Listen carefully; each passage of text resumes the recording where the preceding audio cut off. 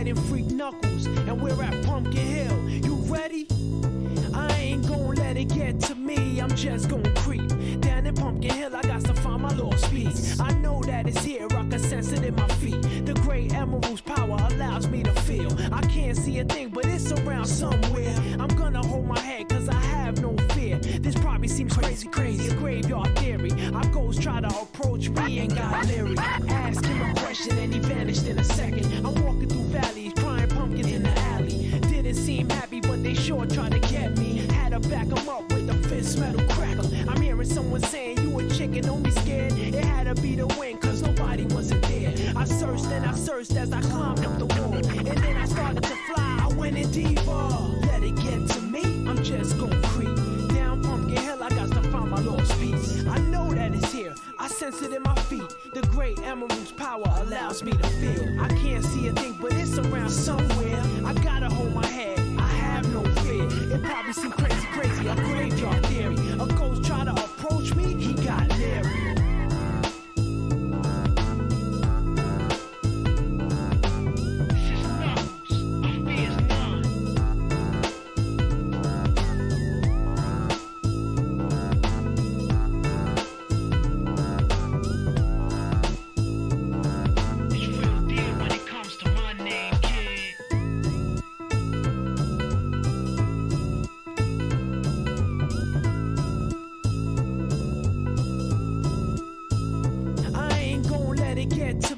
Just gon' creep down in Pumpkin Hill, I got to find my lost piece. I know that it's here, I can sense it in my feet. The great emerald's power allows me to feel. I can't see a thing, but it's around somewhere. I'm gonna hold my head, cause I have no fear. This probably seems crazy, a graveyard theory. Our ghosts try to approach me and got leery. Ask him a question and he vanished in a second. I'm walking through valleys, crying pumpkins in the alley. Didn't seem happy, but they sure tried to get me. Had to back them up with a fist metal crackle. I'm hearing someone saying, you a chicken, don't be scared. It had to be the wind, cause nobody wasn't there. I searched and I searched as I climbed up the wall. And then I started to fly, I went in deeper. Let it get to me, I'm just gon' creep down Pumpkin Hill, I got to find my lost piece. I know that it's here, I sense it in my feet. The great emerald's power allows me to feel. I can't see a thing, but it's around somewhere. I gotta hold my head, I have no fear. It probably seems crazy, a graveyard theory. A ghost try to approach me, he got leery. Spooky up in here, it's crazy in here. We still gon' keep it going, I'm Knuckles. Nobody scares me. Whoever wanted, bring it. I don't care, we can do this.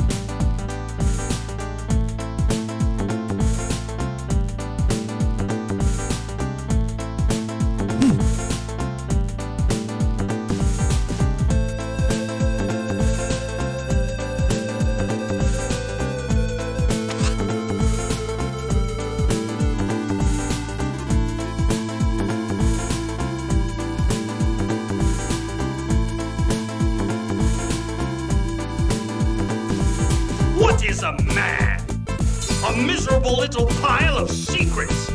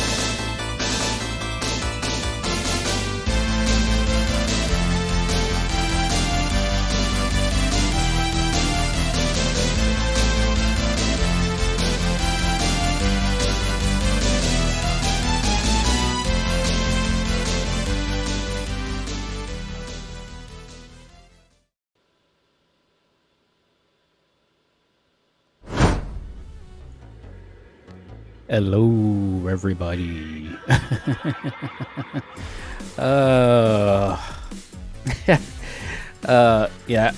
Let's just say, guys, I'm getting I'm getting chills just looking at the animation I did. Yes, I know I made some typos and stuff like that. I'm not exactly the world's greatest speller and things of that nature, but you know what? It is what it is. And yes, Sam is here too, so Sam, Dracula lacerates hand with broken glass. Businessman weak burns down a building with lit cigar. Yeah. But yes, guys.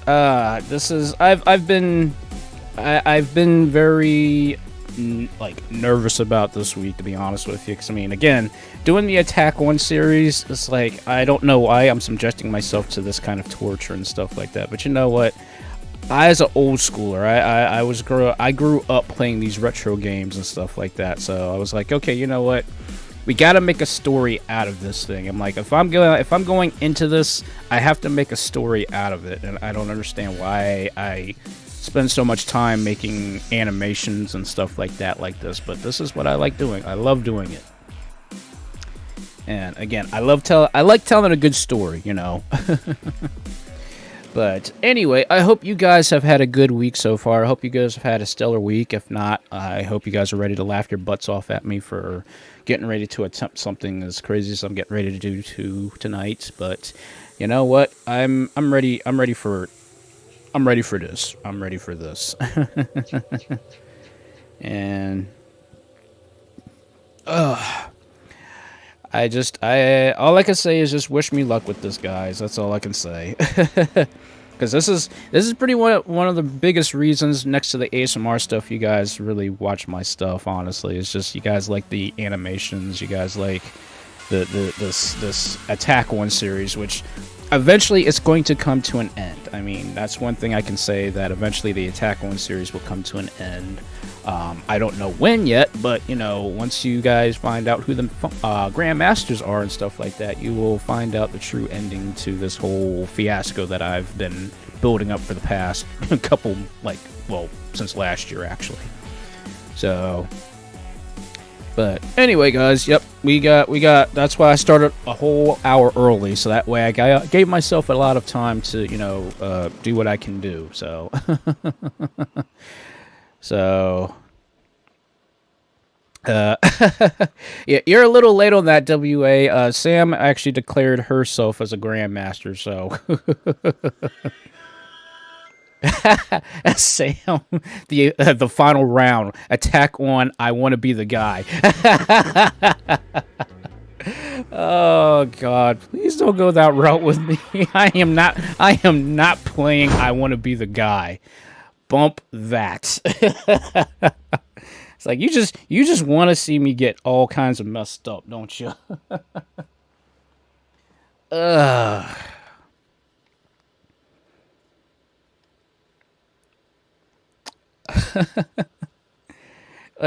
Sam's excuse for that is because she kidnaps me. So that's she kidnapped me so that way I can't live stream. I think that's much more eviler.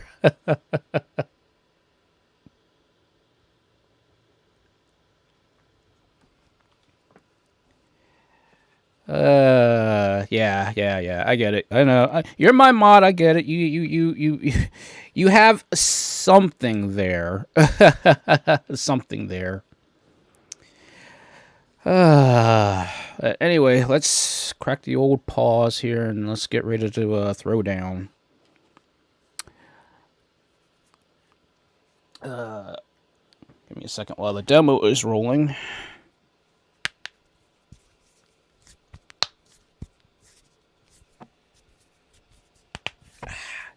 Ugh.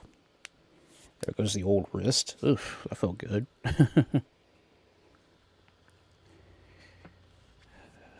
Alright. I think I'm loose. Oh, wait. Okay. Making sure we actually have sound. We got sound. We good with sound, guys?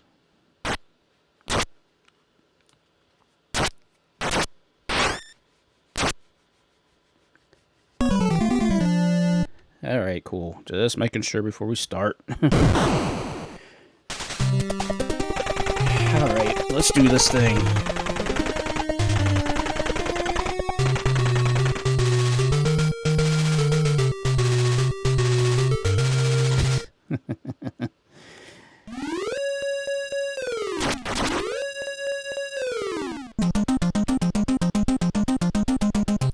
It's like, okay, super deep concentration tonight. Yay, bazooka.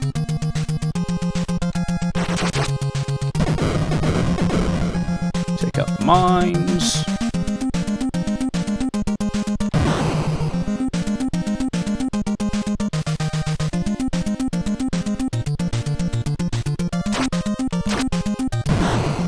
Got it.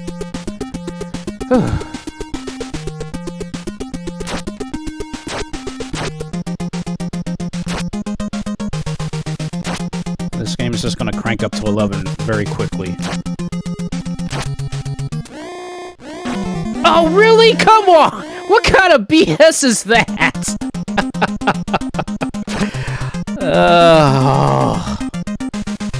I stuck my own...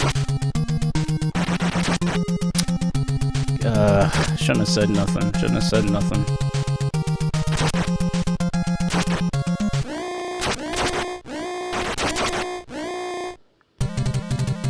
Alright. Just gonna do it the hard way. Just let him jump into the knife.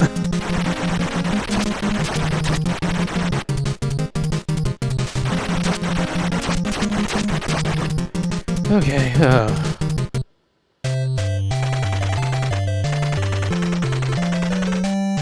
sorry, if I can get at least 100,000 points, I'll get a life back.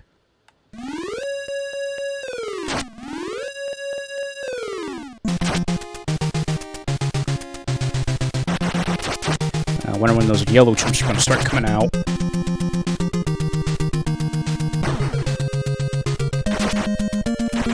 Great snipers in the tower.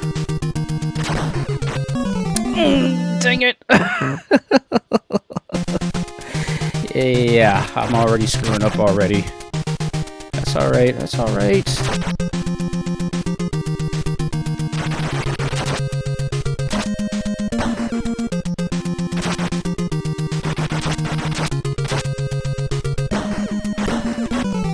Really? How did he tag me? Okay.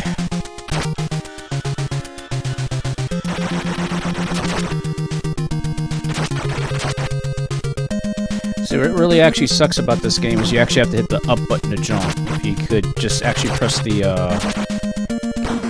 normal button for jumping, you'd be cool, but...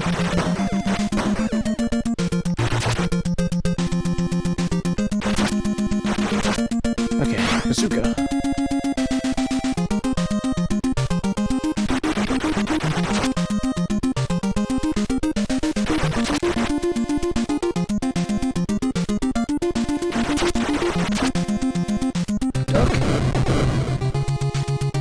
Missed a mine, dang it.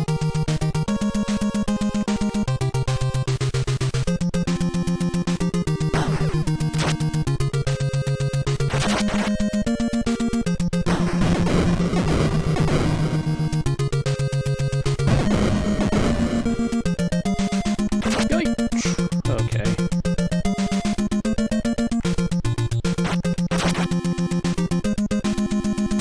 Hey, grenades! Oof, okay, that was just a little close. Grazed me.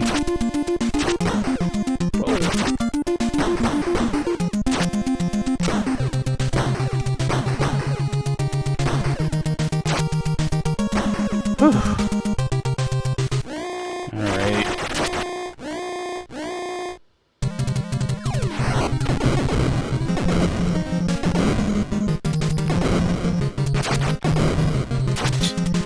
Okay, that was a little bit more easier than I thought for the boss.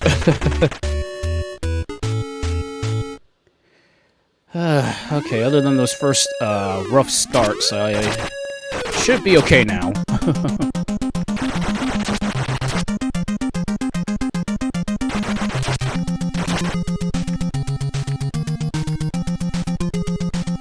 Yes, invincibility!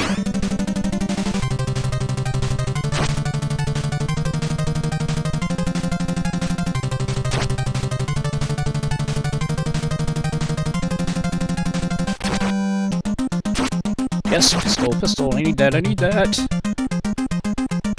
Ooh, close.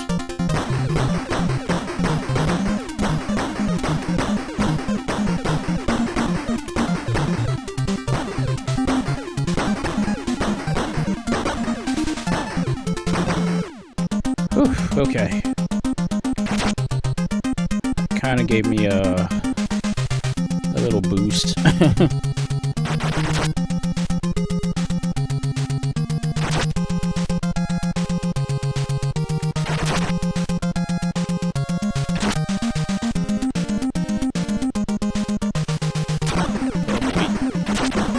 Oh, dang it, I didn't turn around fast enough. Shoot.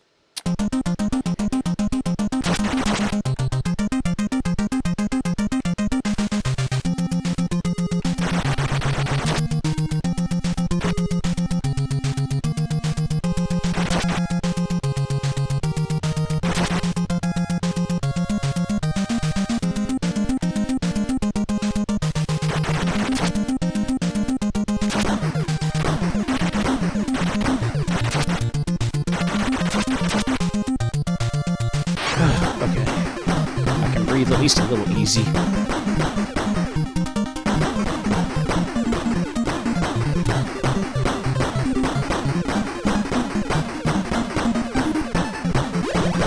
Extra life, yes. Okay, here come the dogs.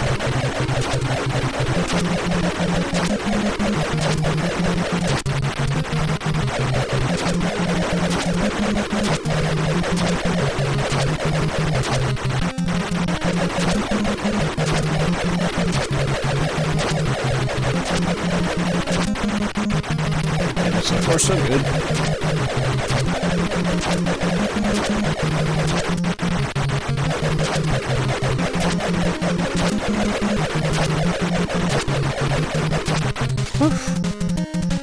God, that racks so heavily on your thumbs.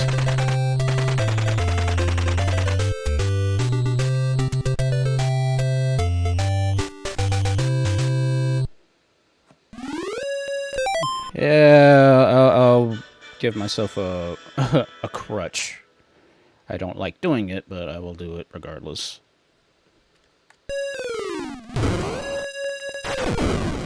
Stage 4 is going to be rough.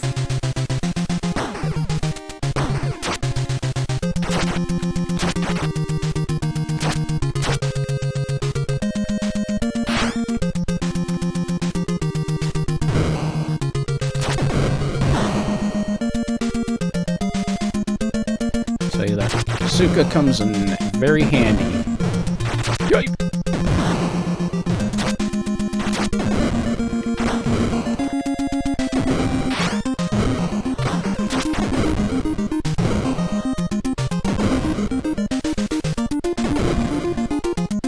Jump, baby!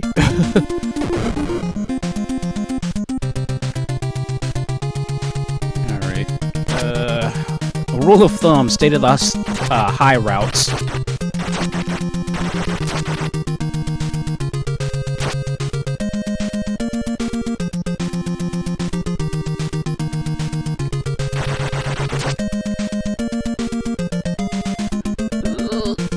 Ooh, big... Dang it, of course. I got caught right in the center. Dang it.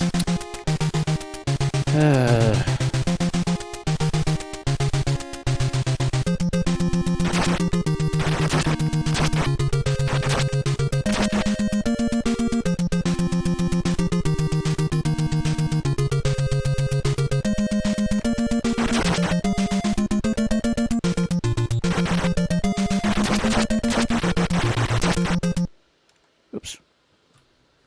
Okay, that was weird. I don't know why that happened.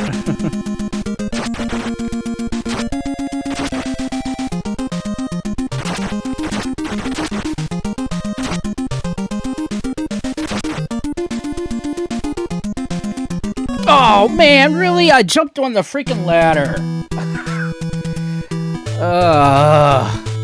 That's the one thing I cannot stand is the jumping mechanic in this game.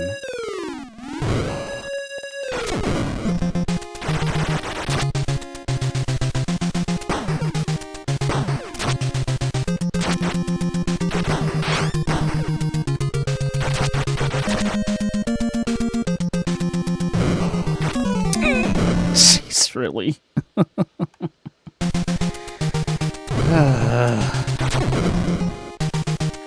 I'm getting through this. I don't care what it takes. Unbelievable.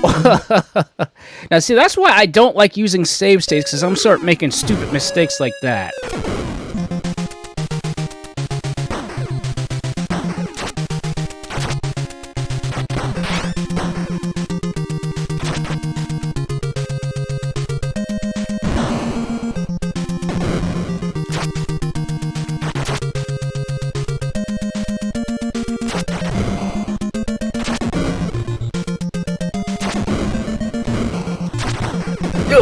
Jeez, really?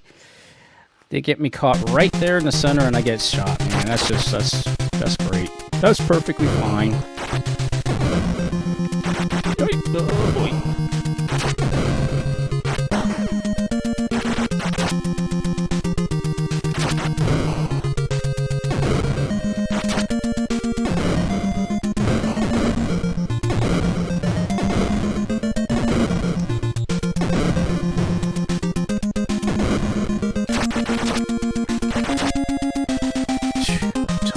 yellow guys are like the ones that you always have to keep your eye on because they'll chase you down, and they don't actually go off screen until like a couple times.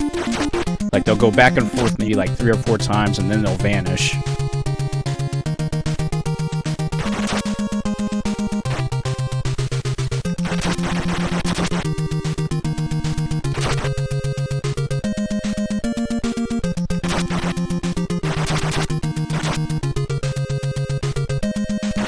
Dang it!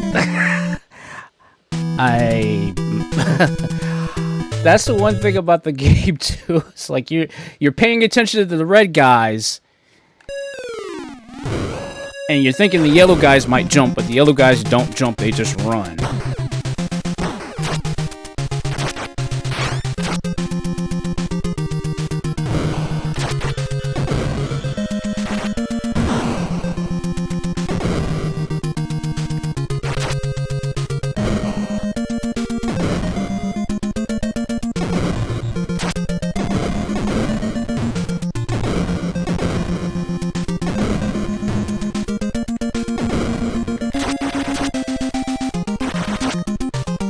Okay.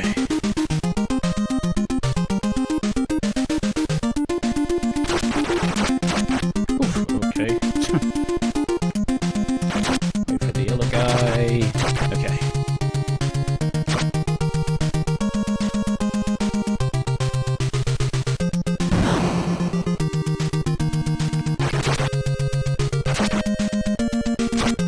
Do my best to hold on to this last bazooka.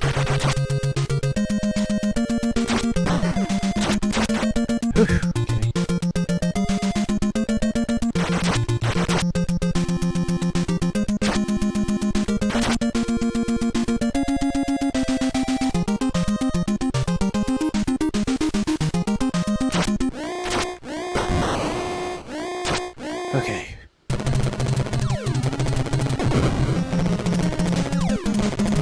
Yeah, the super slow bosses.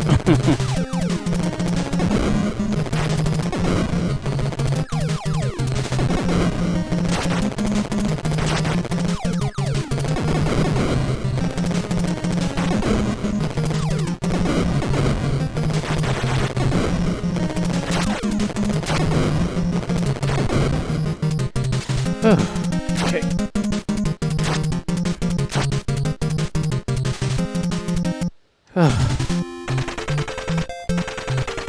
There we go.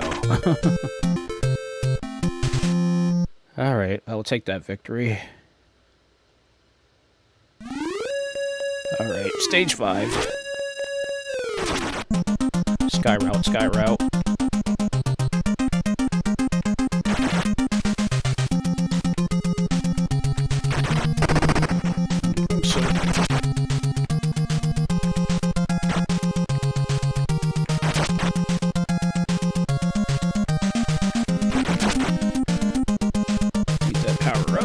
Yes, grenades, get those. Thank you.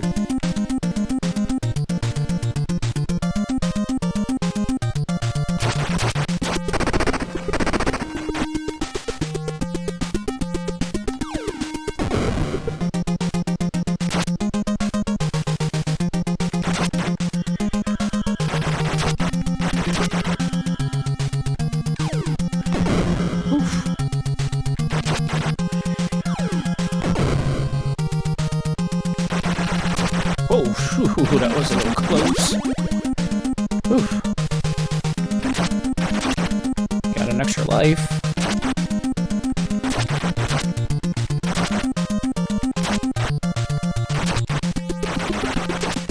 Yes, more grenades, thank you. Grenades are super destructive in the game.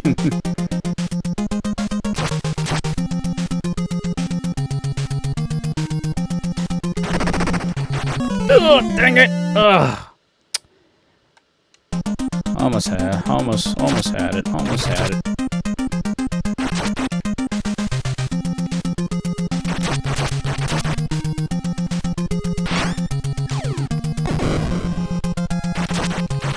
Oh, come on, really? That's gonna send me all the way back. Dang it.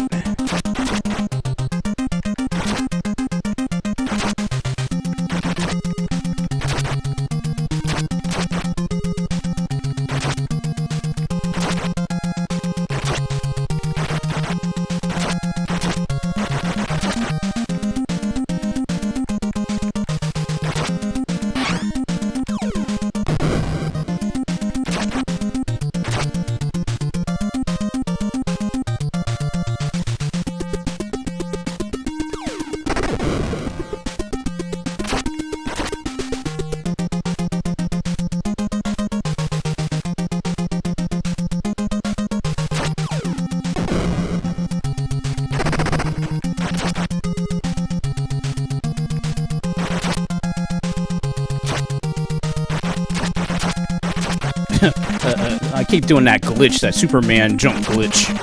Oh, dang it! My timing was completely off on that. Like I said, the reason why the game is just a little bit more difficult than most of these games is simply because of the jumping input. So essentially, like, you're kind of like doing it a fighting game style.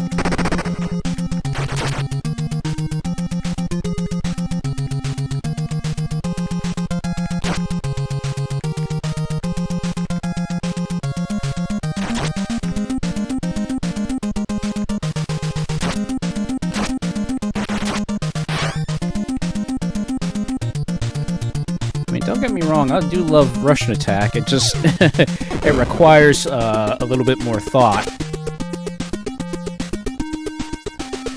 You'd be very surprised, like, just changing one set of controls really mess up your normal gameplay. There we go, got the extra life back.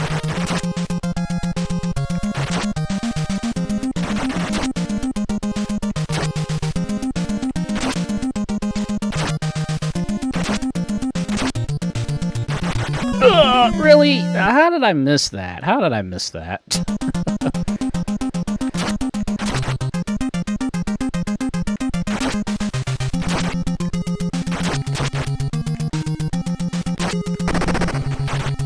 Probably what I should do is just stand still. There we go. Because he jumps right into the knife,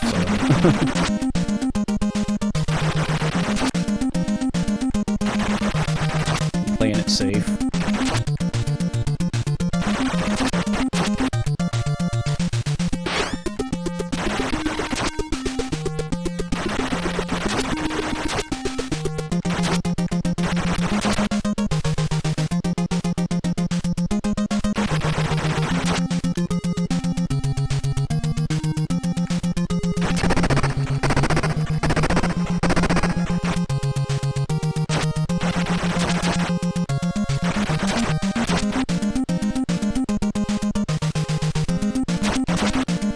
Slightly switch up strategies.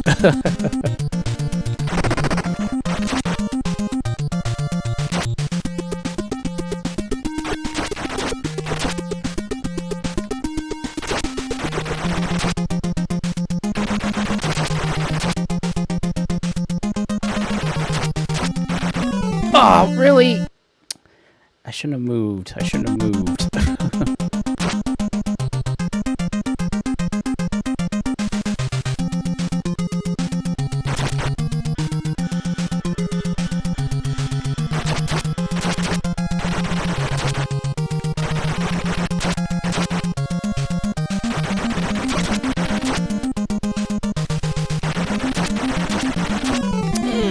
Dang it! Oh, man!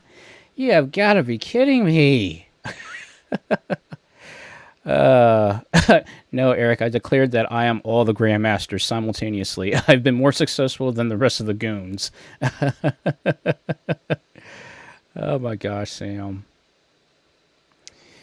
Okay, now I can do this. I can do this. I've done it many years before. I can do it again. It's just... Really? Really? I hope you guys are finding this entertaining. I really hope you are. Oh, come on! Really? Okay, so apparently you can't really do that. You can't attack a flying enemy, apparently.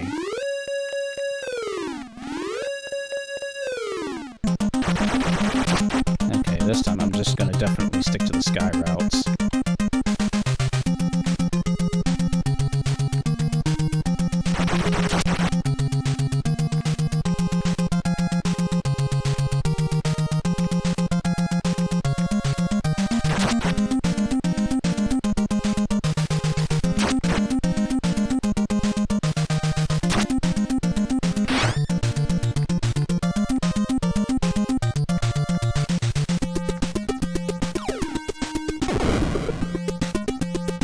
Okay, that was nice timing.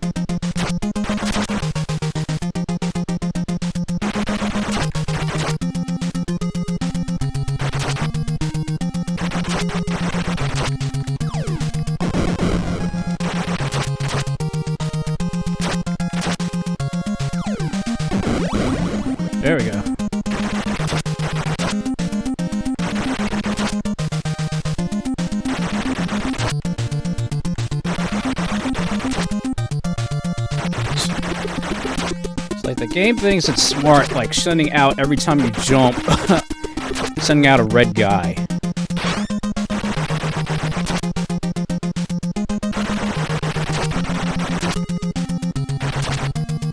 Do my best to actually hold on to grenades this time.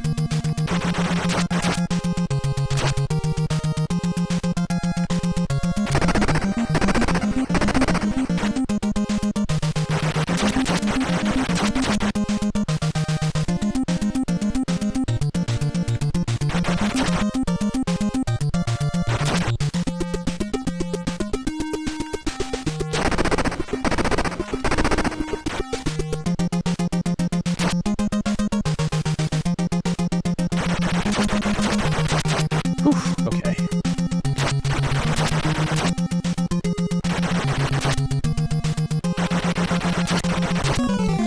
Jeez, really? It's always the ones that come up behind. Every freaking time.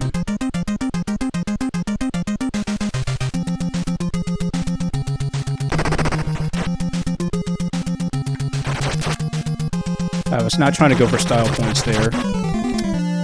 Really? Really? Really? Really?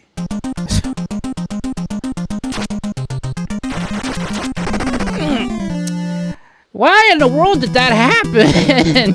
Man, I do so well, and then right there at that point, you get screwed over. See, I should have really been super cheap and started with a two-player game, because at least when you start a two-player game, you actually come back invincible for a brief second. That does give you at least a little bit of an advantage, but I was trying not to be that cheap.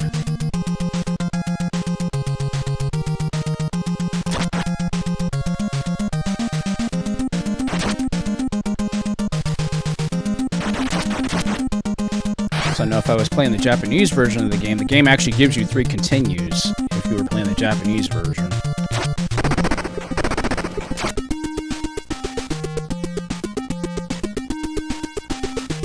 And I think also your ammo goes up past 3, but you only get 1 ammo per pickup, so you only get like 1 round per pickup.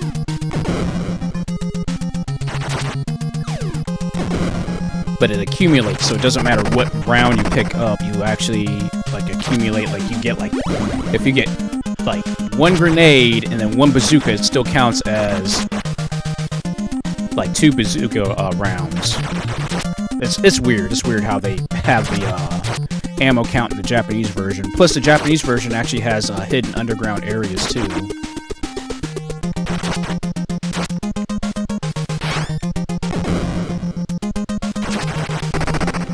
Hello! Okay. Nail biter.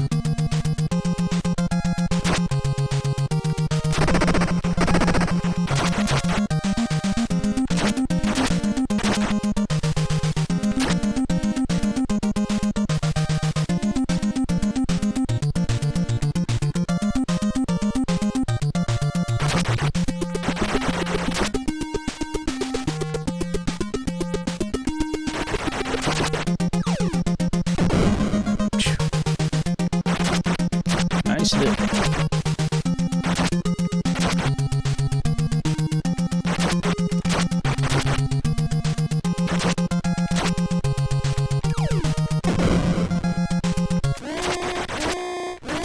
Okay, finally.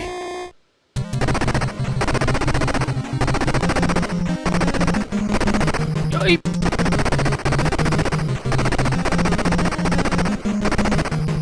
Ooh. Oh, man. Finally. Almost there, guys. I am almost there.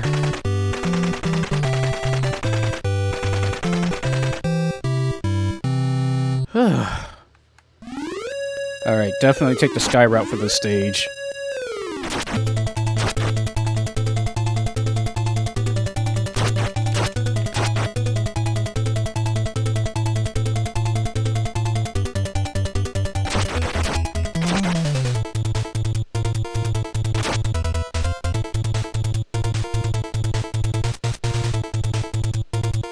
Yes, thankfully the game actually motivates you to keep going.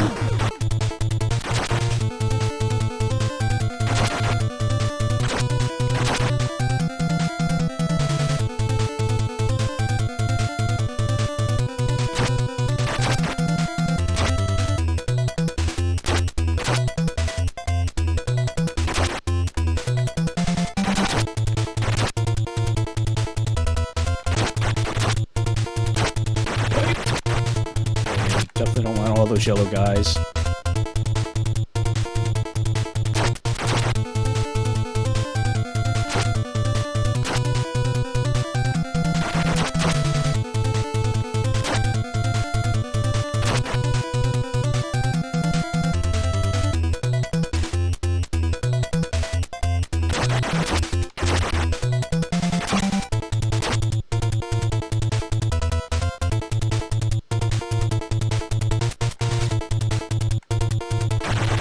Ooh, oh man. Yipe! Lasers!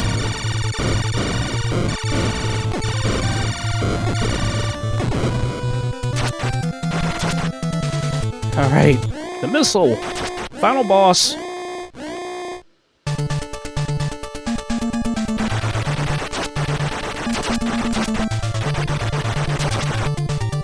Bazookas! Didn't mean to make a shot like that.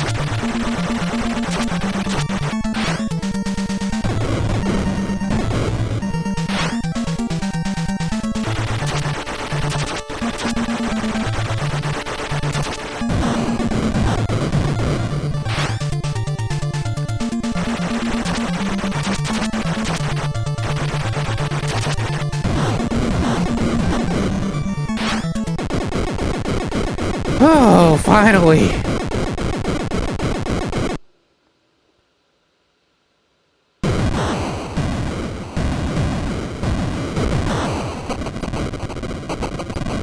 Oh, Stage 4, Stage 5 sucks so bad. Finally. I really didn't want to use save states, but... There you go, finally.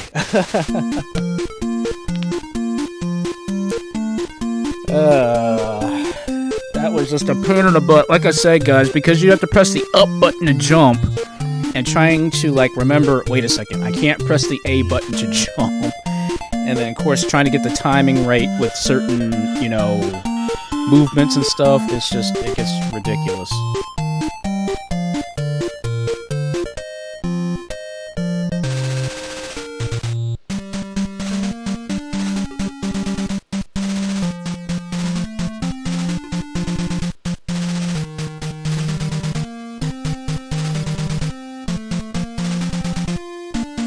Oh yeah, the credit sequence is funny.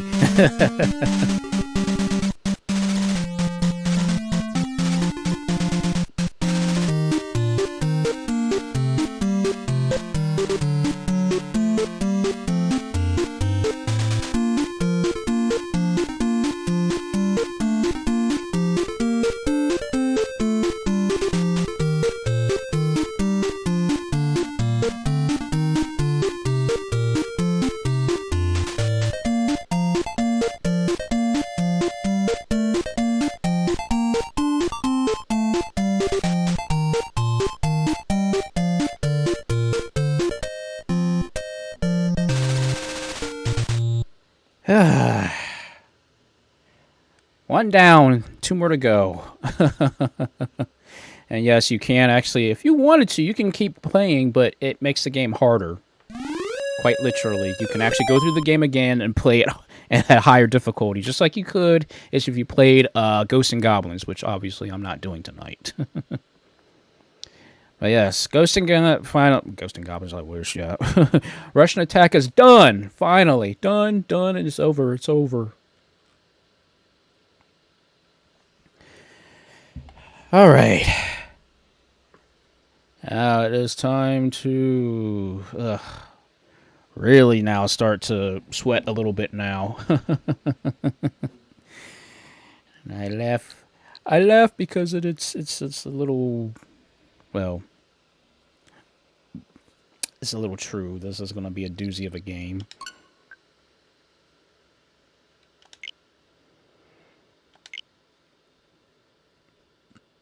Yep, this was KONAMI back in the day did not play.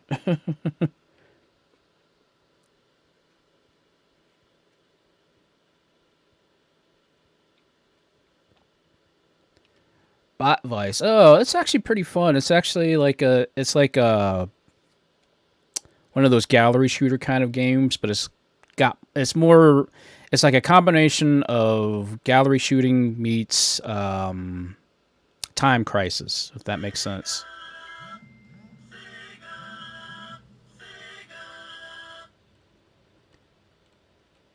Goon 1, he stabbed the last 15 guys that jumped at him. What do we do? Goon 2, jump at him. Yeah, get stabbed.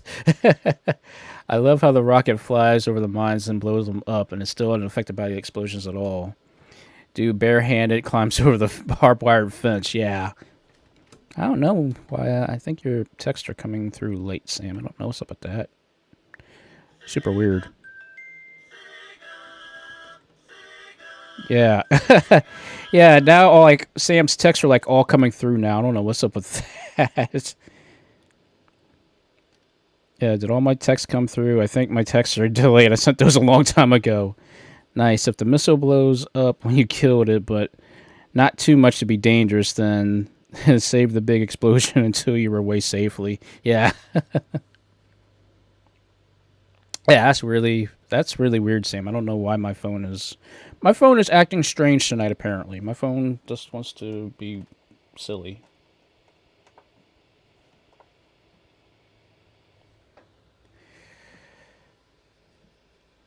Okay.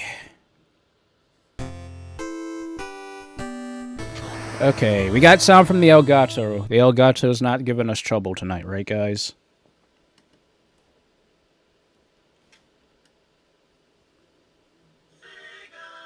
Are you getting my messages now, or they are still delayed? I think now they're coming through now. I think.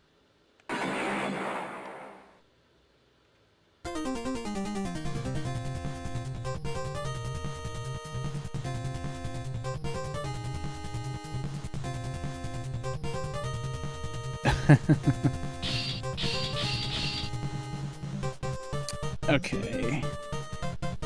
Now I just have to remember the code to put in the 10 extra lives. Because in Super C, the KONAMI code does not work for Super C. It's a completely different code.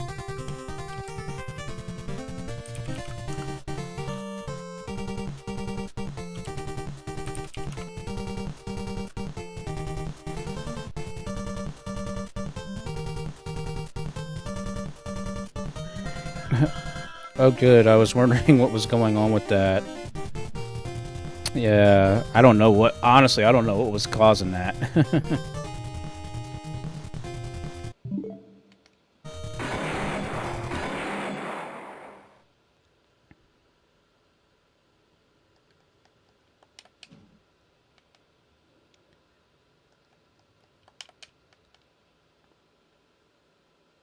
Yep, got it.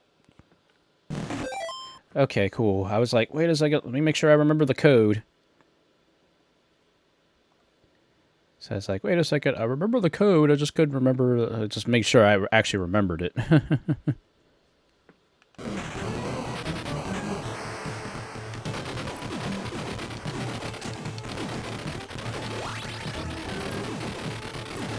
Alright, let's go, now we're officially going old school now.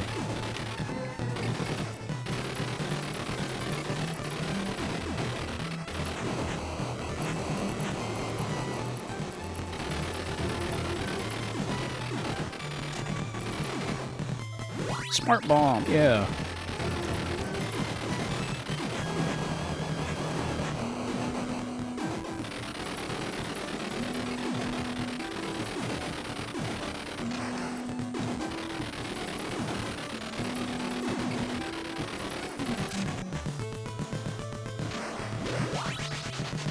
Hey, flame shot, explosive flame shot.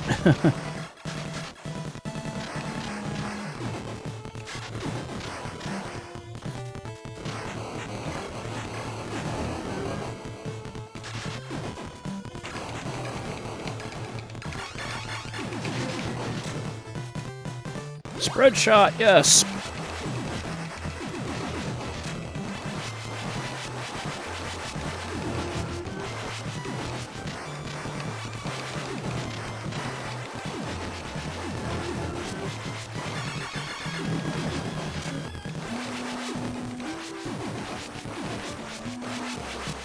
Alright. First stage boss, let's do this.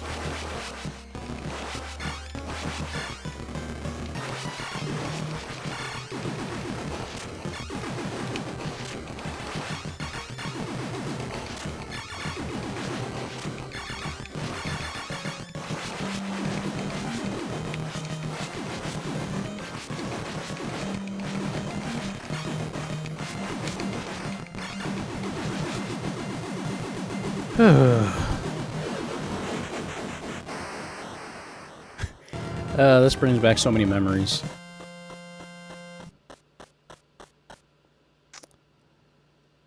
I have no idea there, buddy, with that kind of game.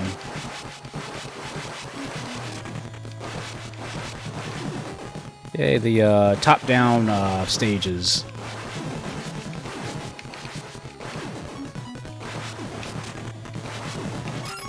Yes, extra life.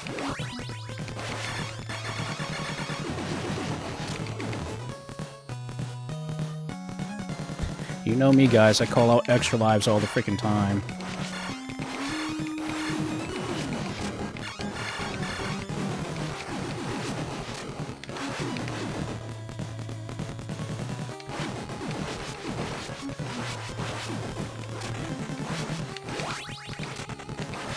Nope, I don't want the laser shot.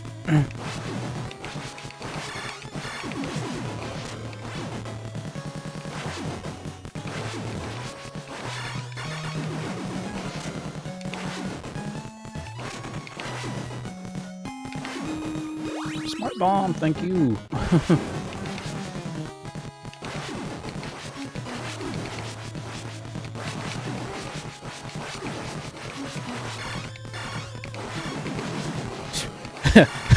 Threading a needle.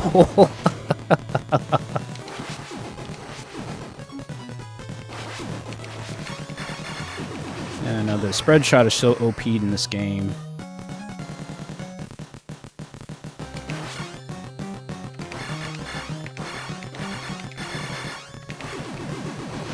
And boss 2 down. I cheesed the boss essentially in that move.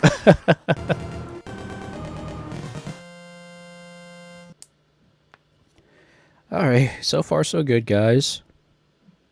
Dang, I got 12 extra, 12 lives. Cool.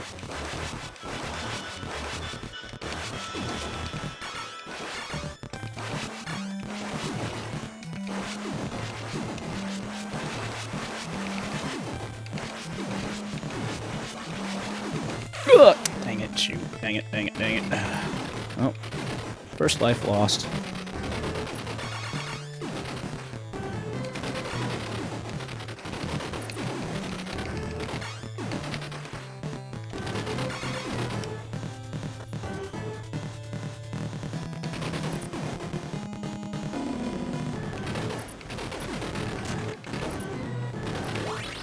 God, really?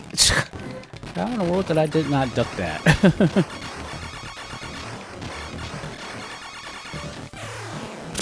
Okay. Don't start messing up now. Even though I have 3 credits. I have 3 credits, so I have at least a little bit of breathing room in this game.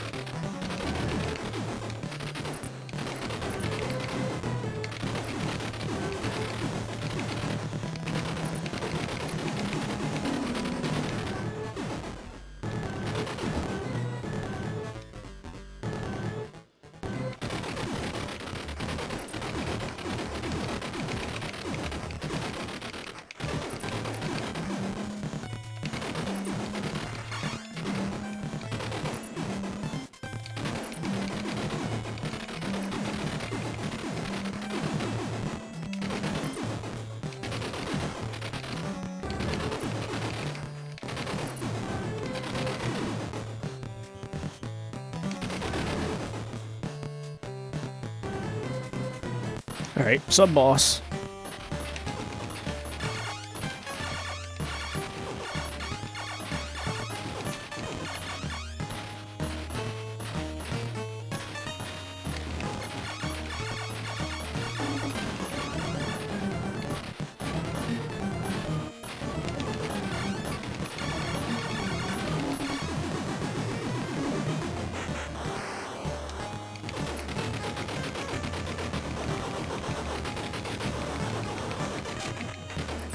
Barrier.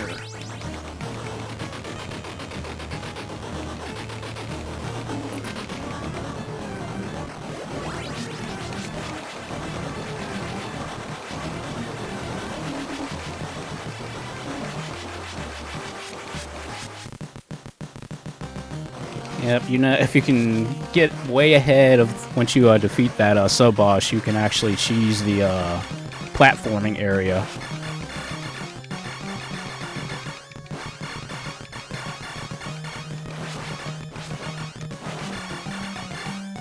God dang it.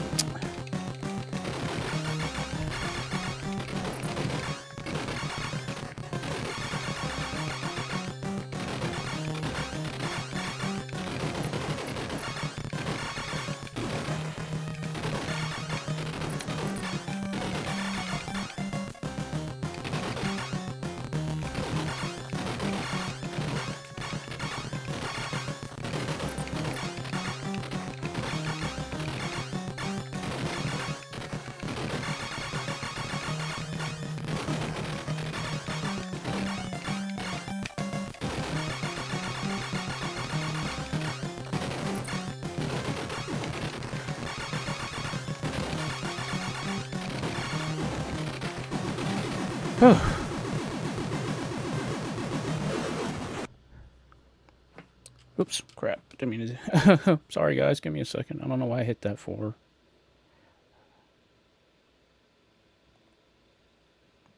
Sorry. I accidentally hit the, that, one button to turn off the thing. It's like, don't worry, we're still good.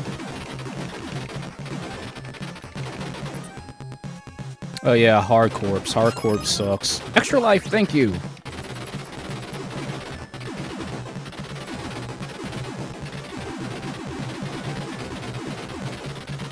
Yeah, the stupid bubbles, yeah. The bubble stage.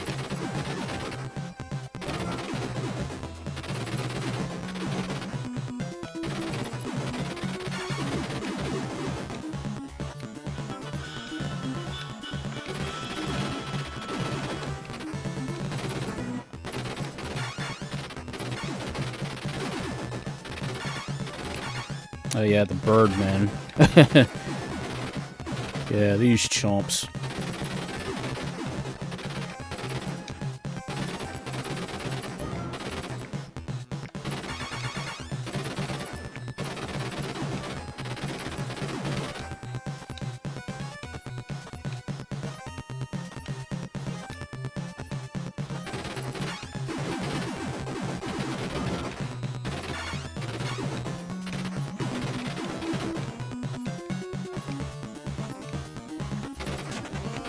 Oh, wrap it up.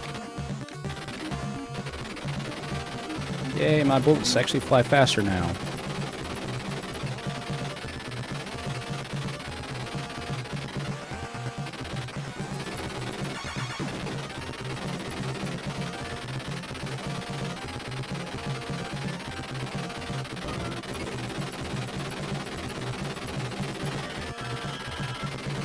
Sam, I knew you were going to send me that picture.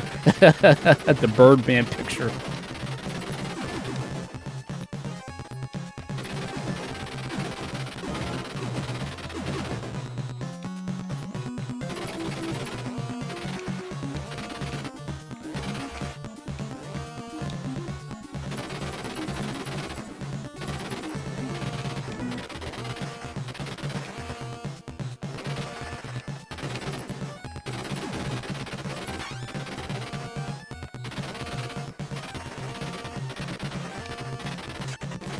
Yes, spread shot.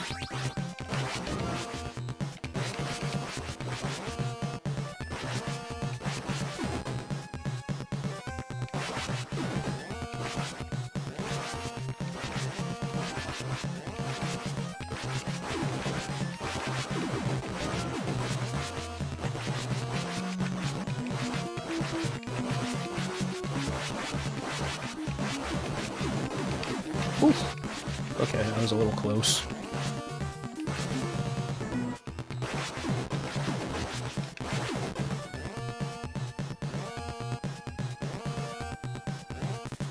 Okay. Laser boss.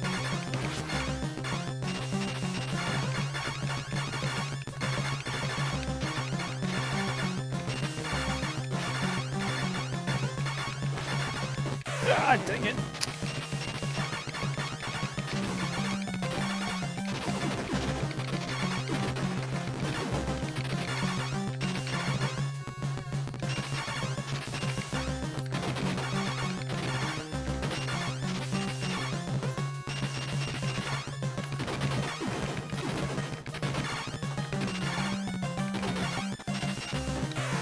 Really?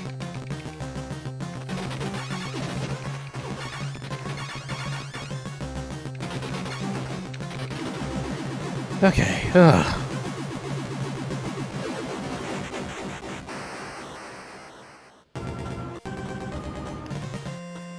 Okay, I'm getting there, guys.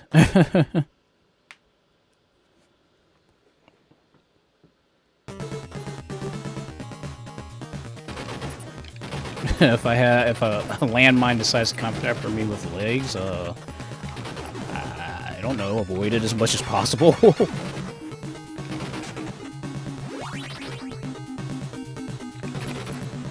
I think I'll keep the machine gun.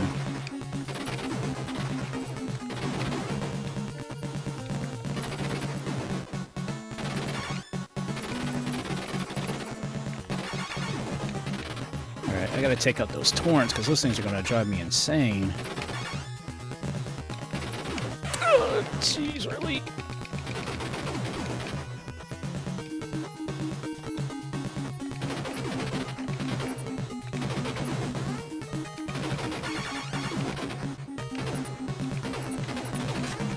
Spread shot, thank you. Wrap it up, yes.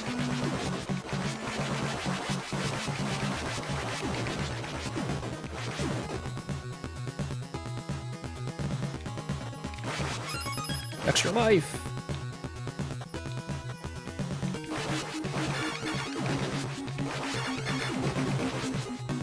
Yay, boulders, dang it. Really?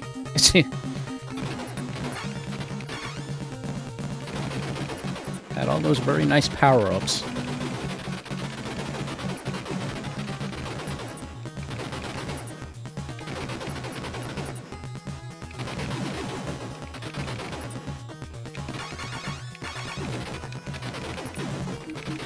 Hello.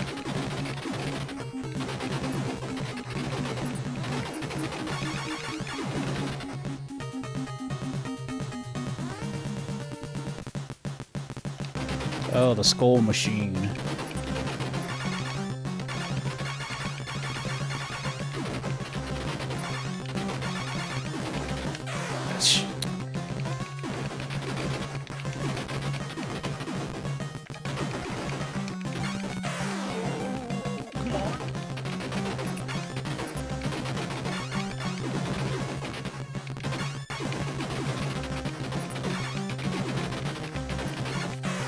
Really?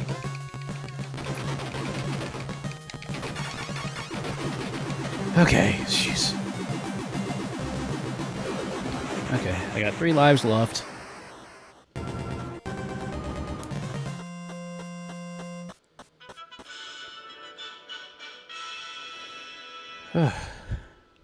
Area 6.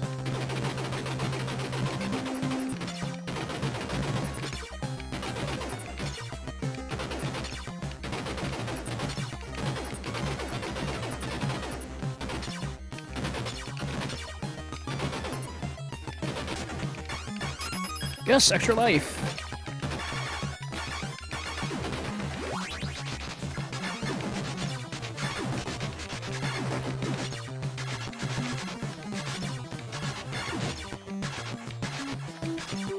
Yeah, better make a save just to be on the safe side.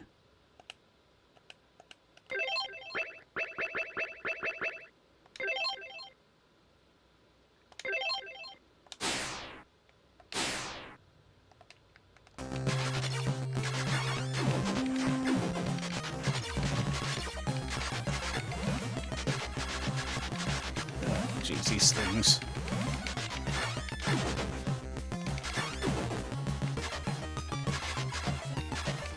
Now, if I was playing the arcade game, this would have been this last stage, but I'm not done yet.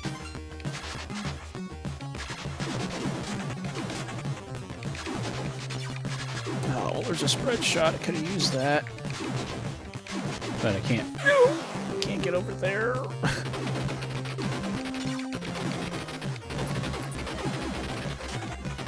Smart bomb, thank you.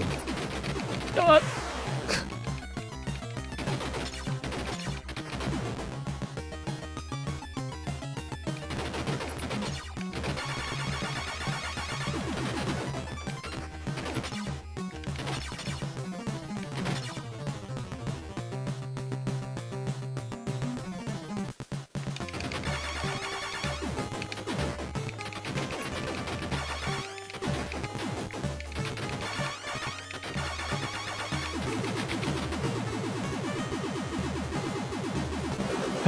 Okay.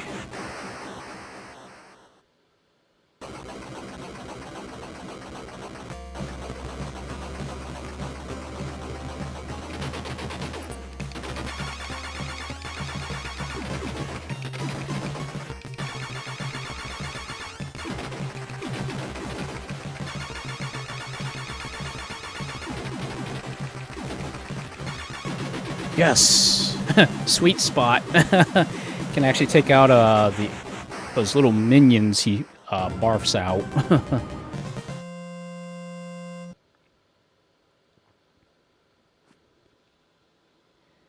Alright, Area 7. Okay.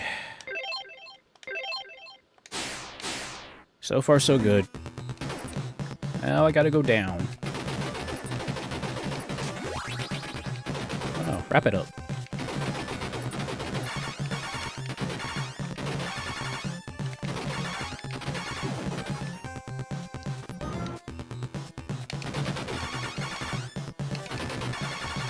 It'd be nice if you could actually, like, stand, do a fixed shot, but you can't. At least when you're, like, going down a hill, but it's not possible, because NES limitations.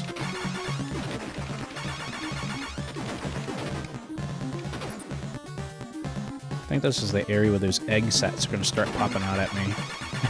Just like it did back in Alien vs. Predator. Whoa, jeez, really?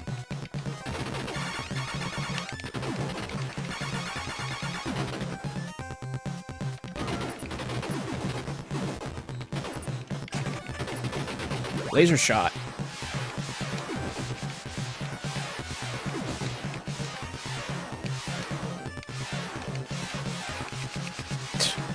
Yeah, that's why I don't like laser shot, really.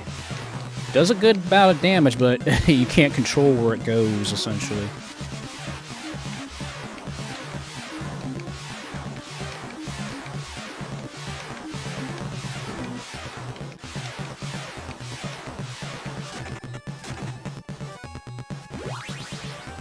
Yeah, spread shot, thank you. I will take a spread shot over a later shot any day.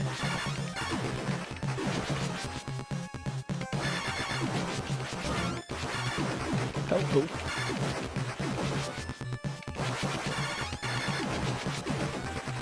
Face huggers, yeah.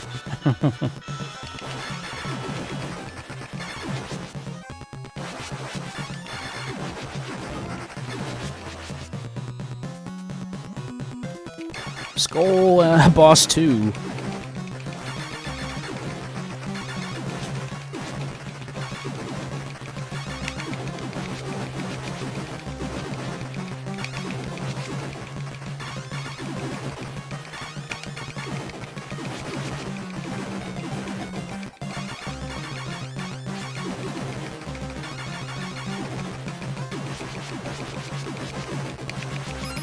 Extra life.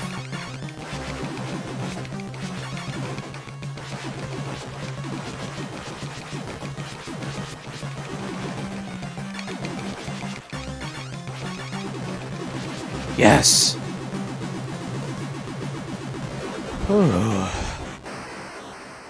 Did I mention how much I love the spread shot?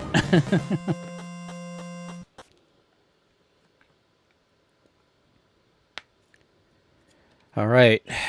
Almost there, guys. Oh god, the embryos. They're just as worse as the bubbles. Nope, I want to keep my spread shot.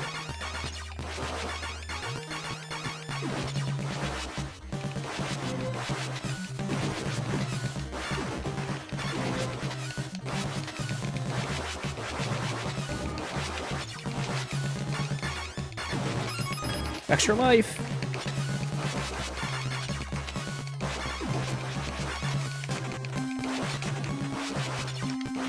Wrap it up, yes.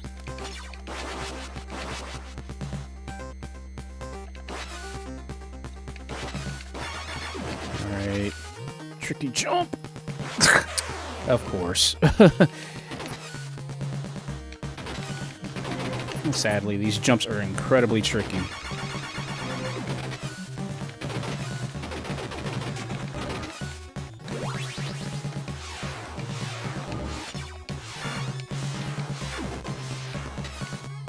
Yipe! Holy crap. Sharpshooter. I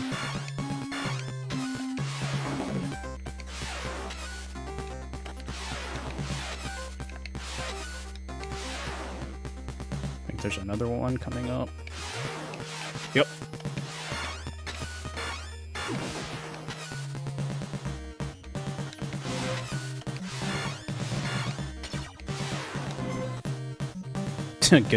Get to the chopper.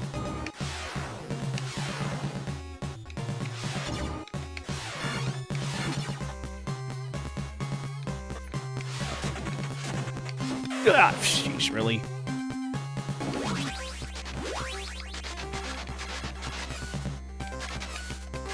I think this is the area where that ceiling is gonna fall down.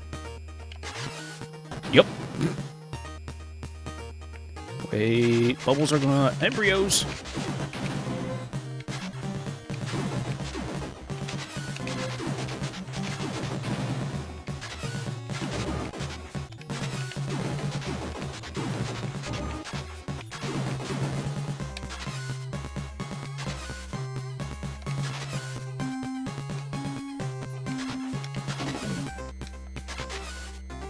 Yipe!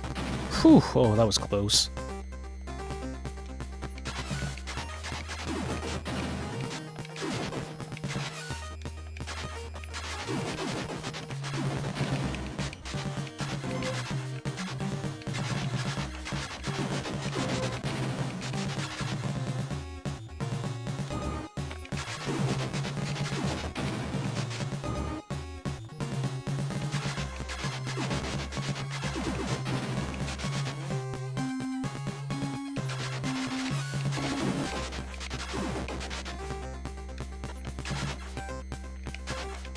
Yipes. Good lord.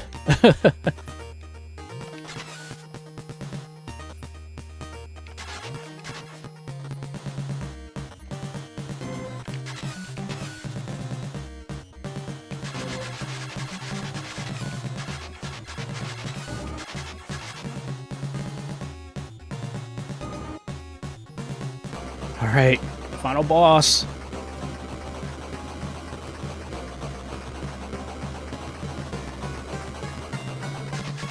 Gotta aim for the for the top eye.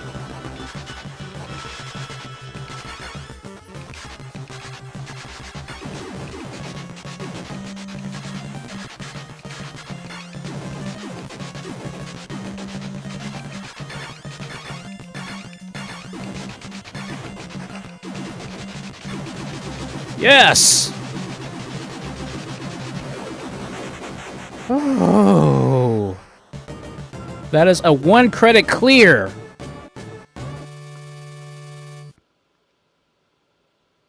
Wow. I managed to get a 1 credit clear.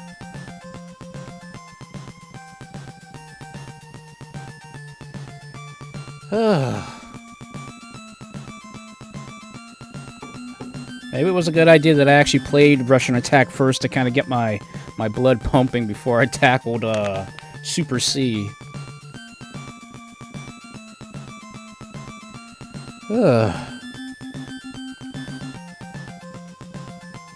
It's like, at least the weapons in Super C actually do a lot more damage and stuff like that, because the flame shot in the original game just like flew around in a circle. It didn't do much, but at least in this version, the flame shot actually is an explosive flame shot, so it definitely helped in that last section.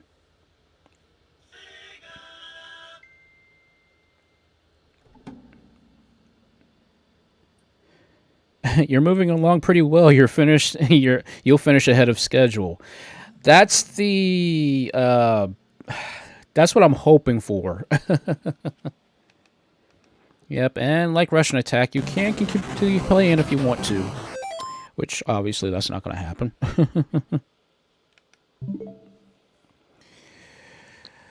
All right.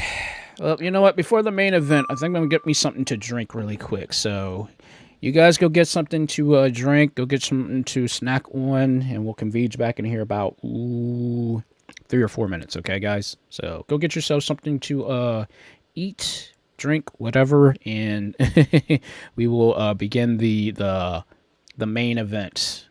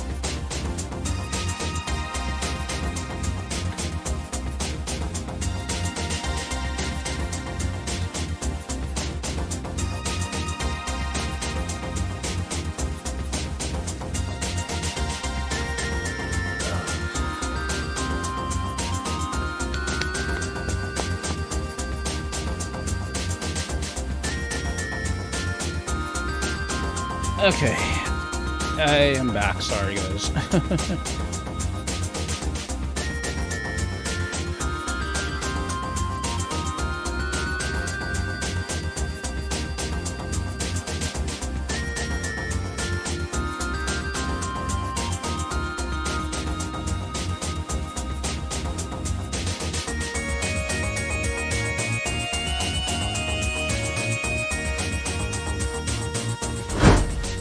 That's better.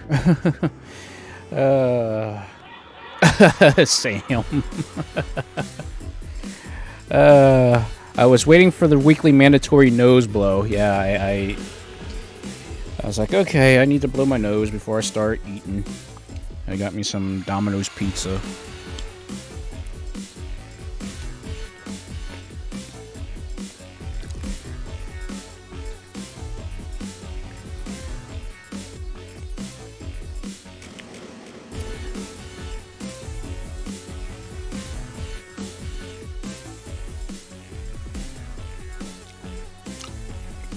Ah, crap. Sorry. I forgot I had the desktop audio on.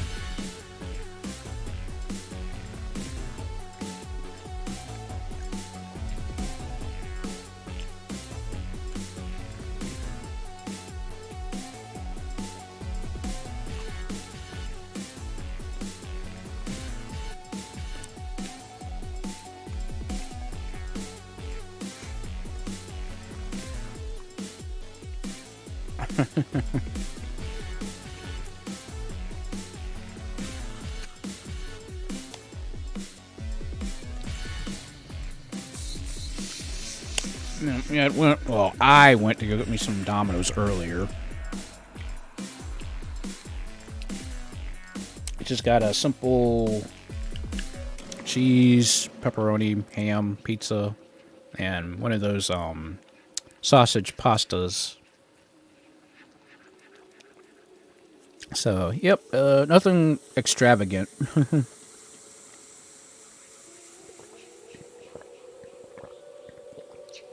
And of course, my fire, my fire drink, the that Snapple all natural new stuff, whatever the heck you want to call it.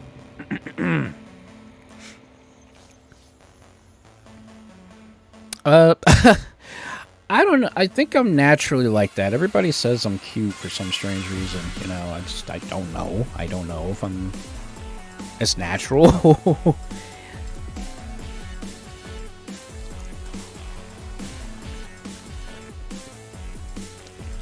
It's like I should be all this edgy, you know, guy when I'm in this form, but apparently not even the cuteness can outdo the edginess.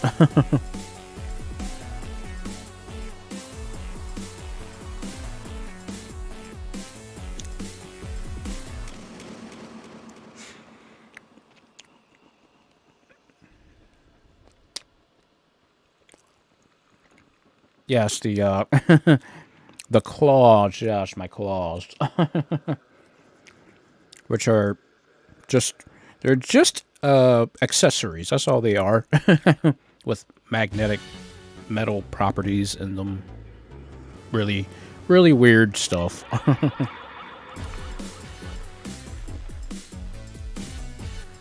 Now, probably it would be freaky if I turned the lights out and you would see my eyes and the claws glowing. And the, my stripes.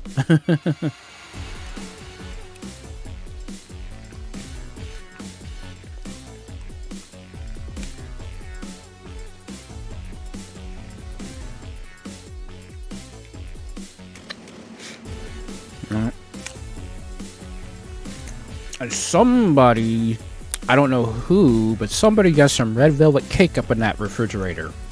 I'm like, oh man, I want some of that so badly, but it's a little bit past my sweet eating time, you know.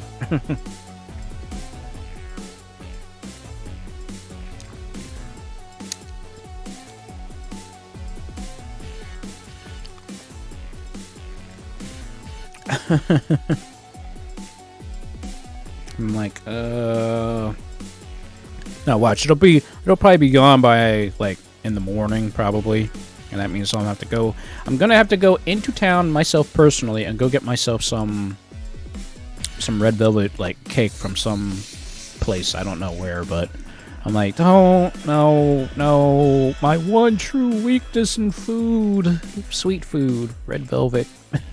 Red velvet, anything can be, as long as if it's red velvet like cupcakes or red velvet cake, and especially when they put the icing over top of it, especially if it's like cherry or raspberry or strawberry icing. Oh god, I feel like I just I feel the food coma going on and I'm not even eating it.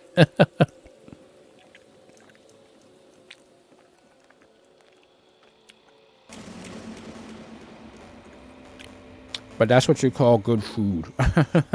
It's bad for you, but it's good food. I don't care.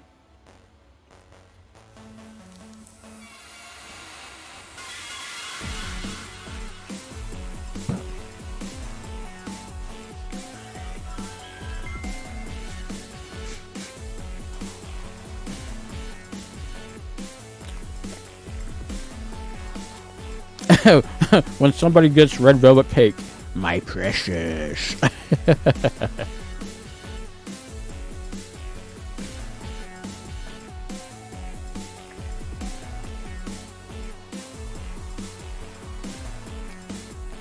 Yes. Oh, yes.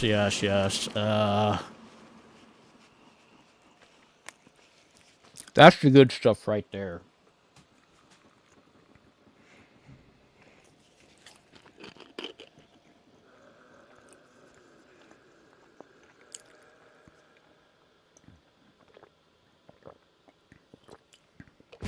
I was actually checking out Panera's menu earlier. So my mom didn't know what she wanted to eat. She either wanted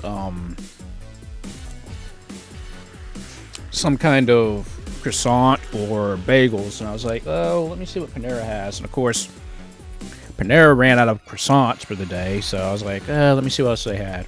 And apparently they have something called vanilla cherry bagel, which sounded like really good. I was like, should I get one of those today? But I was like, well, I was on the other side of town. And by the time I put the order in, it's going to be 12 o'clock. People are going to be getting out of church. The roads are going to be a mess. So I was like, that can wait until Monday probably.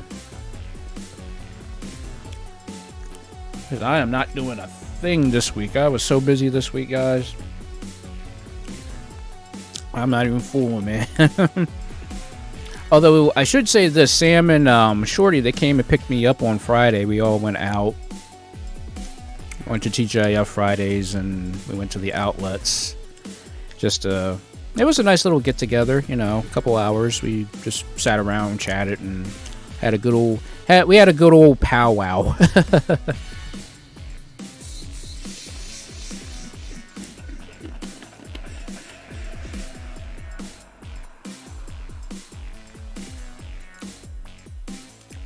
No, I didn't try it. I wanted to. I'm probably going to try it this Monday or tomorrow. I'm gonna try it if I can get up early enough. I can get my behind out of bed early enough because for once I don't have to wake up early because I've been waking up early for these past couple of days because you know my mom had appointments and I had other prior engagements I had to take care of.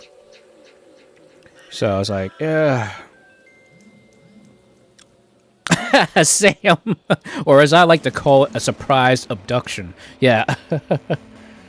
Oh, Sam, you have such a way with words. You know that, right?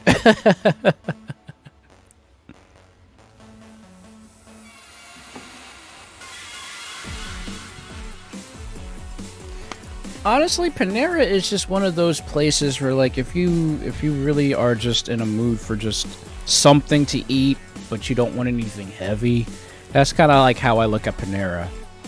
That, and they're expensive too.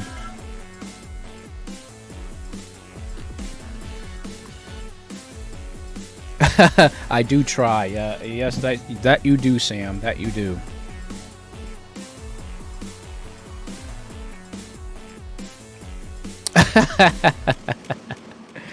Okay, well that's one way of putting it. I won't, you know, put it past anybody saying that. That's for freaking sure.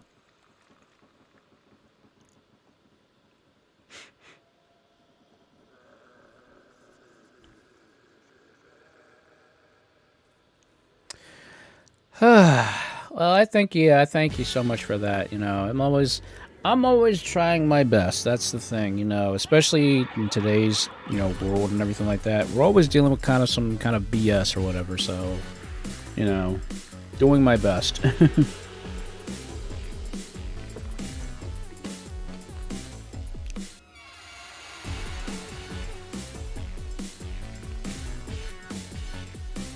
Yeah, like I said, you gotta be in the mood to eat Panera.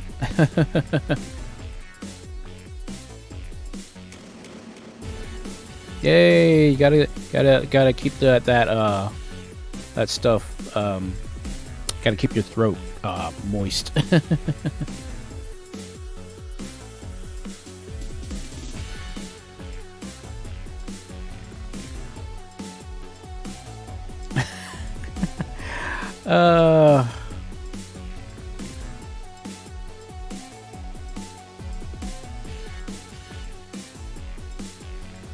Yes, moist.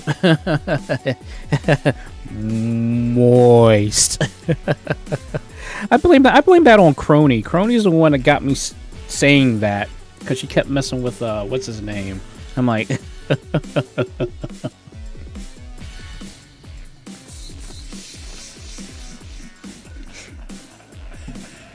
Yeah, wet and moist.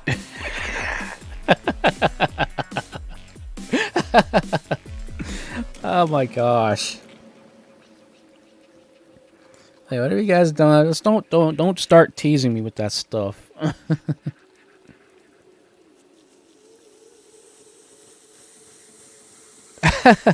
Well, let me tell you guys something. I am currently working on something right now because I've been getting a lot of requests to make my character even bigger.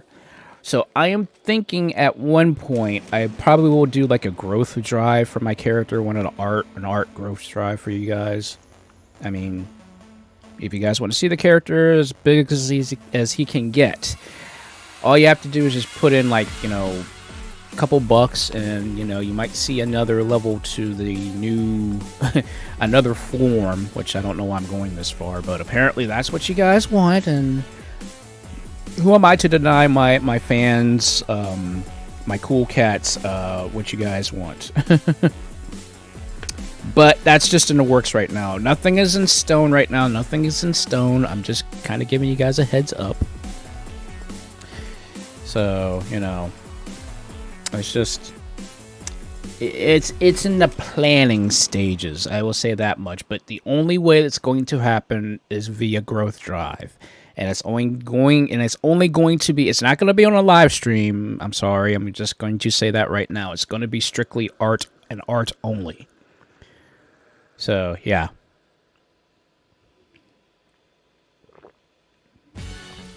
So then again, I'm always trying to improve my artwork or try something different. So, you know, with art, it's like you're always trying to improve, you know.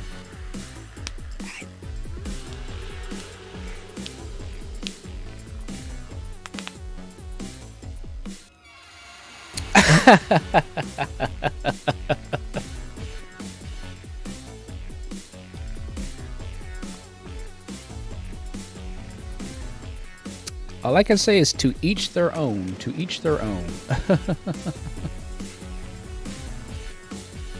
Yeah, like I said, this is like Crimson Overheat is the maximum like bigness, obviously, that I can fit in the screen without like looking like completely like odd in terms of like shape and body proportion, stuff like that. I'll tell you guys something. When you're doing artwork, anatomy sucks so much unless you have gotten used to making anatomy a correct way, and when you start doing something else anatomy wise, it completely blows everything else out the water. It's like, oh my god, what the heck am I trying to do? So, but then again, that's why it's called experimentation. You know, you just mess around with something, see what you can come up with. But you know, I try to push my limits as far as like being an artist goes. I mean, even though I'm making 3D models and stuff like that, but it's just the fact that, you know, I have the abilities of trying to make something different, and that's what I try to do. But yes, I can't. That's normally one of the reasons I can't really draw 2D style is simply because I overwhelm myself when it comes to anatomy and stuff like that. So, I mean, thankfully, you know, having Second Life allows me to like the anatomy is kind of already pre-done. It's just that now I can actually do all of the intricate details of like the sizes and all that stuff. It's like I know how to make the size and the shapes and all that stuff. That's not a big deal. It's just coming up with a base is the hard part, you know, especially for the type of, you know, designs and stuff like that I create. So yeah.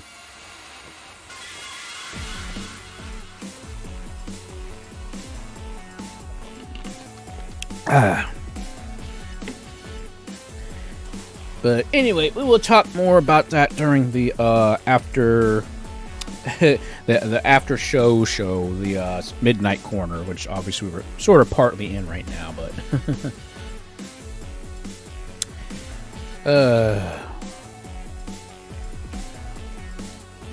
which yeah,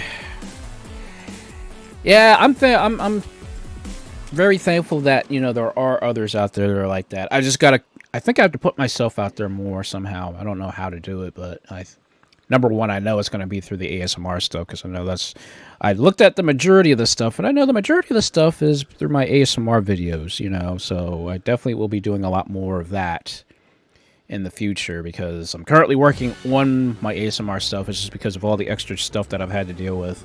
I haven't had a chance to do anything ASMR related, so hopefully between now and next week, once I get done with all the commission work, so I have a couple commissions I got to finish up, get those commissions done. I'm going to start focusing on my ASMR stuff and kind of get back in the groove of doing that, providing I don't have no crazy behind people flying down the road messing up my ASMR stuff, which is why I have to do it either late in like late at night, like super late at night, or really early in the morning. So yeah.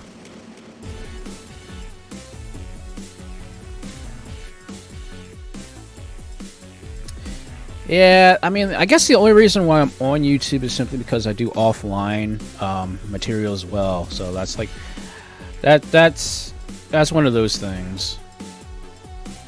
That's more because like I really didn't want to go into Twitch, because Twitch has so many different rules and all these other kind of things and whatnot. And I was like, I don't want to go with Twitch, and I'm on YouTube, and then, well, you can't be on Twitch because you're on YouTube and all that other stuff. I was like, okay, you know what? I'm not doing that. Because I actually was on Twitch at one point before I became a VTuber, and just trying to get noticed on Twitch itself is impossible. You know, unless you know somebody and things of that nature, it is incredibly hard to get into Twitch, or at least, you know, get shown and things of that nature.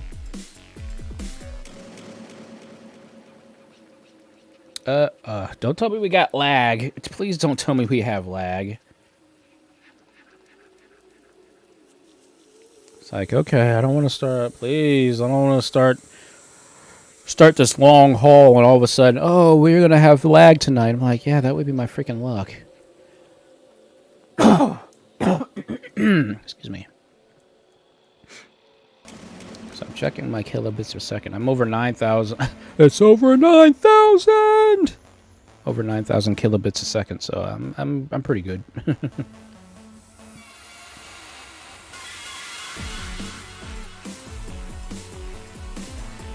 Alrighty. So you guys ready to go?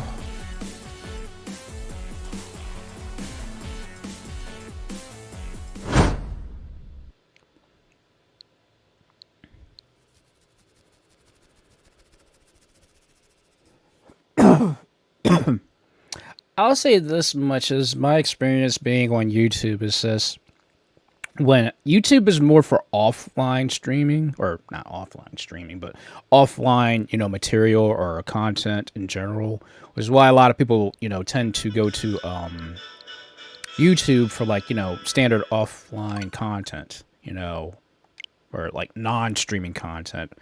But having YouTube as a streaming platform, plus it automatically saves and does, it saves your live stream, so that way you can play it anytime you want. So,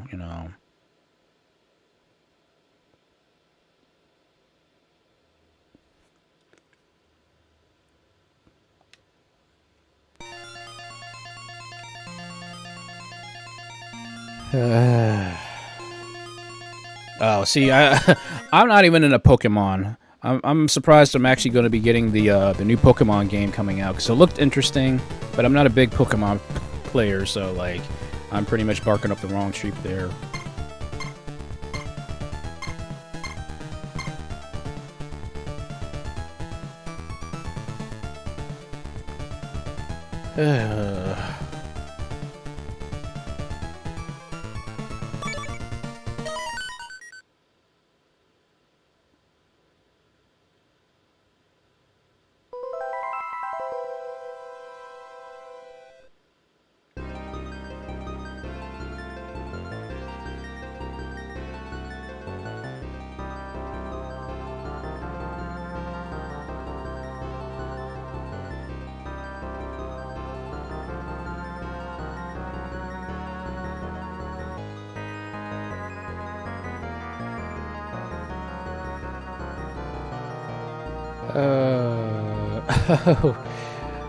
CS:GO, yeah, me and I cannot play first-person shooters to save my life. I completely suck at first-person shooters. I tried that new Gundam Evolution game, and I just got completely owned. I could not do a dang thing. And like, I just straight up suck at first-person shooters. So if that's one game you guys want to beat me in, first-person shooters are more or less that. Okay, make sure everything is correct.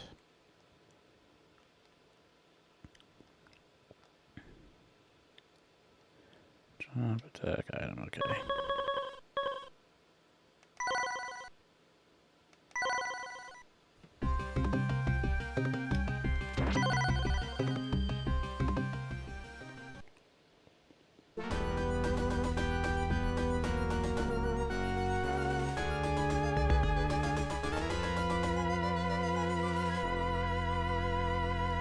Yeah, dash system. I thought, yeah, that's what I thought I could get into because of the dash system, but I couldn't do anything about it. Yes, I'm not running as... I could have played Eric Lacarde, but I like classic whip style. I'm sorry.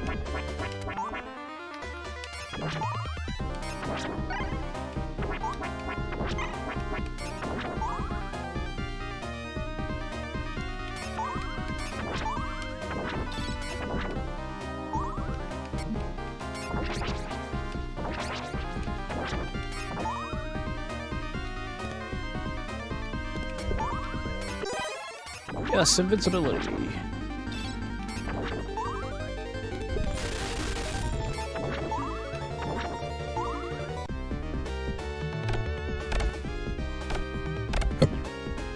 Excuse me.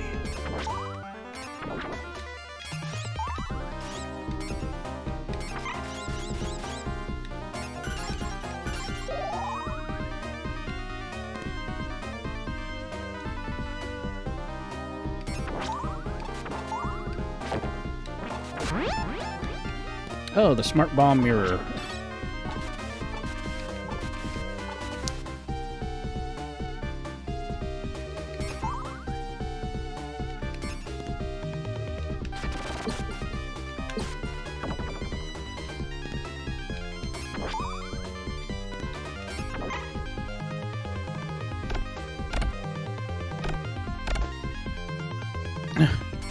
Yeah.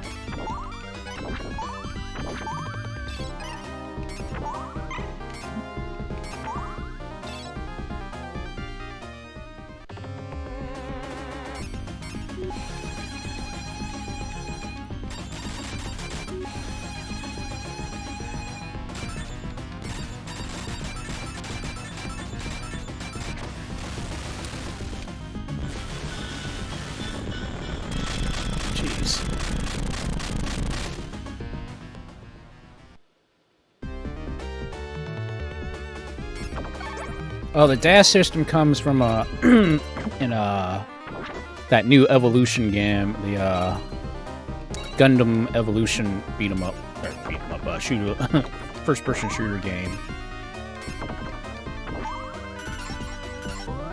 Thank you.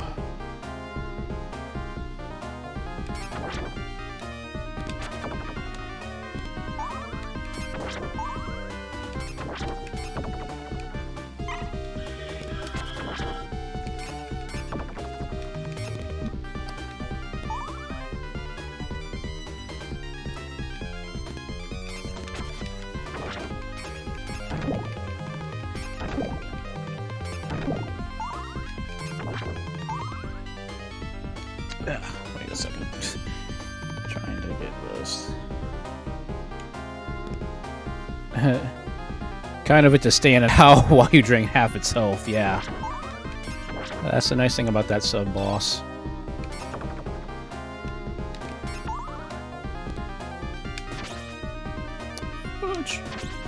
Oh, come on, really? Okay. I'm not gonna waste my ammo up doing that.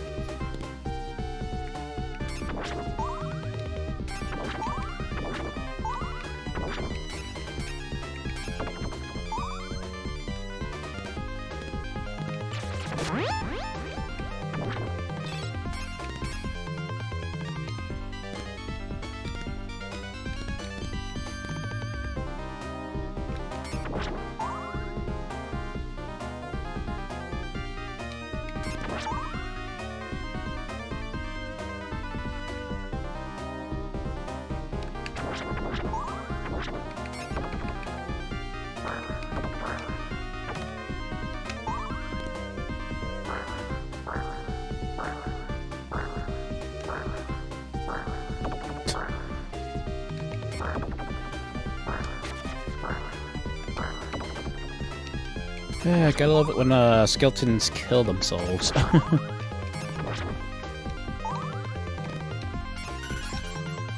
There we go, full health. Oh yeah, this area. Gotta keep moving.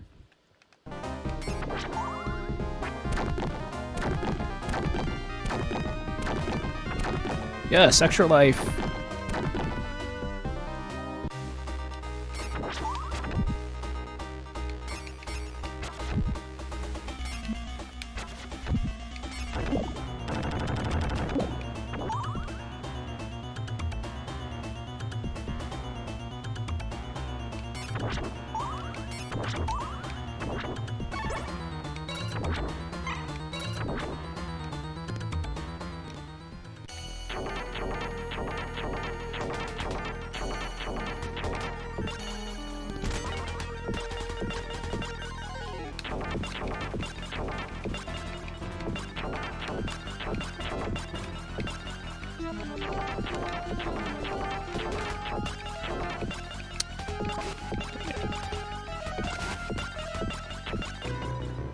Got him.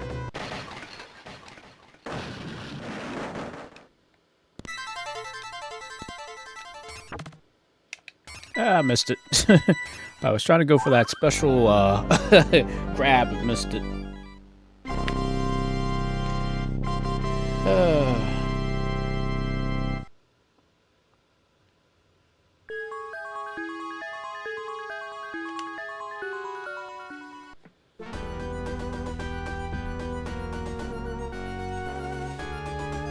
Oh boy, the water stage.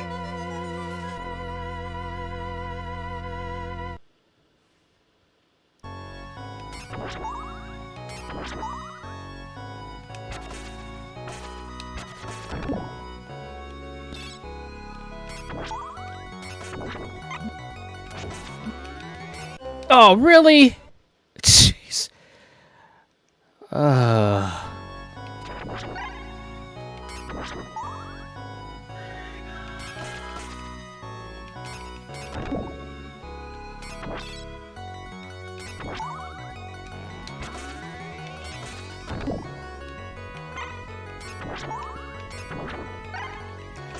have no idea why are the water stages always the worst. I have no idea.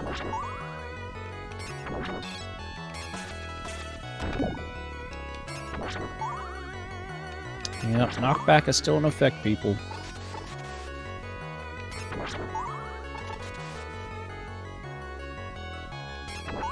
Crap, I gotta climb up. Can't let the water get over my head, otherwise it's an instant death.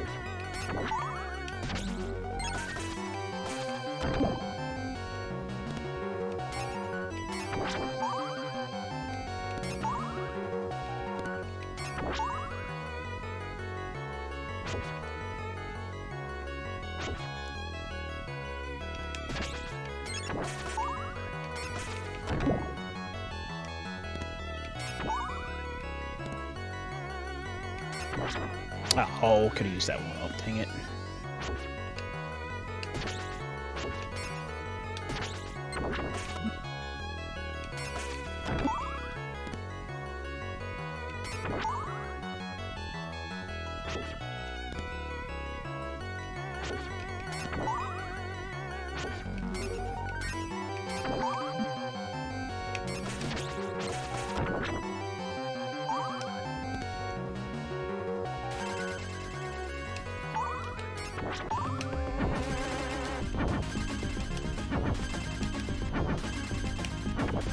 I hate this boss.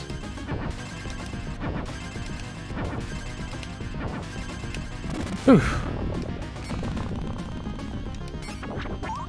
Yoink, bird!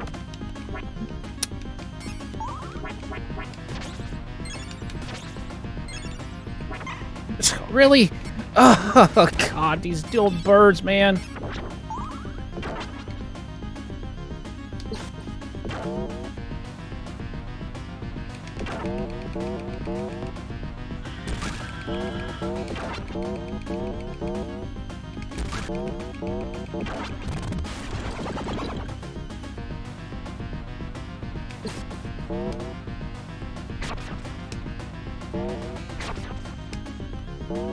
What's so bad about him? You seem pretty trivial. unless you know exactly what you're doing, he will continue to keep attacking, or he'll just keep flooding the stage, and if the stage gets up high enough, it's an instant death. Okay, whew.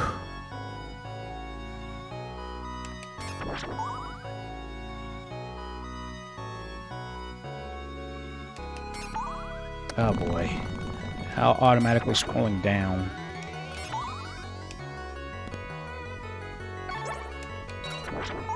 Ah, crap, Medusa heads.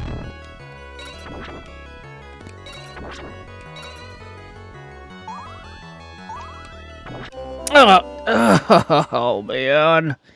I knew that was gonna happen.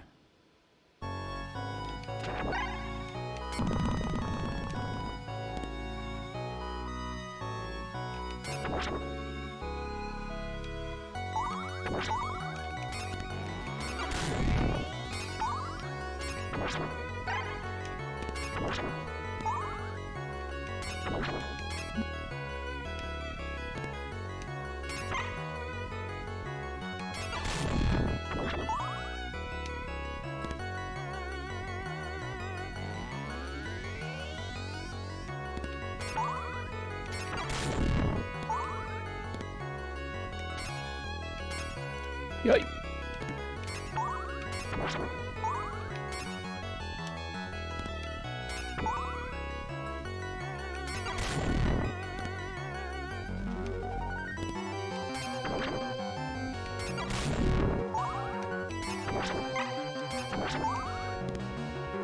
Okay, whew.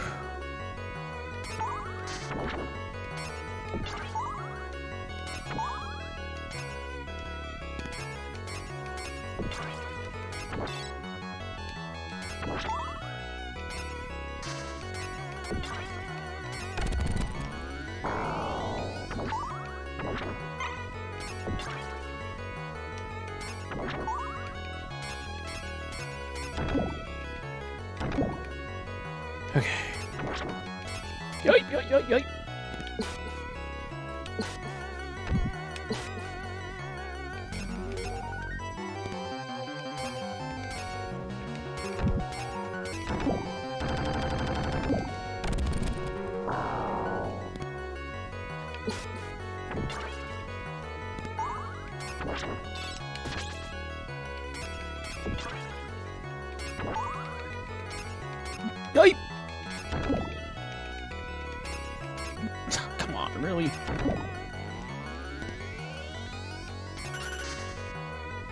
Whew. Thank you, full life. I'll take that.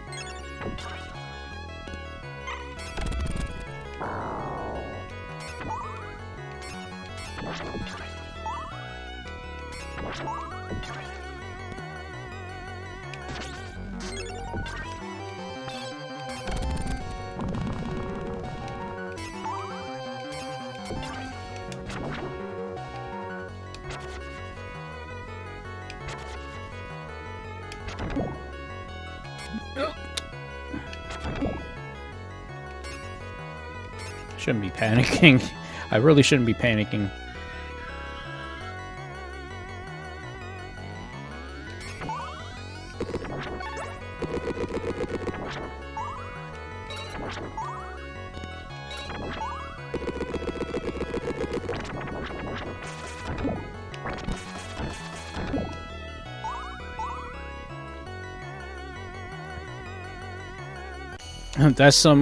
That's quite some whip, breaking a massive hunk of stone like that. Yeah.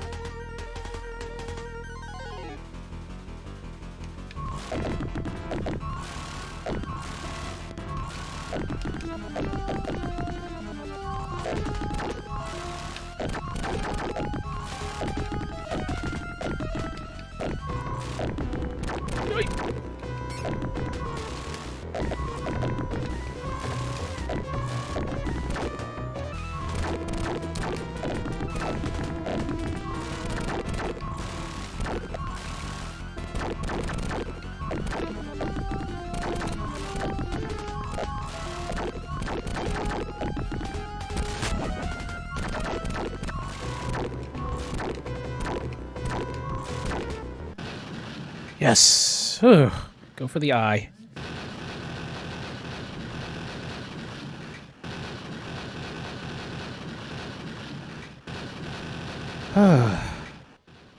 So far, so good.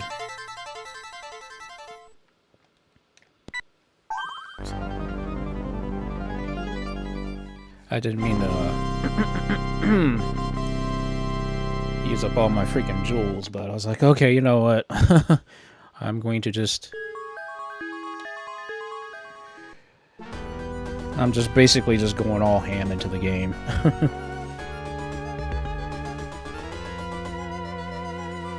Yeah, this stage.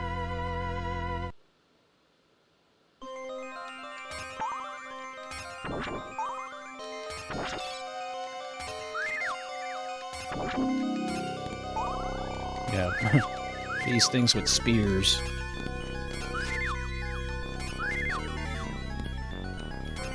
I think they're harpies, I think.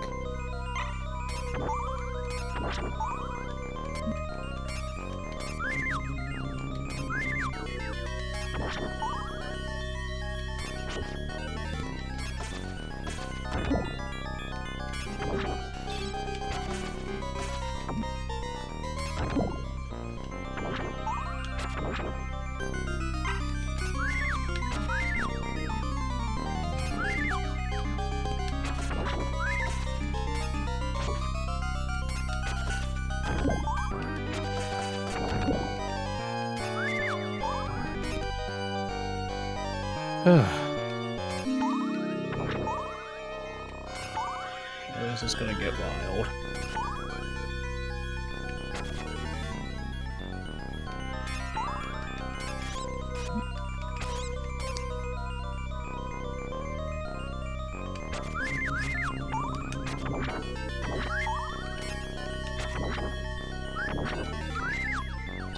Whew.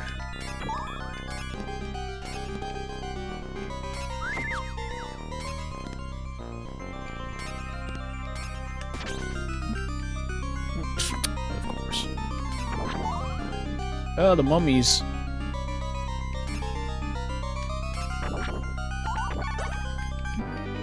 Really? I had the superpower up on this. Land it right into the mummy.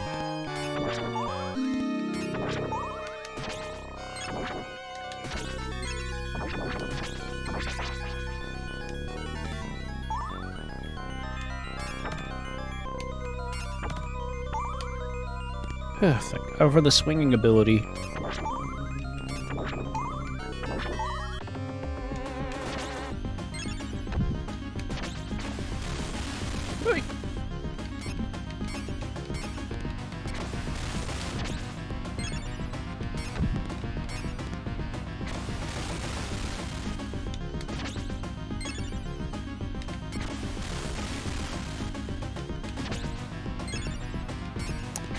Ah, man. I hate that snake boss.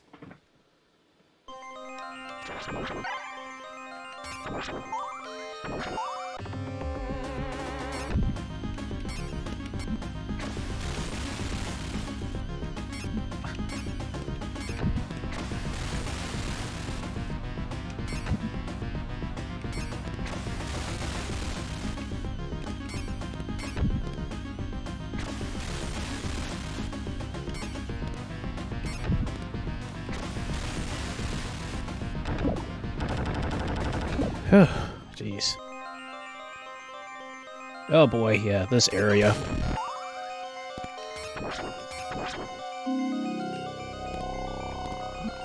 Okay, that was a damage boost. I'll take that.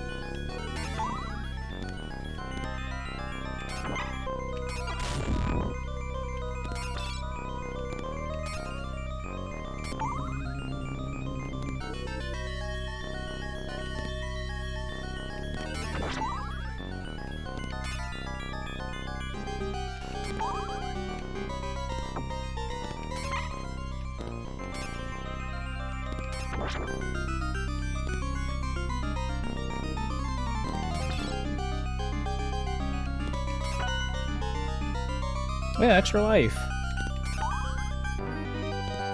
I think. It sounded different, so I was like, wait, is that extra life?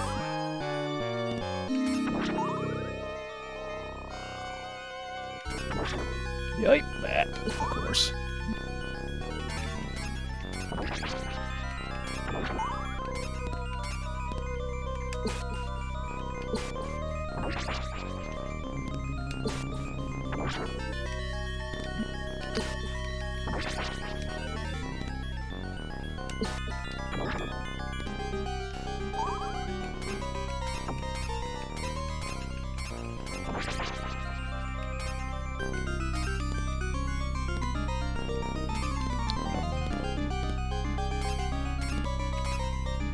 Oh, thought there was something hiding behind the wall, but I guess not.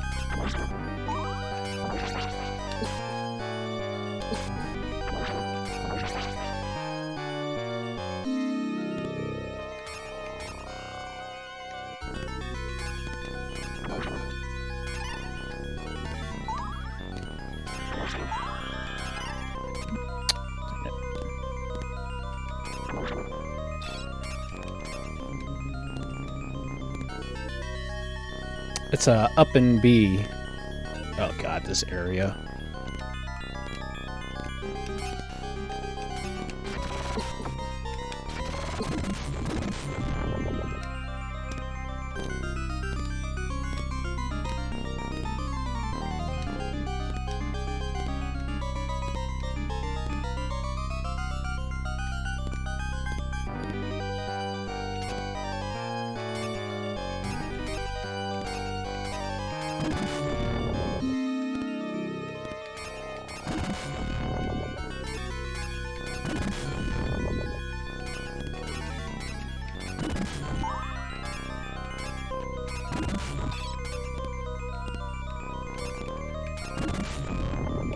Ah, dang it.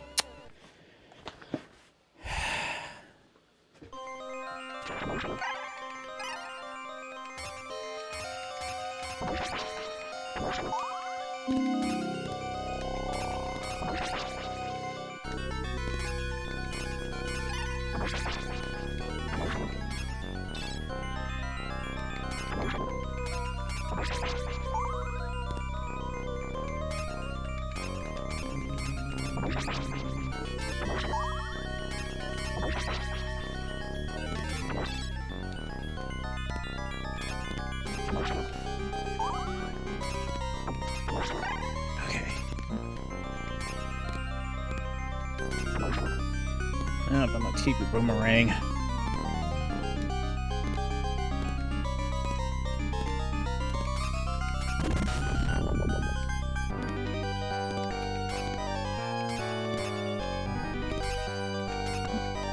Oof. Oh boy, that was close.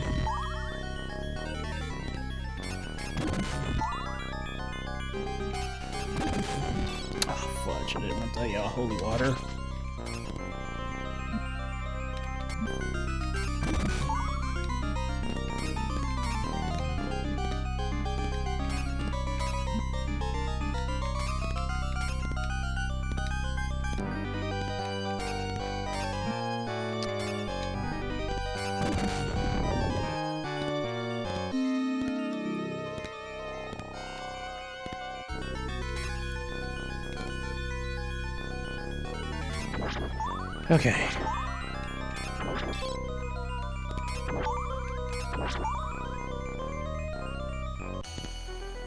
Alright, the gargoyle.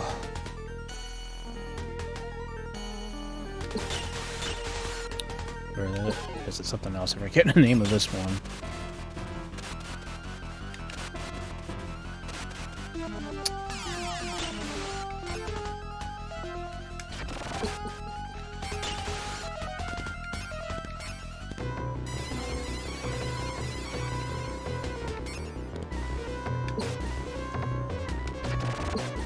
Ah, shoot, the tail. Dang it.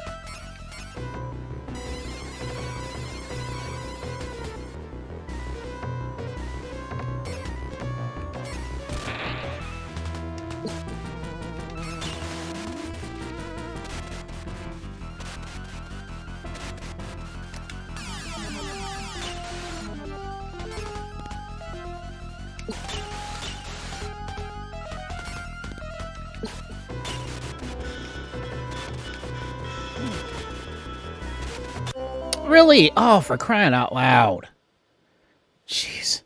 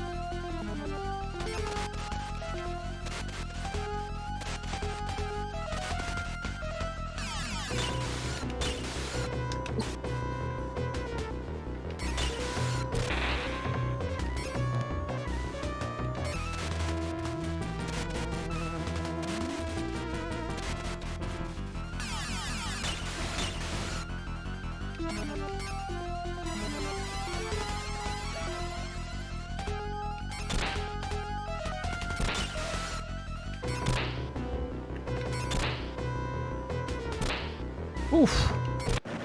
Oh, that was a little too close.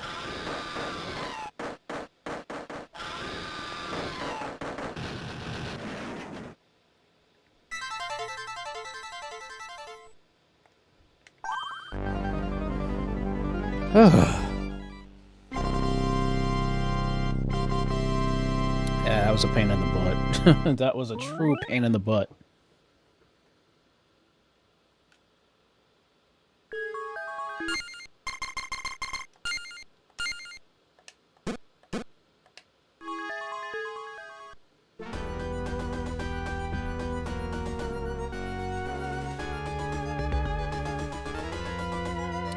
Munitions factory.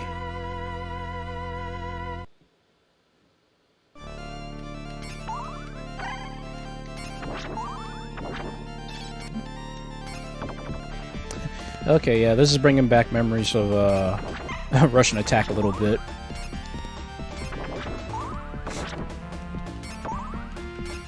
And a little bit of Revenge of Shinobi.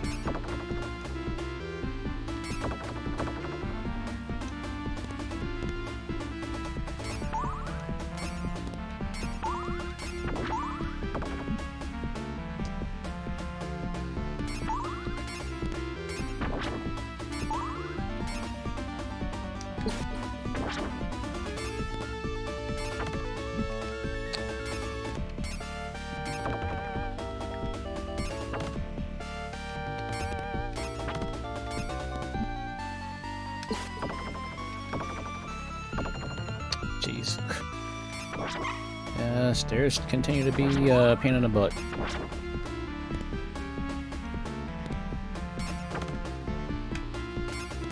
Oh wait, yeah, there's a little area up there I can get up to.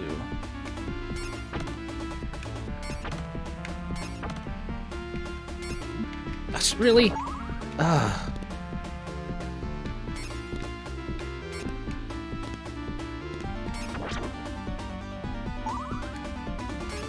So there's some bonus items up there. I just gotta get up there. I can get up there. I know I can. I've done it before.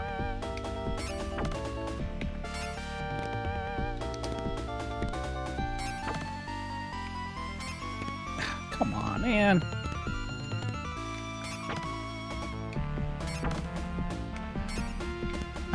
Why am I going backwards when I do that? I shouldn't be doing that. Yeah, it like bounces me backwards. Why does it do that? I shouldn't be doing that.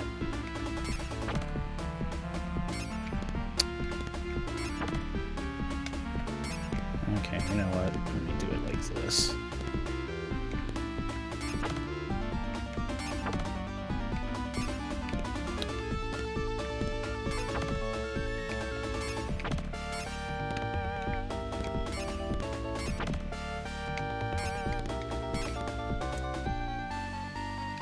Now, I'm getting up there. I don't care. Because there's some goodies up there in that little area. And I'm like, okay.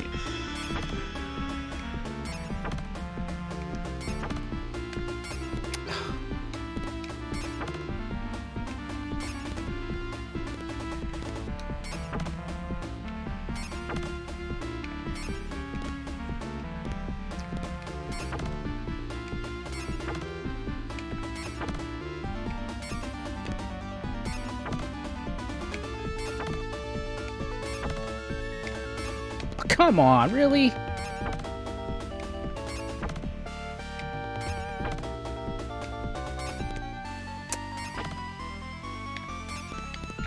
Yeah, I know I've done it before. I don't know why I can't get up there. That is so dang annoying. Thank God I don't have a timer, because if I had a timer, I'd be screwed. Yeah, there we... Ah, really? I thought I could get up there, dang it. Yeah, I don't know why I bounced backward like that. I shouldn't be doing that. Because I'm holding up while I'm doing that.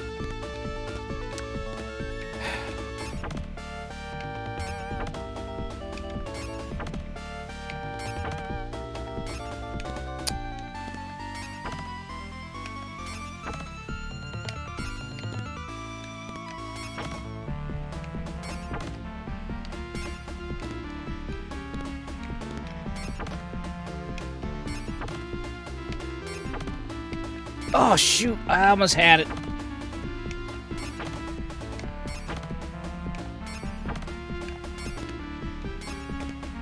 Come on, man. Really?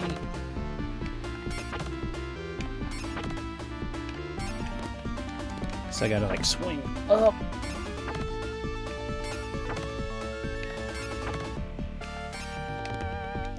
Okay, this is getting annoying now.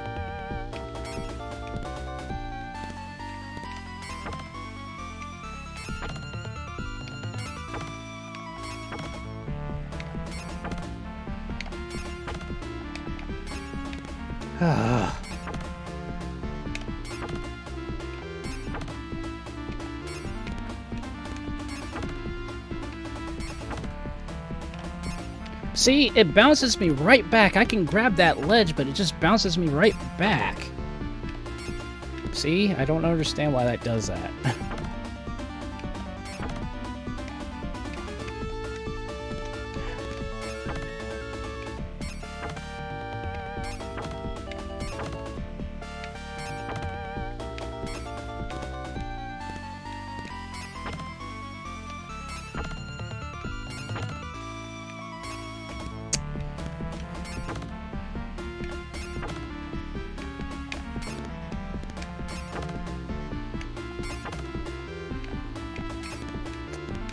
I can't whip again for some odd reason. Oh, come on, really? Really?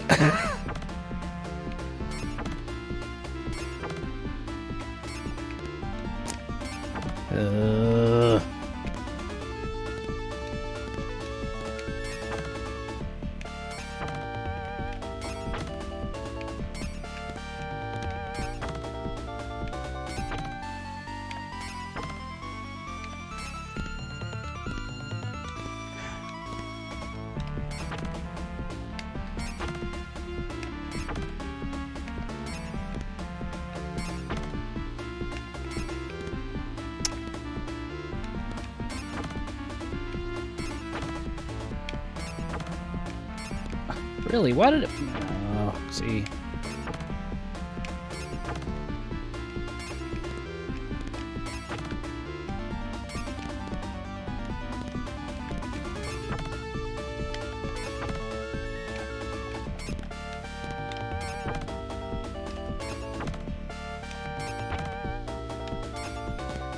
Okay, I am clearly doing something wrong.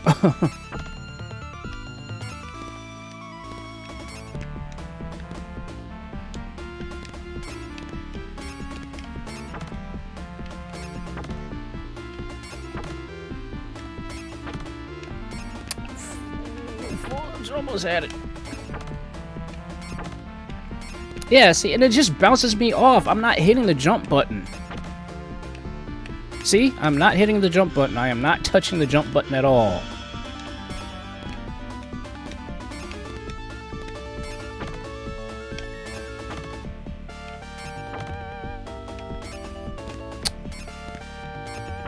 That is so freaking annoying. I'm like, I've done this many times before. I'm like, why am I messing this up now?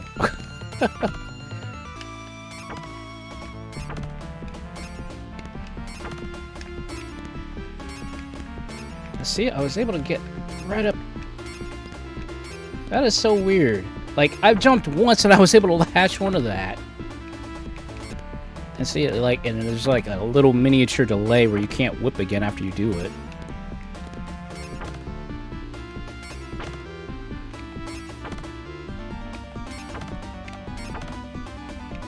Ah, finally! Oh my god, that was annoying. I'm like, I have done this, I don't know how many times before, guys. I've never had this kind of, I don't have issues like that with that part.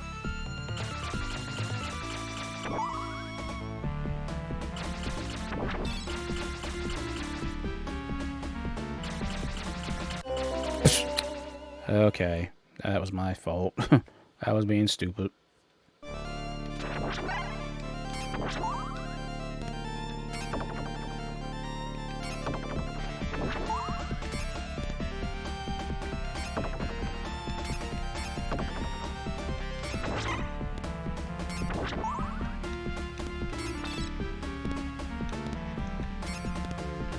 Oh crap, yeah.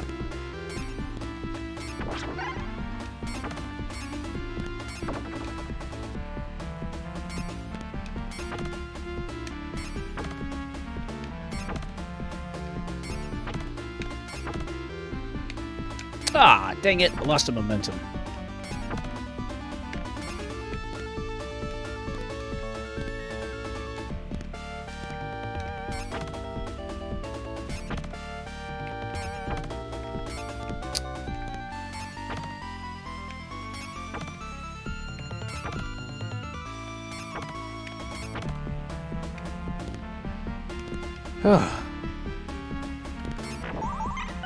There we go. At least now that gives me full life, so now I can survive at least a little bit now.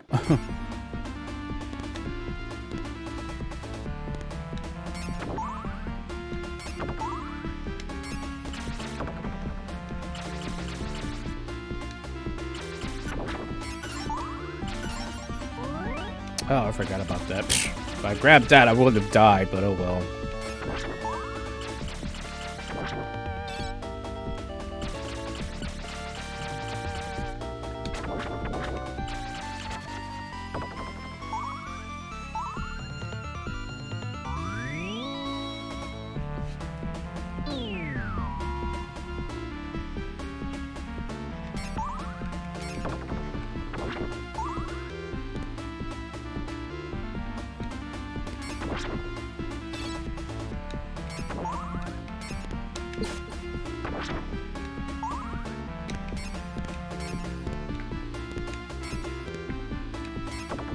Oof, okay.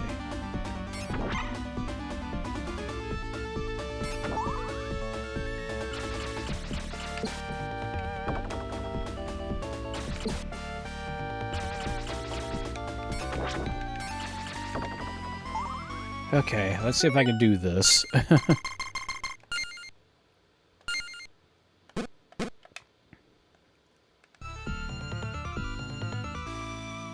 There's a little thing down there that I can grab onto. Dang it! I knew that was going to happen. There's like a little ledge down there.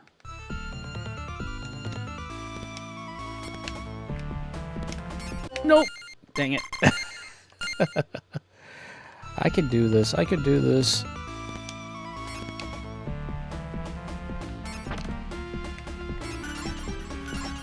There we go.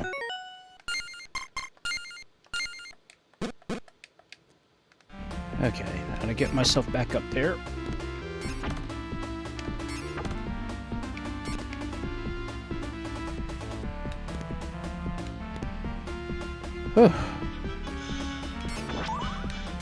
Oh, the piston area.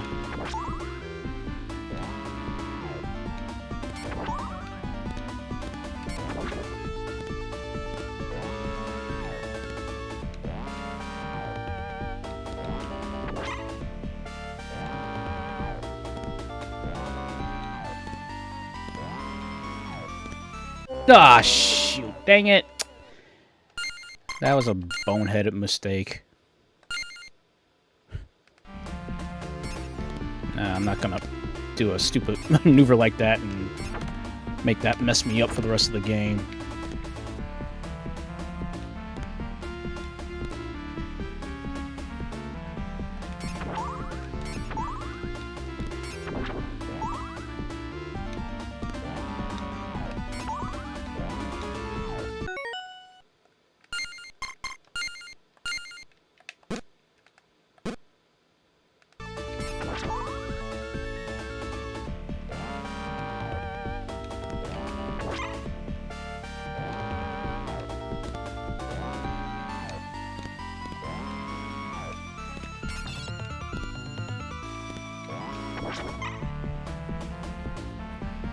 Okay. Yeah, the Clock Tower area.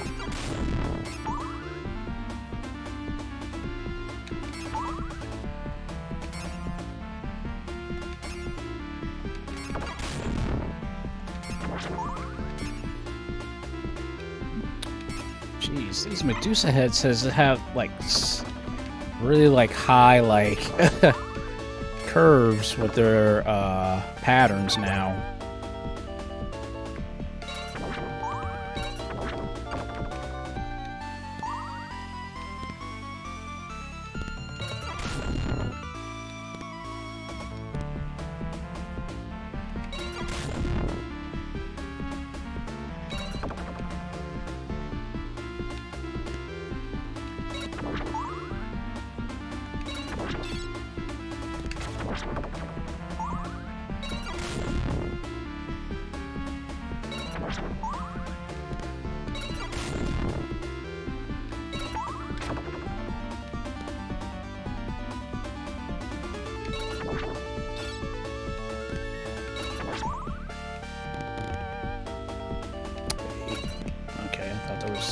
something hiding in that wall, but I guess not. Oh, shoot, shoot, shoot.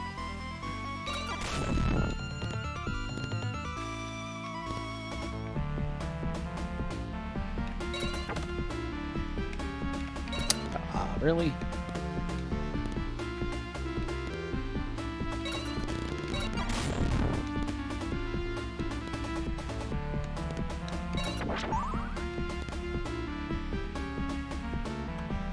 Whew.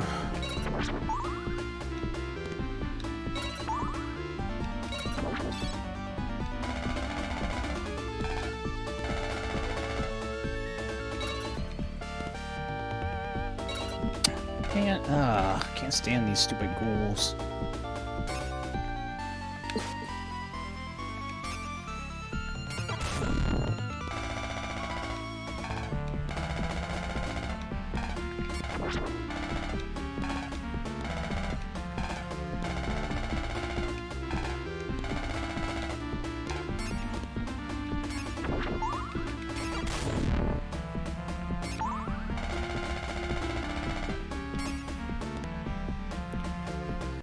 Whew. Oh yeah, Frankenstein's monster, or the monster.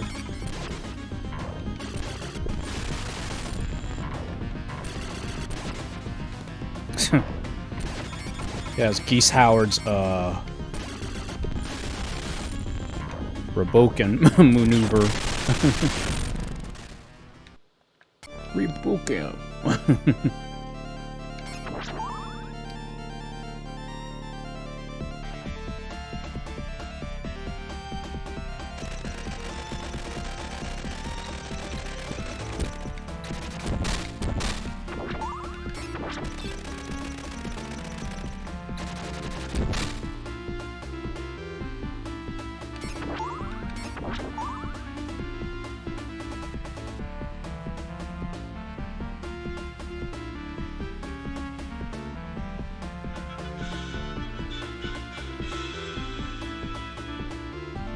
Oh, sheesh, got hurt.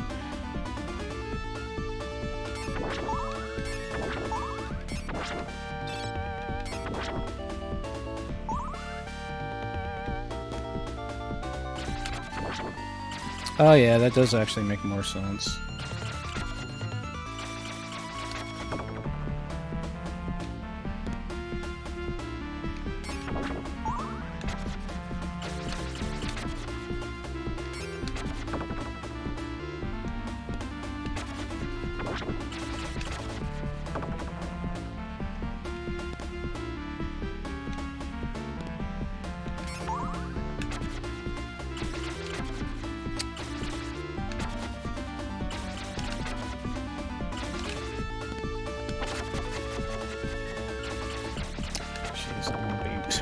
Wasting up all my ammo.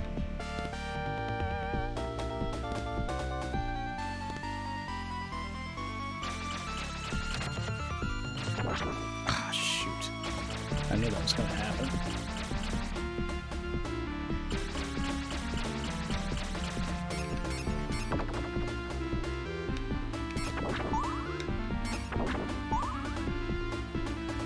Whew.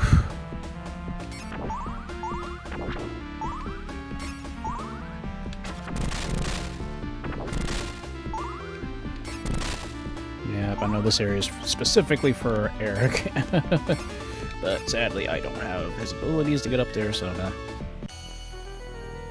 Oh yeah, the gear boss.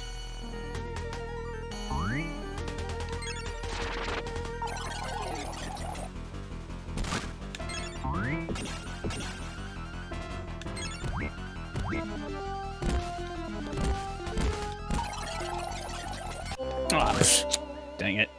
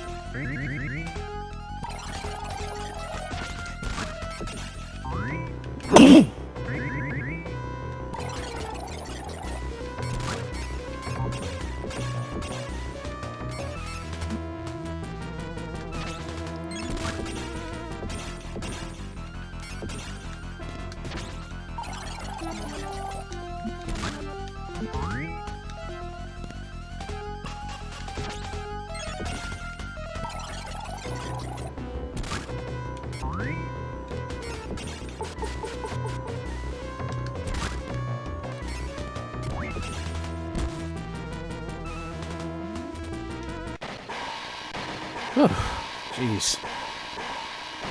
Thank you guys.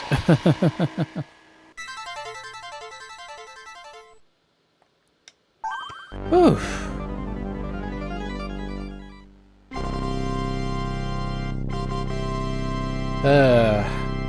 That's one of the reasons I probably didn't play as Eric Lacardi, because whenever he dies, he gets killed by his own weapon.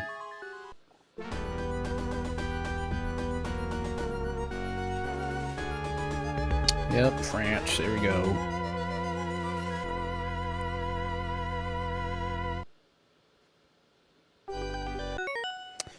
Alright, save point.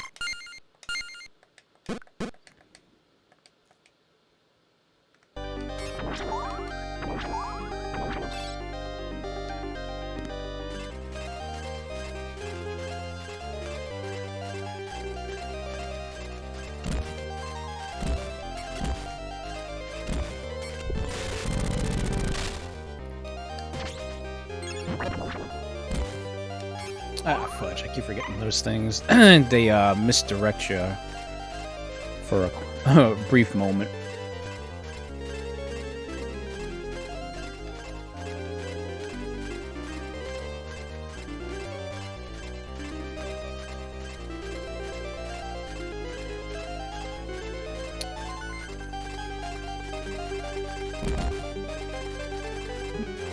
Dang it.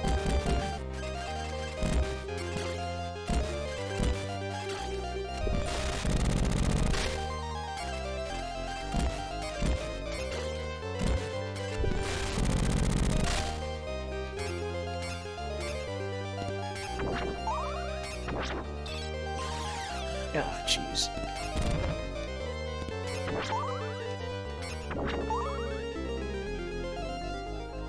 The Red Skull skeletons.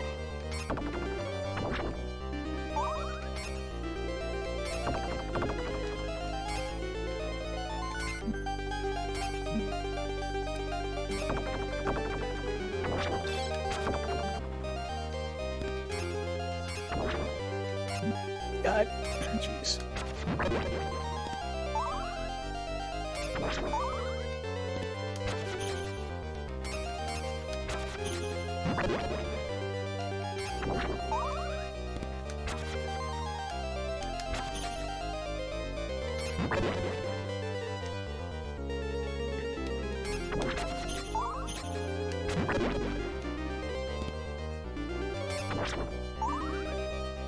Okay. Ah, shoot, I forgot about the chandeliers. Dang it.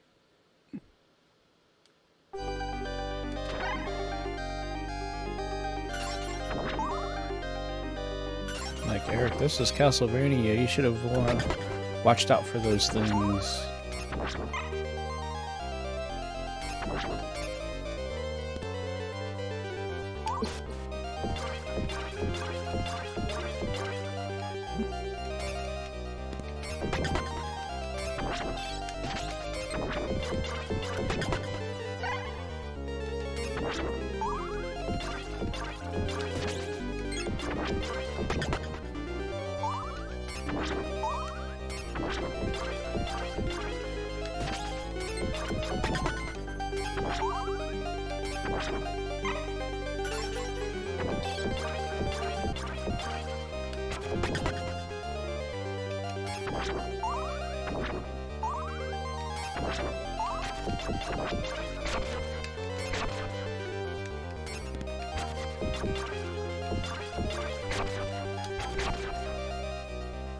Jeez. I don't think there's anything here, I don't think.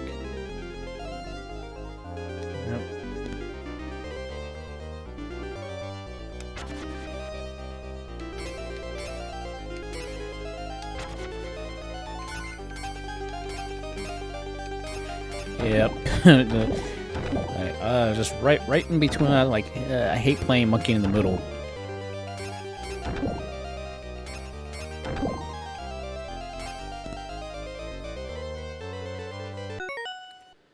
Okay, better.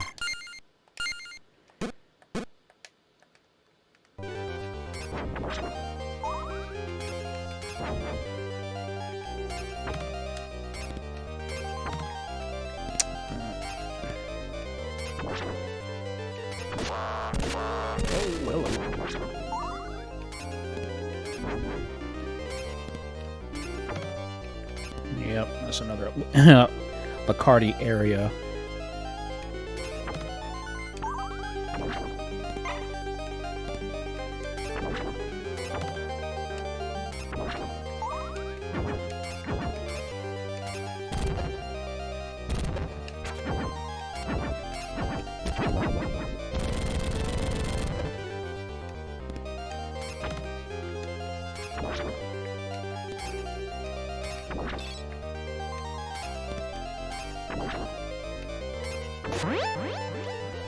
Yeah, fudge, man.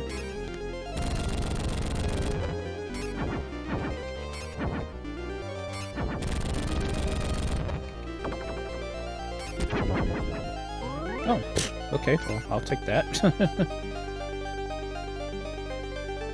Yeah, I gotta go all the way back, so I gotta get all those nice goodies.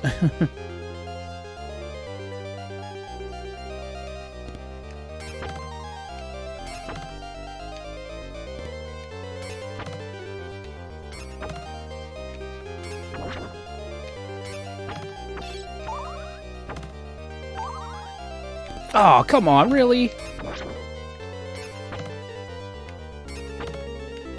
Oh, okay, I'll take that.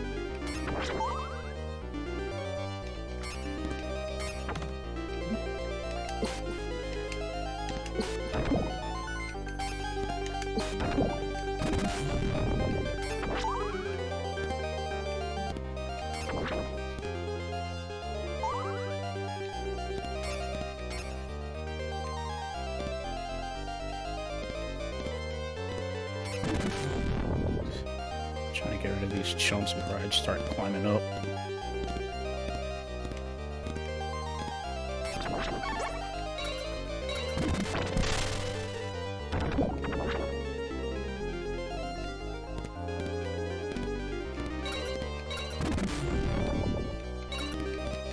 Yeah, fudge, fudge, fudge.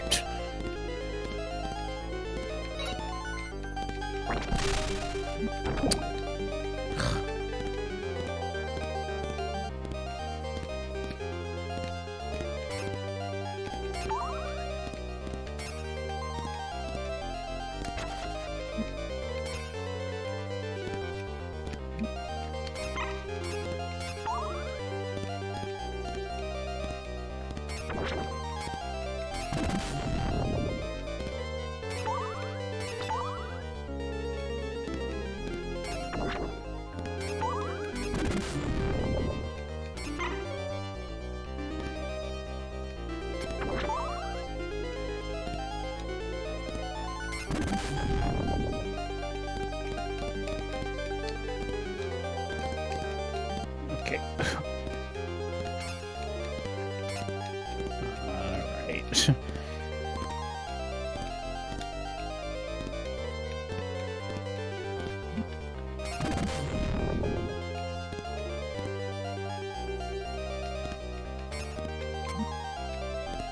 Okay, so apparently the game doesn't want me to go up.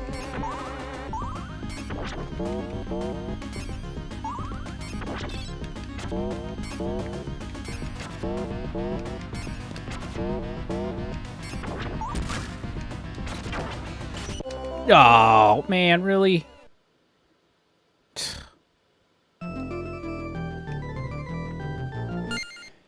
Oh, thankfully I saved. As long as I can get by the boss, and then I'll just cause an accidental death, so that way I can move on.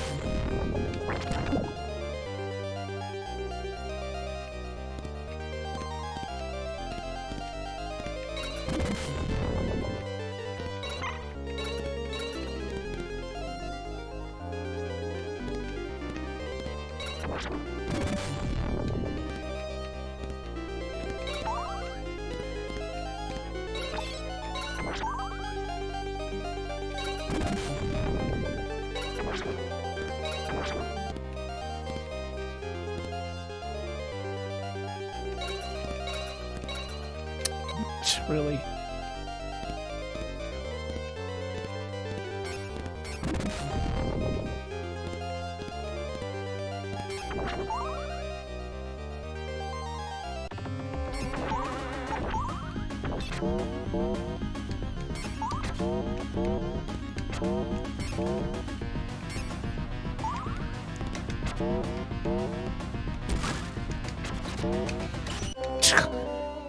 Really, the same one, the same attack.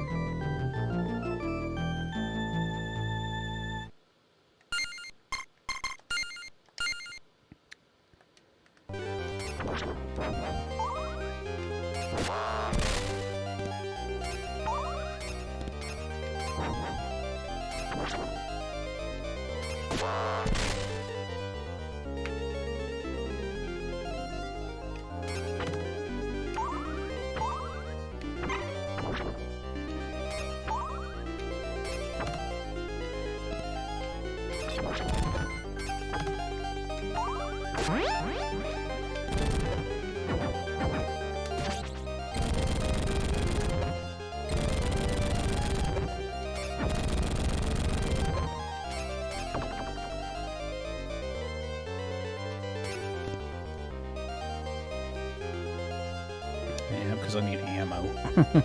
That's the only way I'm going to get through this area.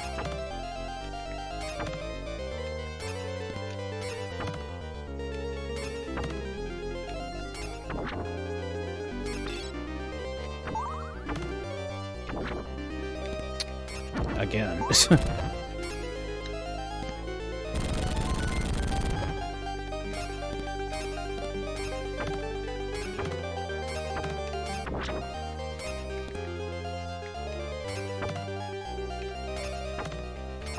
Whew, got it.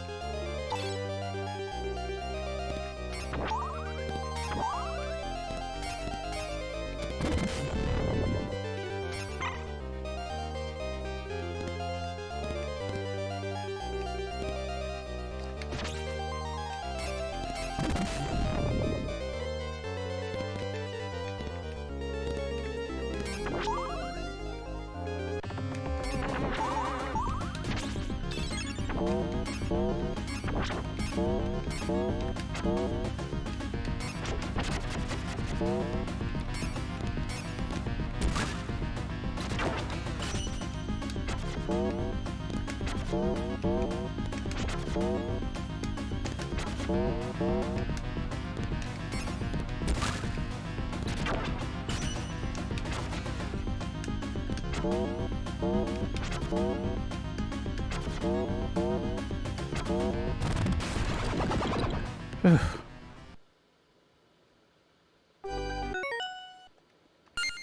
boy. Archers.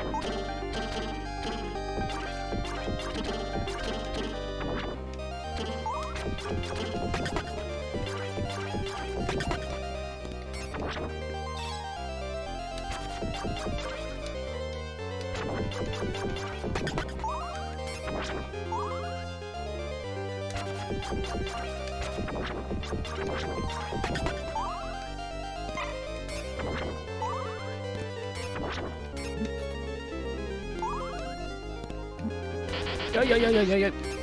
Jeez. Of course. I gotta watch out for that chomp.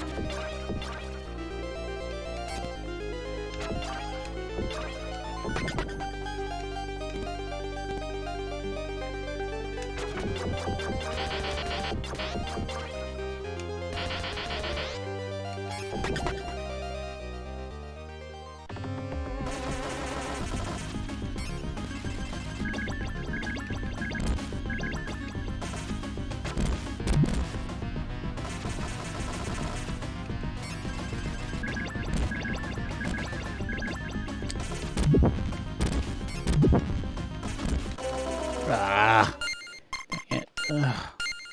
So close. I'm so close.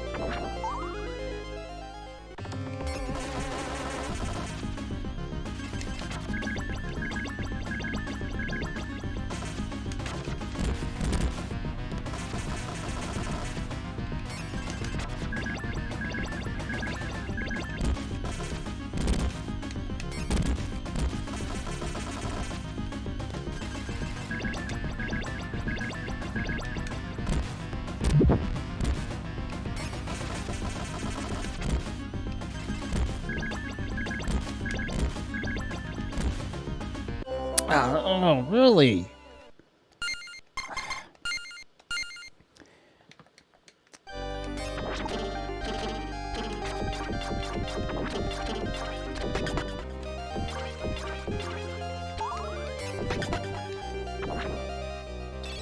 Yeah, because it's just they just keep respawning.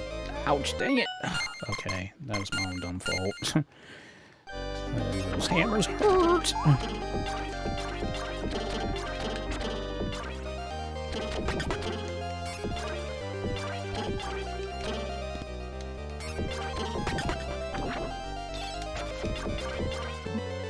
Really? I'm like, how close do I, like, okay, don't start making stupid mistakes like that.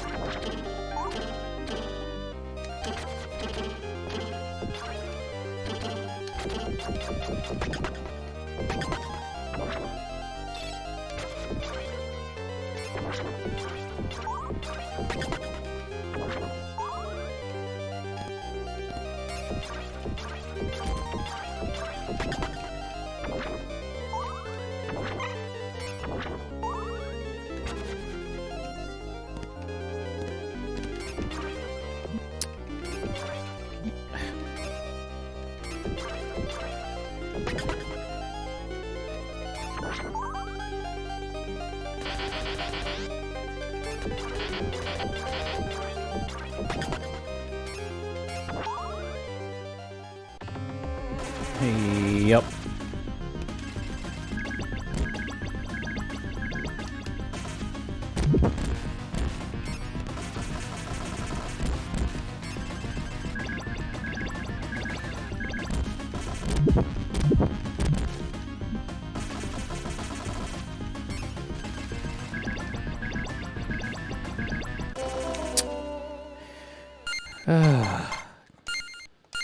Yep, and as you can tell, those things are just going to continue to keep responding like this. I don't think they actually disappear. Okay. Why am I making dumb mistakes like this?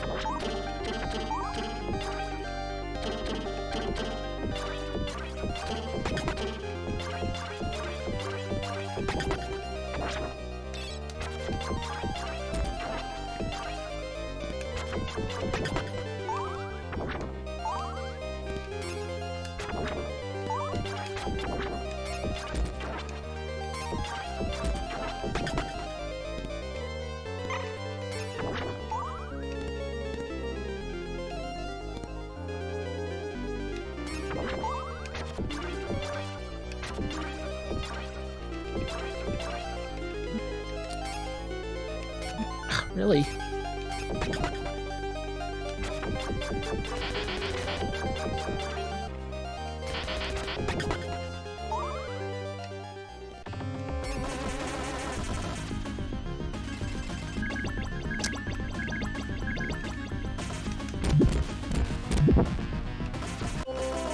Ah.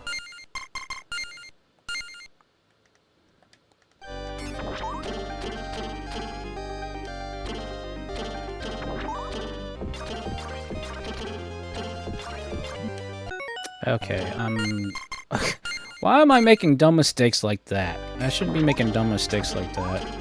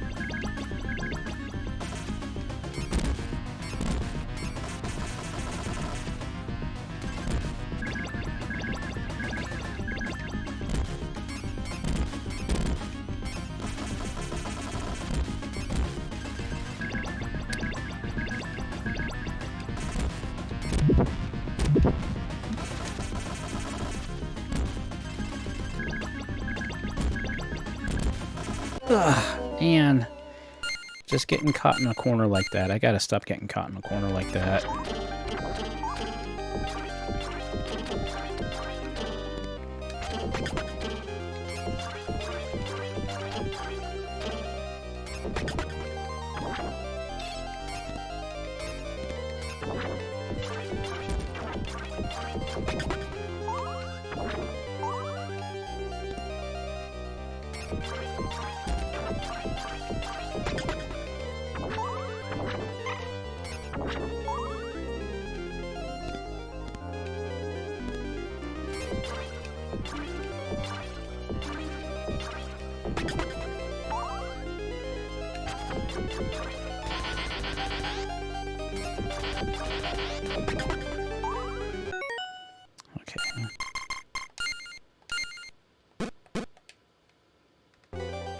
Alright, since I didn't actually take any hits.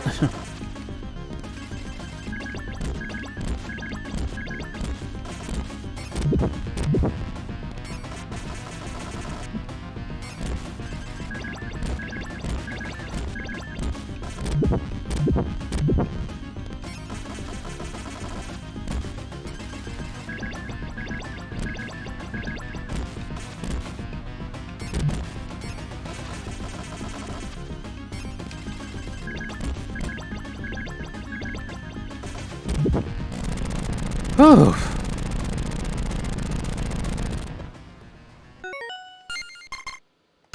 One hit left.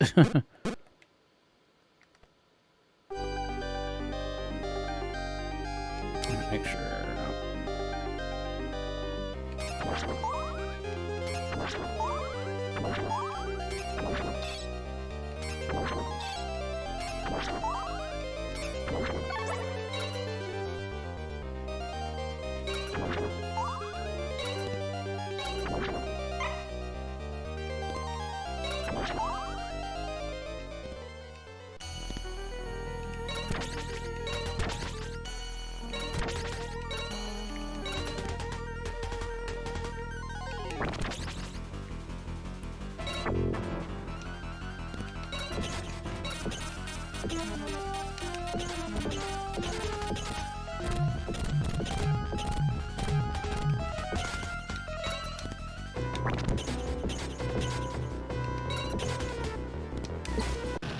Ooh wee! Wow.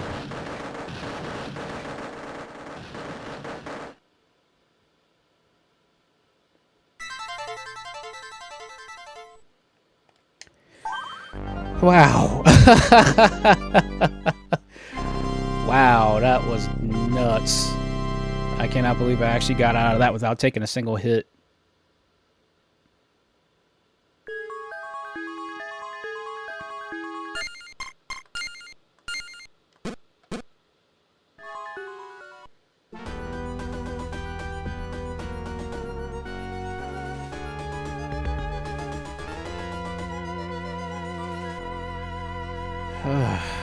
Alright, stage 6.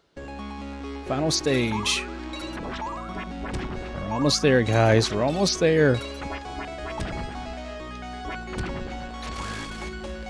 Yeah, check it out, Red Moon.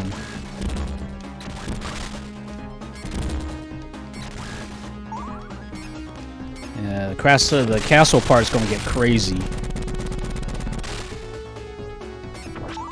Check this out.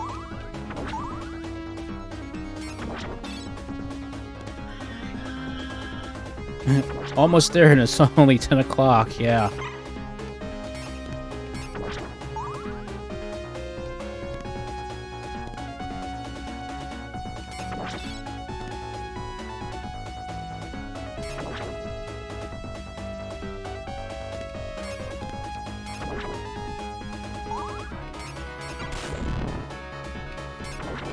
Now this is confusing.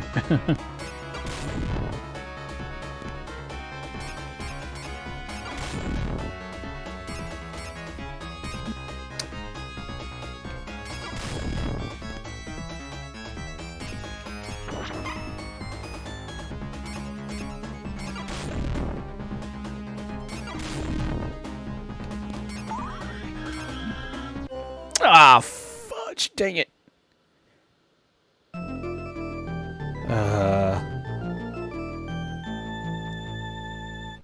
That's alright, I'll take the extra. I'll take the continue, that way I have a full resetted set of lives.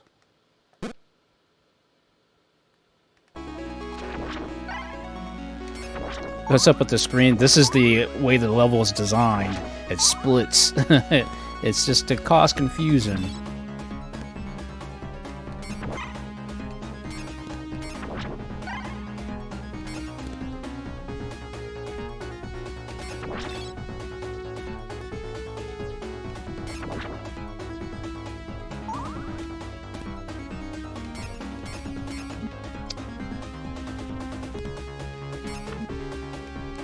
Oh, that was close.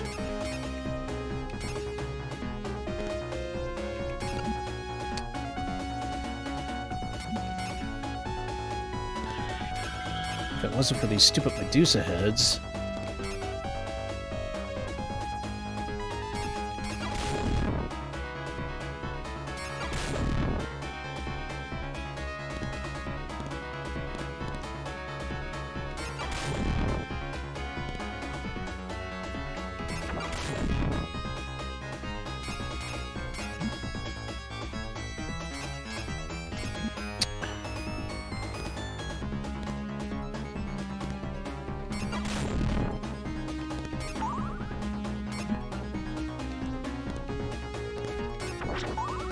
Oof. I cannot articulate how much I hate this design choice. It hurts to look at. Oh, we're not done yet. Now we're upside down. Controls are still the same, though, except up and down. So you actually press down to duck, or press up to duck.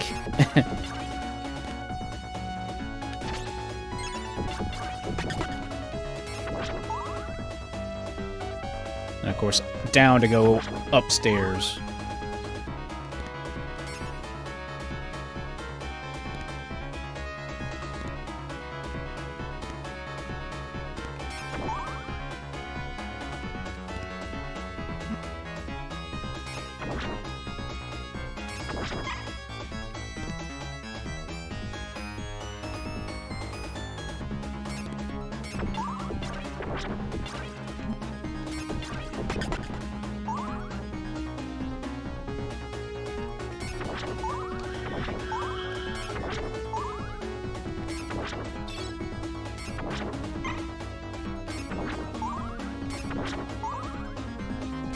This is awful. I beat every boss in Bloodborne, but I would 100% die to this forever.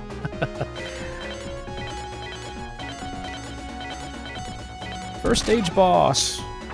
Yep.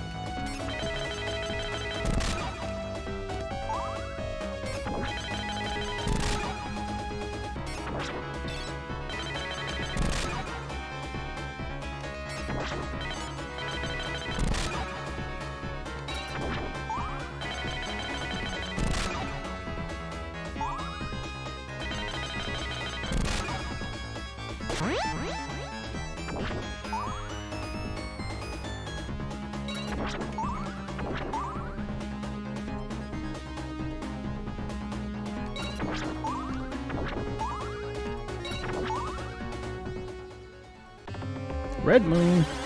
Death. Alright. Pick a card, any card.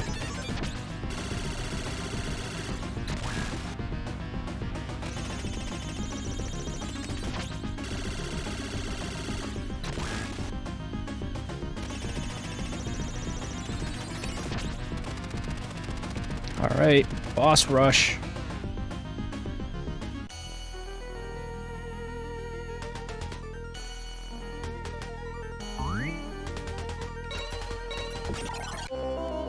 Really? Okay, that happened. Yeah,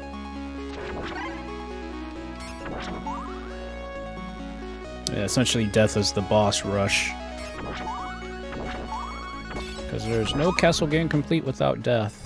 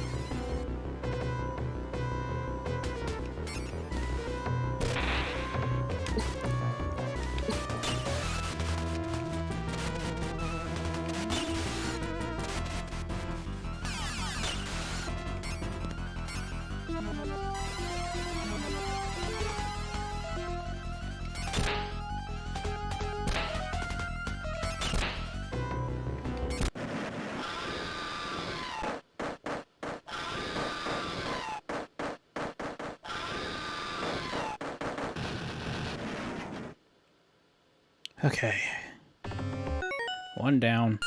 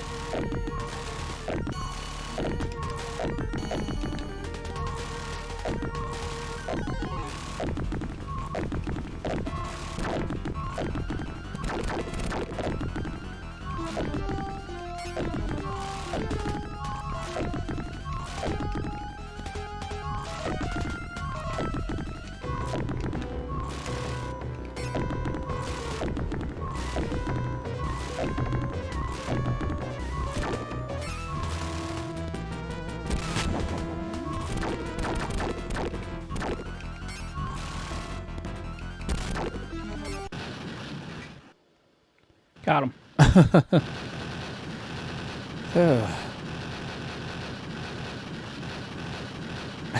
It looks like he was doing that thing from the Terminator, where Terminator holds his hands up as he's going into the lava. Oh, thank you. Thank you for that lovely snack. I appreciate it.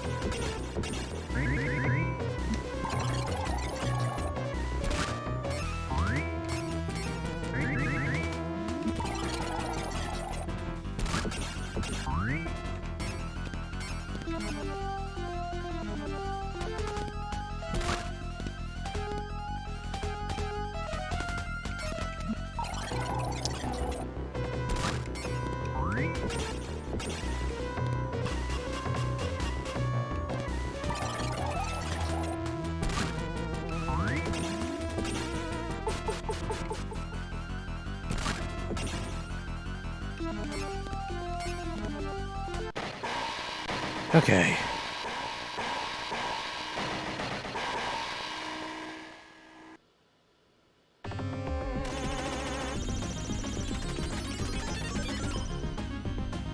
Alright, come on, Death. Come on.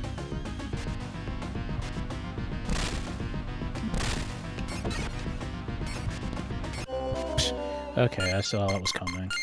That's why I saved where I saved at, so that way I could at least go and get my health back. So I just...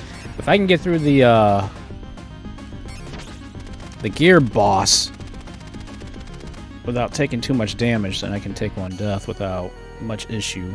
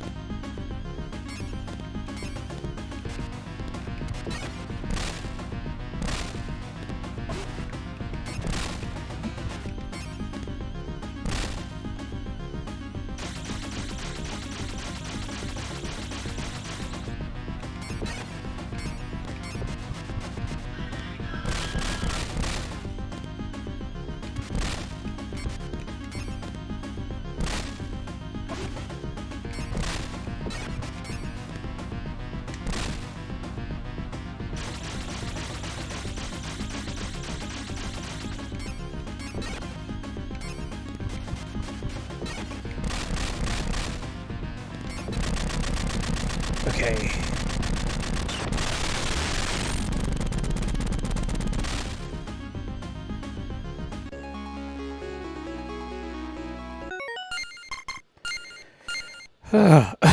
Not taking any chances there? Yeah.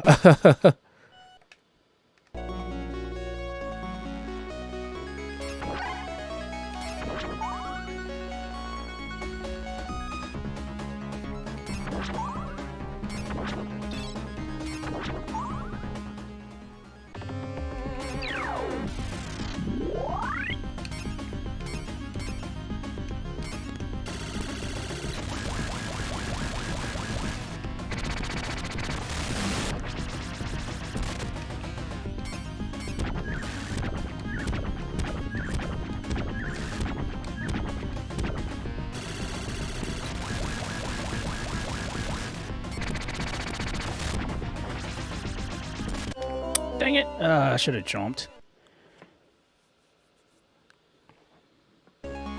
Sorry, I got through. I got through death, so I can at least.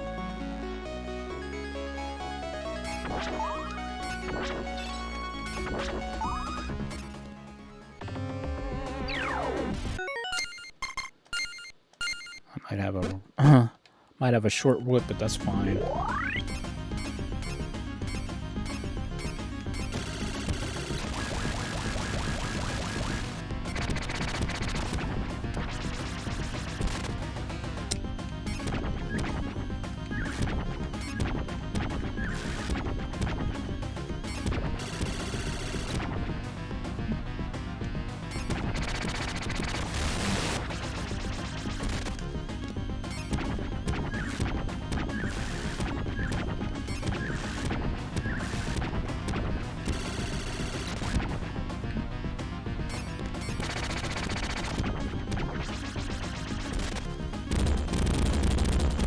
Okay.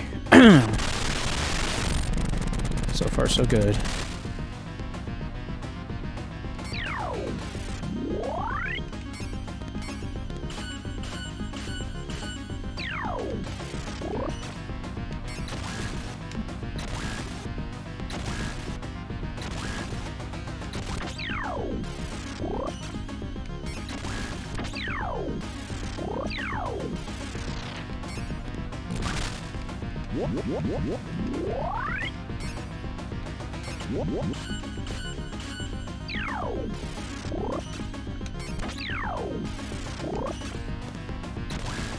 Dang it. Ugh.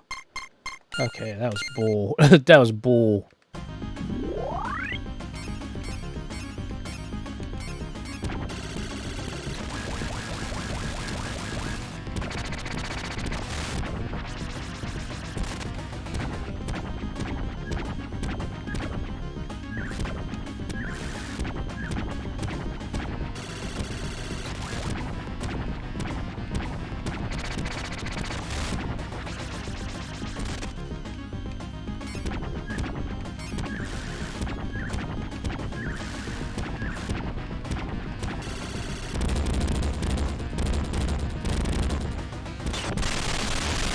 I didn't take that many hits.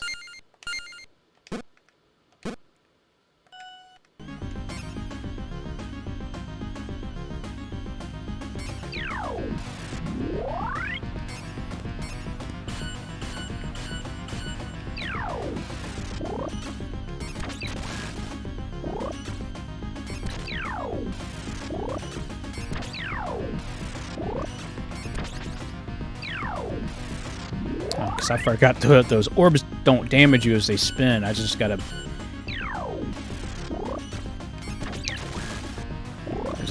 beat her before the orbs come together.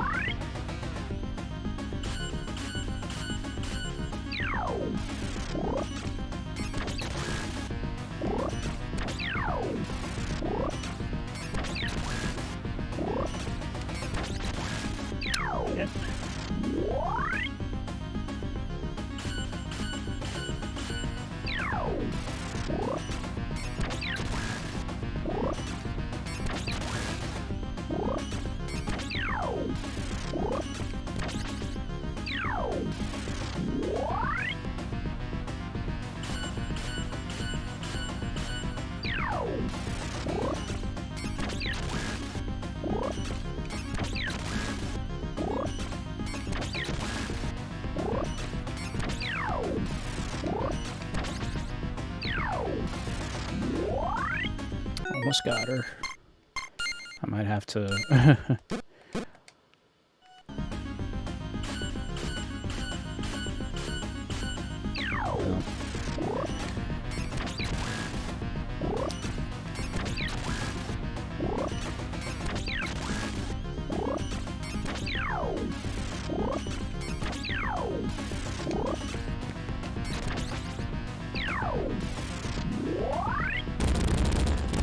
Okay.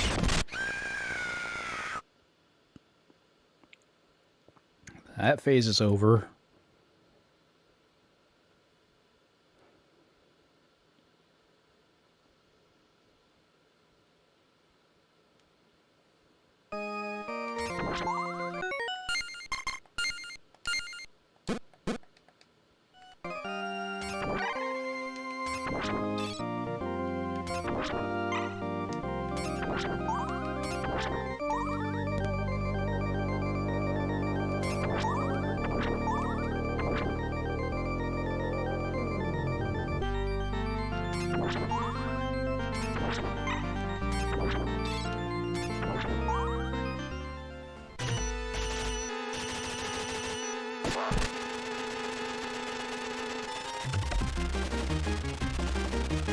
Alright, Dracky boy.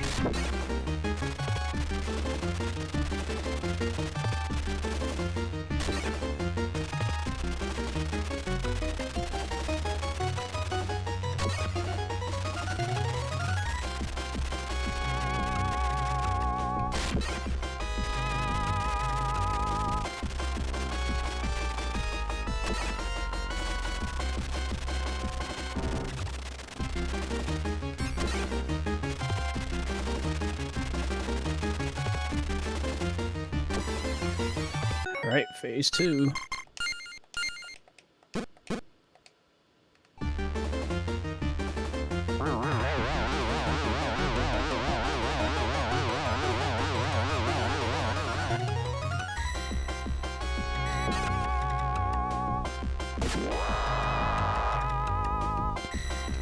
Ah, dang it. I might have to take a loss on this if I keep messing up.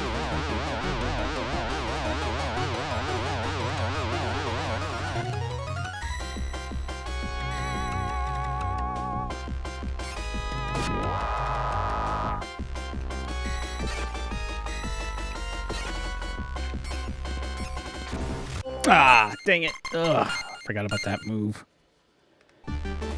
Alright, try one more time and then I'll just take a loss on it and just reset.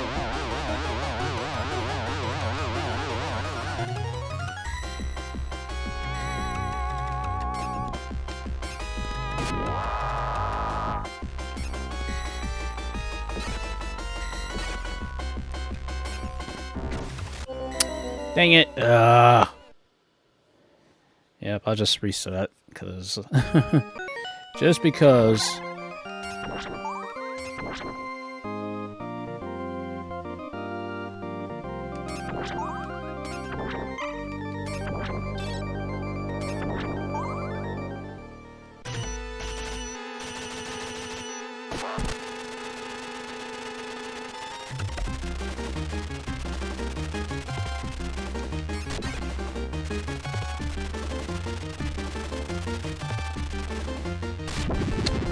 Okay. I can tell where this is going. I'm like, okay, apparently I do need the extended whip in order to actually hit him, because if I don't, I'm not going to be able to actually tag him where I need to tag him at.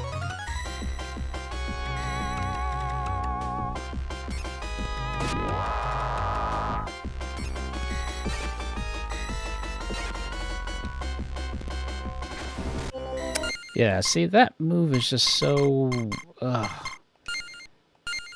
because you can't tell where he's going to actually attack, or which one is going to attack.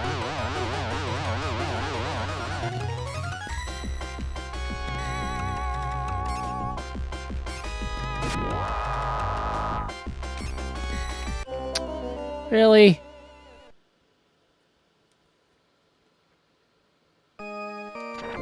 Okay. Well, apparently I got no choice. I'm gonna have to just...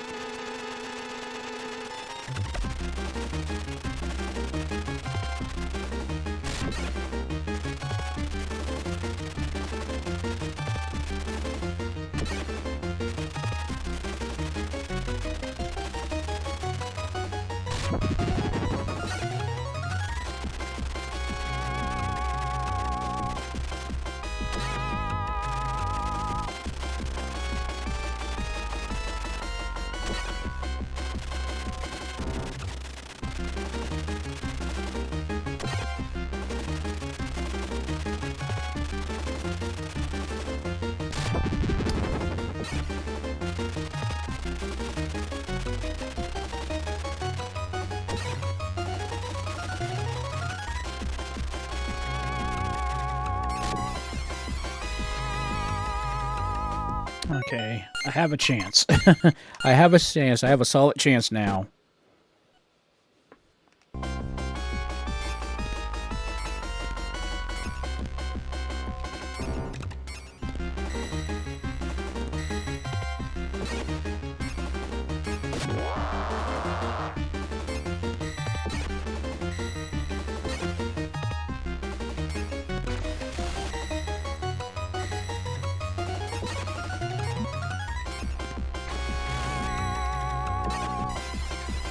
Okay.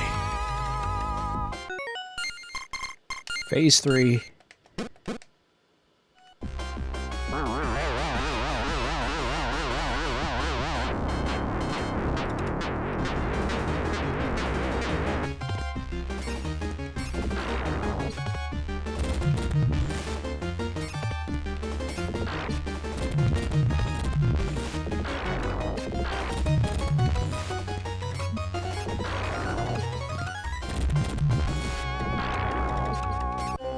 Dang it.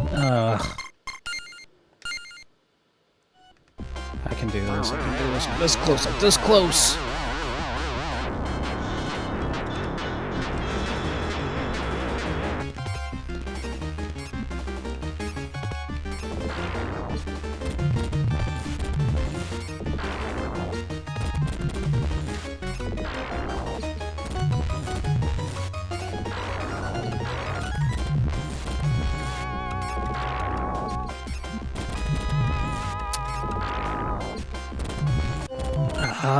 Man, really? I'm that close.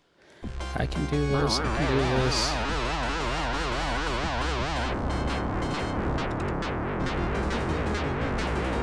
Okay, let me just save right here.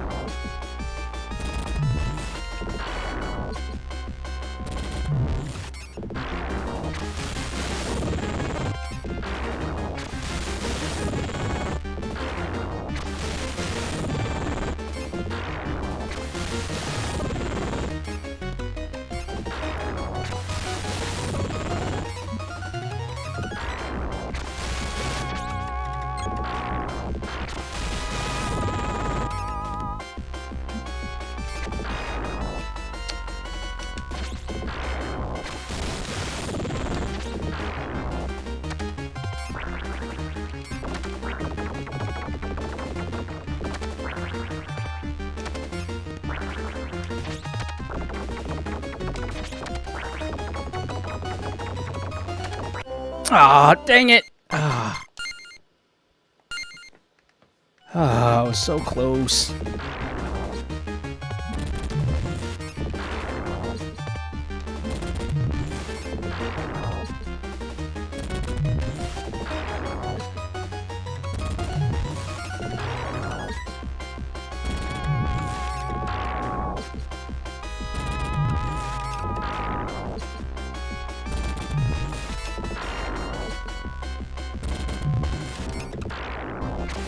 snipe! Ah, shoot, dang it.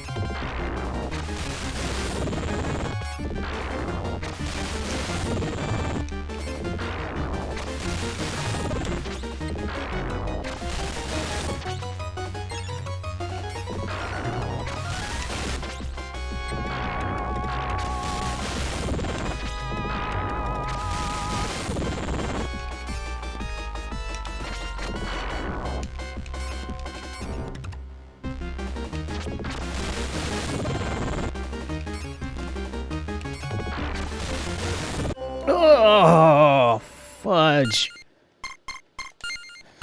Ah, I'm so close. I'm so close.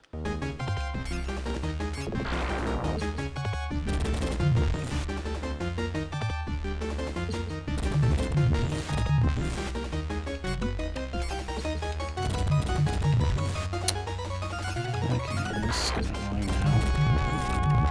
Okay, I'm making too many stupid mistakes. I can't believe that.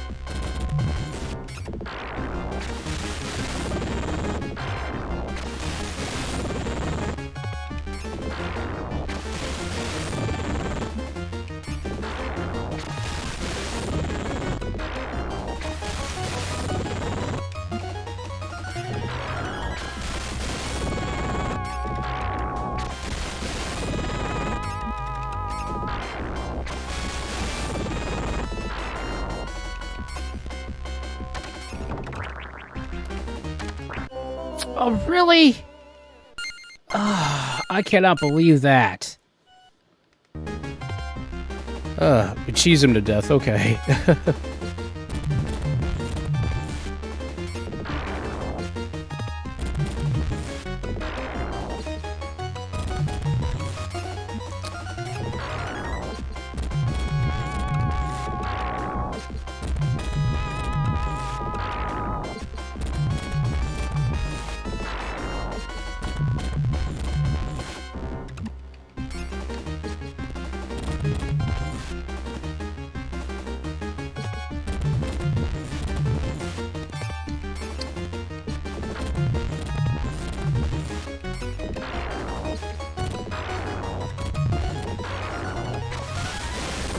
Oh, for crying out loud, man.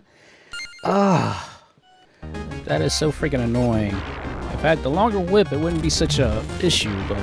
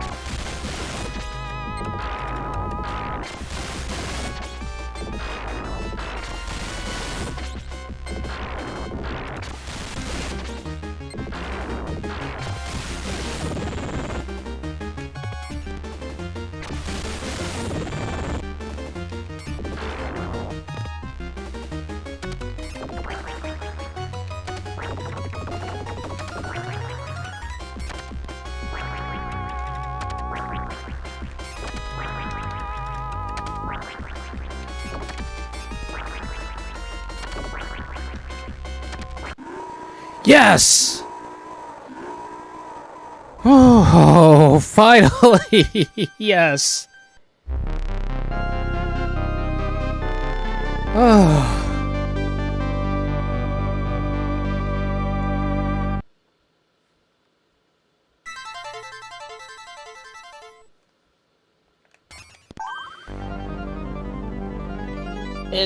over.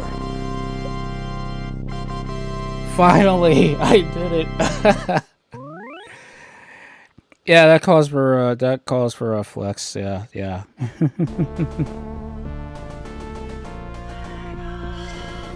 The Grandmasters are displeased.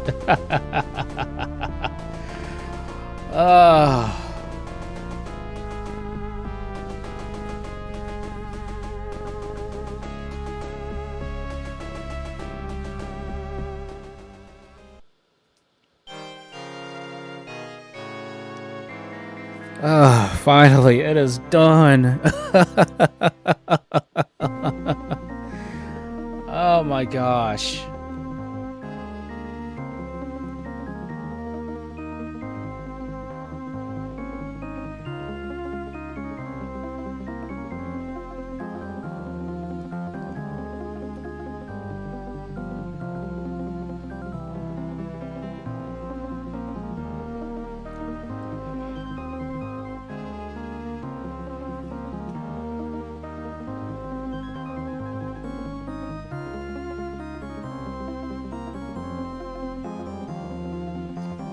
Definitely one of the more tougher games on the Genesis, but thank God I wasn't playing hardcore.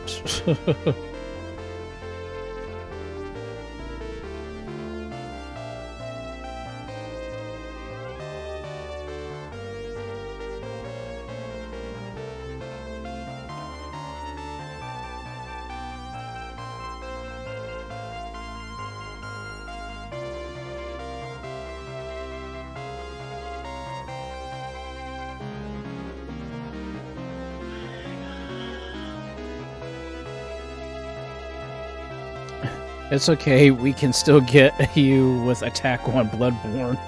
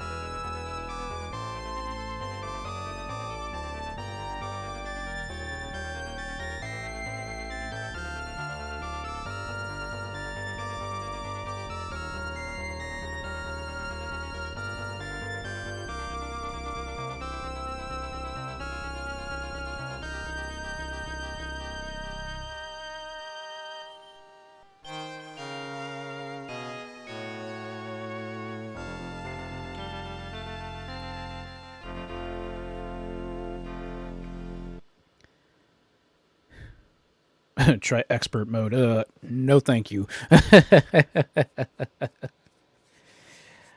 That is it, guys. That is it. I am so glad that is over. 3 games, all done.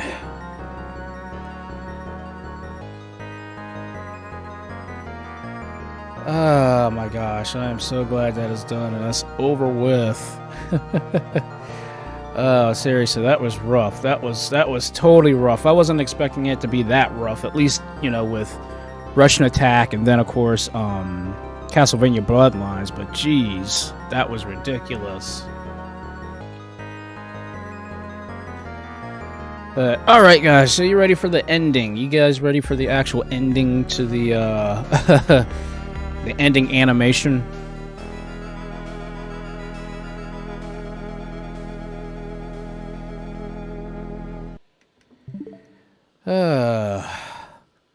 And yep, yes.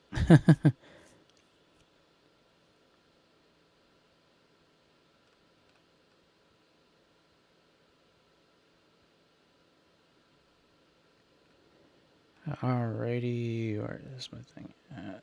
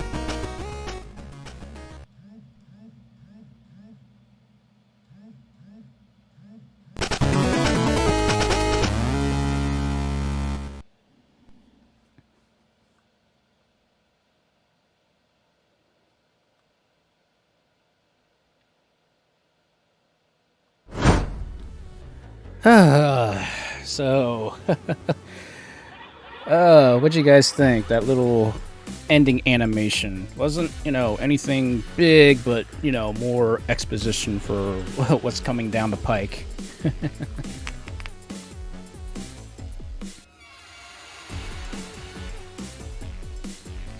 So I've enjoyed making these little animations. They just, again, I like telling a story.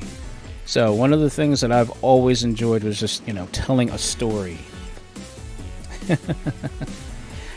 Yeah, it's sorry, I'm just, again, doing I'm so excited I finally beat those 3 games. So yes, Gabriel, you can finally X 3 games off of the old list. So yes, I'm happy about that. I'm very happy about that. So 3 of the tougher games that have gave me problems before in the past, I am so glad those are done and over with. And well,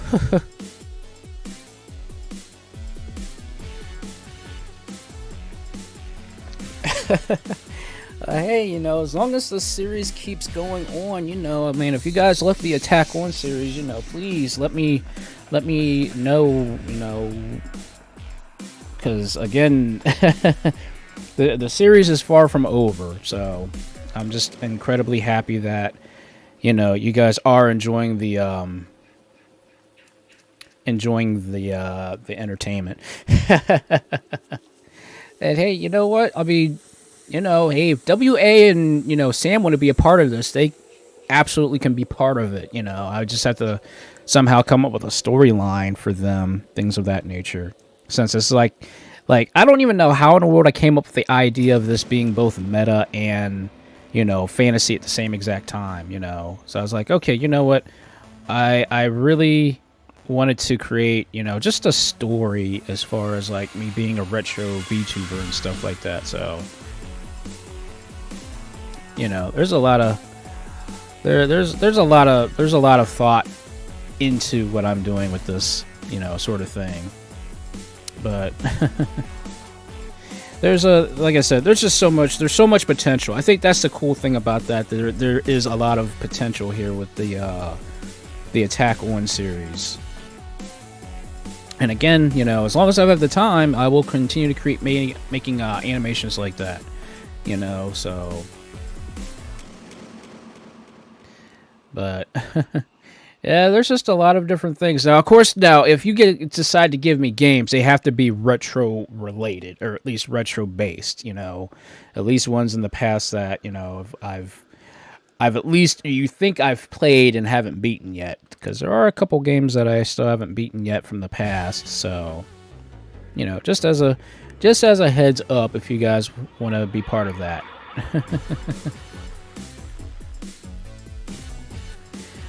Yeah, technically I did beat Mega Man X already. That was the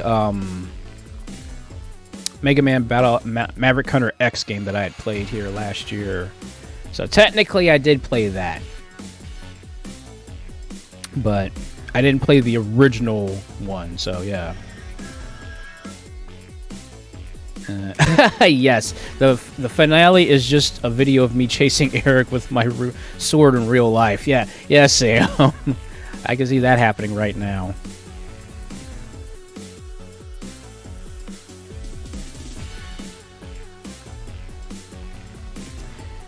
What I consider retro right now, to be honest with you, pretty much anything from PlayStation 3, I guess technically more or less PlayStation 2. Like anything PlayStation 2 and older is what I would consider retro. Since, you can still get PlayStation 3 games on PSN and stuff like that. So, there's a lot of different, games that are just out there that, they're challenging, but they're not like I want to be the guy, difficult, Like, those are just some of the things I'm always, wondering about is, okay, where in the heck am I going to get some good, retro-based goodness as far as, these old school games go and whatnot, but... Again, this is what I enjoy. I enjoy playing these retro games, I'm not nearly as good as I once was. Like these games, I wouldn't be able to be touched as much as often as I was in these games. But like back in the day, I used to like just fly through these games, you know. But I'm getting older. We're all getting older. We all have a life now. We all have, you know, important, you know, responsibilities and stuff like that. So we can't indulge like we used to, you know. And I guess for me, playing these games just gives me that like, oh, that's that feeling I had back when I had to like, you know, play games without a strategy guide or save states. I mean, look, save states and being able to rewind your progress and stuff like that, quality of life things, because, you know, as the ending says, you know, we're all getting older, and as such, we just don't have that time to play games and like get into them the way we do. At least ones that we're not familiar with. Like, yeah, Castlevania was a game I played, but I'm not that familiar with it. Ninja Gaiden's a game I've played, but I'm not that familiar with it, you know. Sonic, definitely one I can definitely just jump in and start playing, because I know Sonic 1, 2, and 3, and Knuckles, up, down, left, right, A, B, start. If you get that little reference there. So yeah, I know that stuff.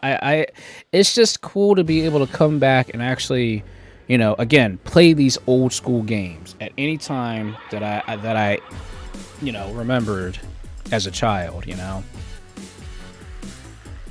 And then, yeah, Cave Story. I haven't played Cave Story in like forever either. Jeez, I think the last time I played Cave Story was on PSP, I think. So, in some ways, yes, I wish the games are difficult. Not unbeatable, but difficult, you know. I just, you know, again, I play the games for the challenge of, like, remembering how did I beat these games back in the day, you know? And it's just one of the things that again, I consider myself lucky to be able to play these games and still enjoy them for what they were, you know? Because, I mean, back in the day, these games were the most difficult games, simply because of just how you were limited in lives, you were limited in credits, and the game punishes you if you lose all your lives to go all the way back to the start.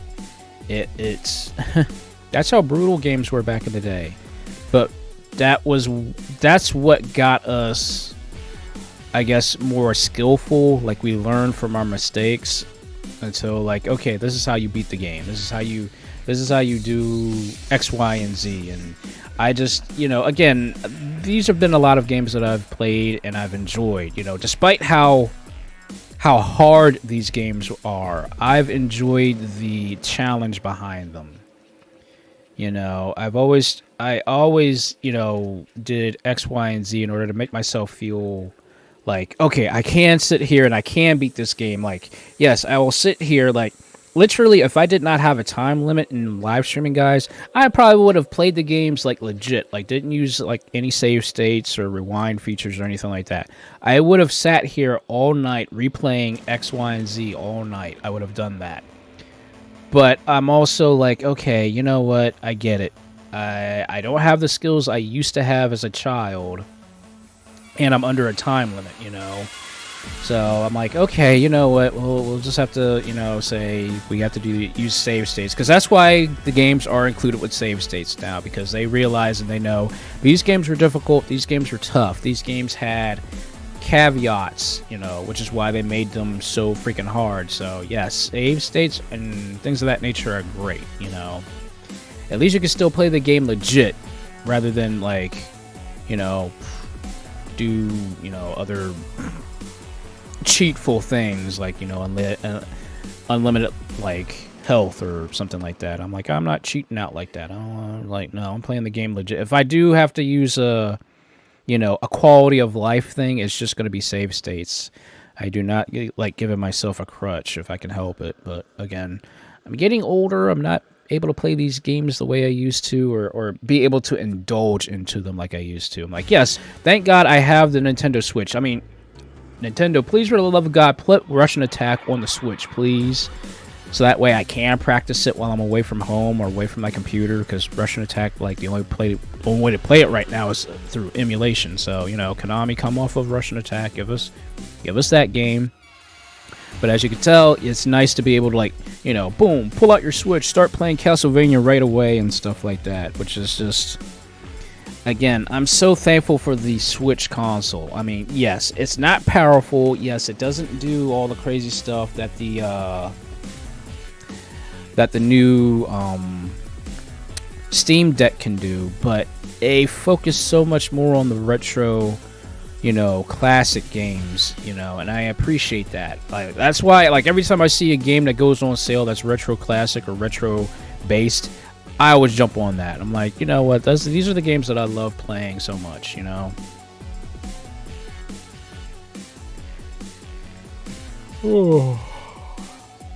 And yes, I did play, I played Mortal Kombat. Actually, I just played the arcade one here. So, yeah.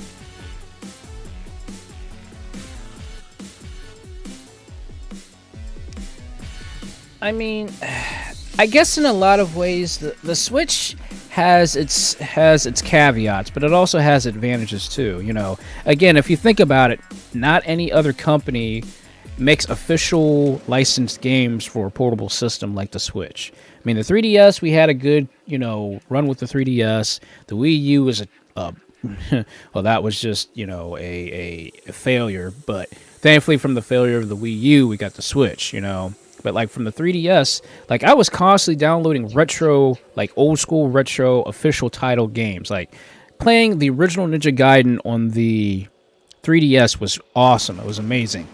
But now we have the Nintendo Switch, which is on a bigger screen, has better hardware, and now you can actually just say, okay, instead of playing it on the go, I can actually now just slide it into my dock and start playing it on the TV like I did back in the old school days. You know, it was something that allowed me to, like, fantasize, you know, what you were able to do as a child, you know. Like I said before, guys, the thing that I've always imagined was when I was sitting on the bus, and like, I had the Game Boy, obviously, but I'm like, man, wouldn't it be cool to be able to, like, actually play original NES, like, original non-ported NES games on something, on your bus or something like that. Like, just pick up and take your TV and your NES console and hook it up somewhere in the bus and start playing that, you know. But it's like, now flash forward about, like, what? Like 12, yeah. About 20 freaking years later, and here it is. Now we have the ability of doing that at any time we want, you know. And that's amazing. Oh, go for it. Go for the Capcom Beat 'em Up bundle. That's tops in my one of my top games, I would say, get right now for the Switch. Anything that you can get Capcom, like, you know, arcade based related, please buy it, because you will not go wrong with that. Because it's just, you have an arcade collection on your Switch to play at any time.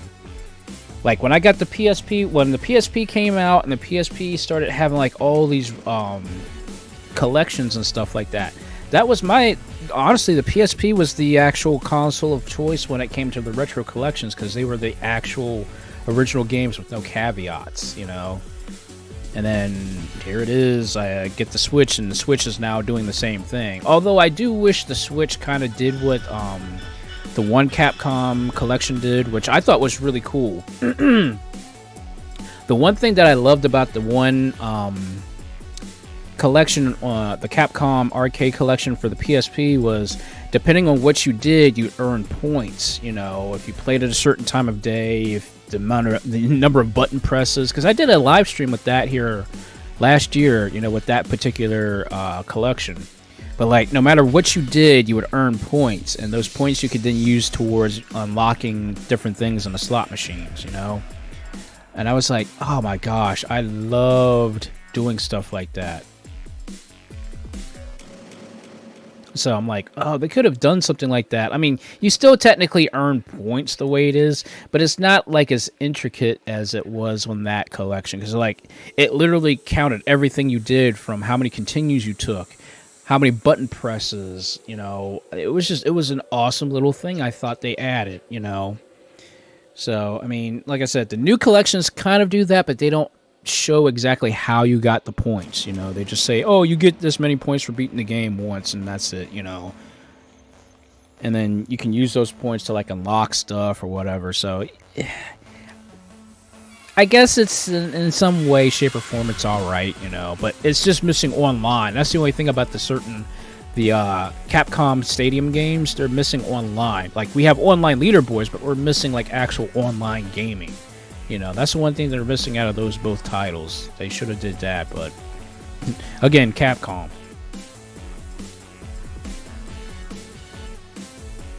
But anyway, yeah, that's just, you know, again, the stuff that I remember just playing back in the day, and, you know, being able to reminisce about the retro games, you know, which is probably one of the biggest reasons I got a Switch, to be honest with you guys. It's just a simple fact that I'm able to play these games anytime, anywhere that I want, you know. Literally, laying in bed, I'm like, okay, I don't feel like getting up and actually turning on the TV, but my Switch is right beside me, so you know what? I'm going to actually turn on my Switch and start playing games, and if I really am lazy, I will watch YouTube, I will watch Hulu on my Switch. I don't feel like connecting the Switch to the TV, I will literally do that in bed. It's got a freaking kickstand, I can do that.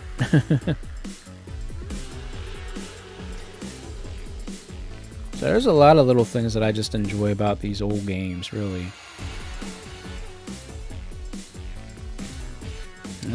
Yep. And again, one of the biggest things, guys, is that's why I'm a retro tuber. The fact right there that you said that, Sigma, I like people to get inspired to play your old school games, you know. I want people not to forget your old school games, because that's where we came from. Where we are right now is thanks to those old school games. Even the retro remix that we're getting, retro-based new style games, retro new school style games with like 8-bit, 16-bit graphics, you know. Because you might find a diamond in the rough somewhere when somebody makes like a brand new, like, old school based game, you know. So anything with like pixel art, as long as it's not done like crappily, you know. There are some crappy, you know, 8-bit style games out there that aren't good.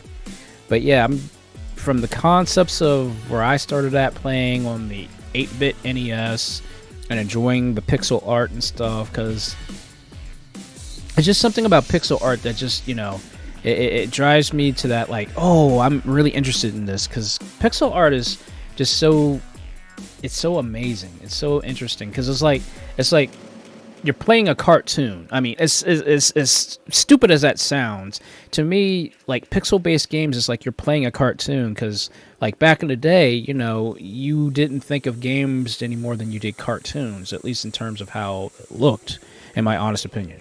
So a lot of the things that I used to play was like, it gave me that, like, okay, it's a retro-based cartoon. And then, of course, certain cartoon shows were based around video games, and then vice versa. So it's like, okay, so we got the video game universe and the cartoon universe kind of like coming together. So it was just like one of those, like, oh, okay, this is what the game feels like, or the game explains more, even though it was done very crappily and knowing how everything happened. Like, back in the day, guys, most of the games that were based around cartoons were meant to sell their toys and stuff like that.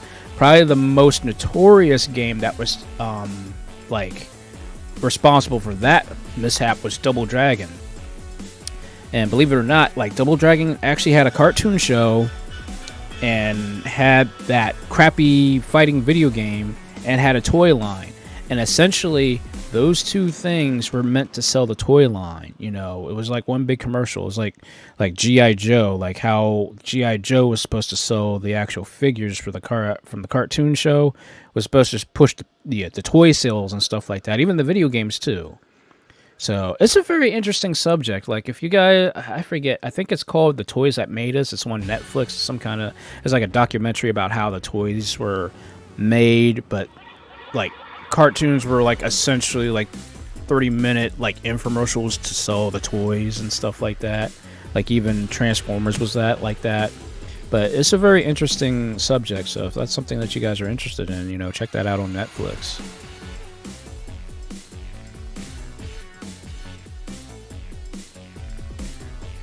So yeah, yep. Toys That Made Us. That is the name of the series on Netflix.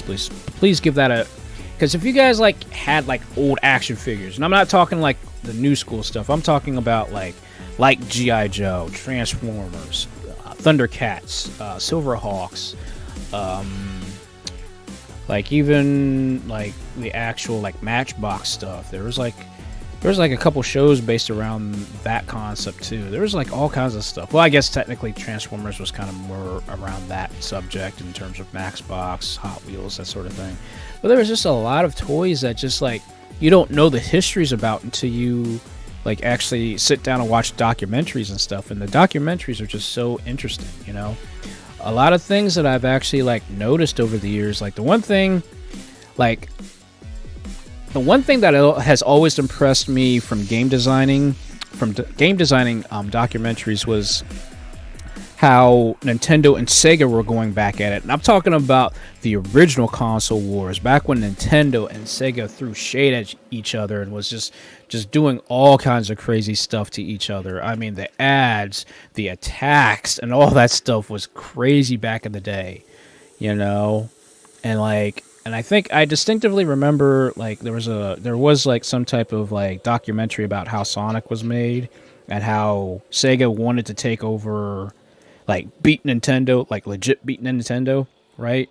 So like I guess the way it went was one of the directors at Sega, you know, they were like, we got to do something, we got to beat Sega, and I guess one of the other people were like, why don't we include the original Sonic the Hedgehog with the Sega Genesis for free? And like the director like lost his junk, like he kicked over the chair and he pushed things over and everything like that. Like, how are you going to sell a $60 game for free with this console? And like he was like that angry, and just before he stormed out, he turned and he looked back at the team. He's like, whatever it takes to beat Nintendo, you do it. And that like, wow. So you mean to tell me because of what Sega did, it put Nintendo over the top back in the day like that? You know, that's really interesting, you know, history, you know. So it was something just like, wow, I couldn't believe that, you know. And then it turns out, like, also me being a Sonic geek and things of that nature, you know, the biggest thing that I've learned also was like how Dr. Robotnik, his name was actually created by Sega of America. Sega of Japan didn't do that. The original name for Dr. Robotnik was Dr. Eggman, but that was like a Japan-only thing, because when they brought Sonic to the US, they wanted to make Sonic, you know, appeal to US audiences. But Sega of America decided, okay, Eggman doesn't sound threatening, doesn't sound dangerous, so we need to make something much more like crazy. And then they said, okay, we're gonna name him Dr. Robotnik, and it stuck. And it was like, wow, that's so interesting, because, you know, but I mean, now they kind of like, you know, incorporated Dr. Eggman now in the modern games and stuff like that. But back in the day, yeah, it was really interesting to find out how he got named Dr. Robotnik from Dr. Eggman, and like, where's Dr. Eggman? Where'd this come from? So it was just super interesting, you know. And yeah, essentially, yeah, that's how Tails also got his name as well. It's really interesting. Like, I know gaming to like today's standards, like, oh, it's all about pressing buttons and stuff like that. There's so much of history. There's so much to learn about how games were made, how the concepts, you know, came about and stuff like that, you know. Because like even the original Sonic the Hedgehog, the original like prototype of Sonic the Hedgehog, it was so fast the camera couldn't keep up with Sonic. So, and I believe because of that, they came up with the Super Shoes power up. So that way, what was meant to be super fast basically became a power up for a couple seconds. So it was super interesting just to see these like documentaries and understanding how the games came around, the concepts and all that stuff. I mean, if anybody's a big Sonic fan, you guys know the name Mr. Needlemouse. You guys know that if you guys are big Sonic fans. So there's just a lot of different like little things that I enjoyed about learning about gaming, game design, how the concepts come, you know, like one of the biggest things, like if you guys are really interested also in that sort of thing, one of the biggest things I would probably say to do, if you guys haven't bought the game yet, which I would suggest you do it, is get the Cowabunga collection and look at all these old files, look at all this old stuff, the sketches, the concept art, and all that stuff. Like, you guys do not realize how much goes into a retro old school game like it was back then, you know. Like, they basically like took graphing paper and essentially created the blocks, the bricks, and all that stuff, like for Mario, and the same thing for the Teenage Mutant Ninja Turtles games. They did the same exact thing for at least the original one for the NES. So it was just, I'm like, just to think if we were like that age back then, like if our current ages were like that back then, and just imagine the amount of like knowledge we would have been able to drop back then, you know, for gaming and stuff like that. It's just, it's mind-boggling, but it's just a very interesting subject, you know. Like I said, I'm a gamer. I love retro games. I'm this huge retro gaming geek. I am into electronics. Like I said, guys, I repair computers on the side. I do all kinds of stuff repairing computers, electronics, all that stuff. Electronics has always been interesting to me, not only from the standpoint as being an adult, but also from a kid, you know. I would sit there, like I told you guys before, I would sit there and I would reread my instruction manuals for video games and for like different electronics, like constantly, like, oh, I didn't know this, or oh, that's right, you could do that and stuff, you know. Like instruction manuals, I miss instruction manuals. I really do. Like for gaming, I miss instruction manuals. Honest to God, I miss that stuff, you know. Oh, hey, have a good night there. Take it easy. But yeah, that was super interesting because actually Nintendo did that with Mario Brothers, the original Super Mario Brothers. They actually took graphing paper to actually come up with the levels for Super Mario Brothers. So that was a very interesting concept. I'm like, wow, that's genius if you think about it, because, like, you know, you already have your squares already fixed up and everything like that. So, I mean, and of course, you know, Nintendo never tells their secrets and stuff like that unless you really go deep and try to find this stuff out. But yeah, it was super interesting to find out, like, how, you know, these games and their concepts came about because of graphing paper, essentially, you know. And then, like, you know, if you really think about it, you know, all games can be emulated through a computer simply because video games are made with computers, you know.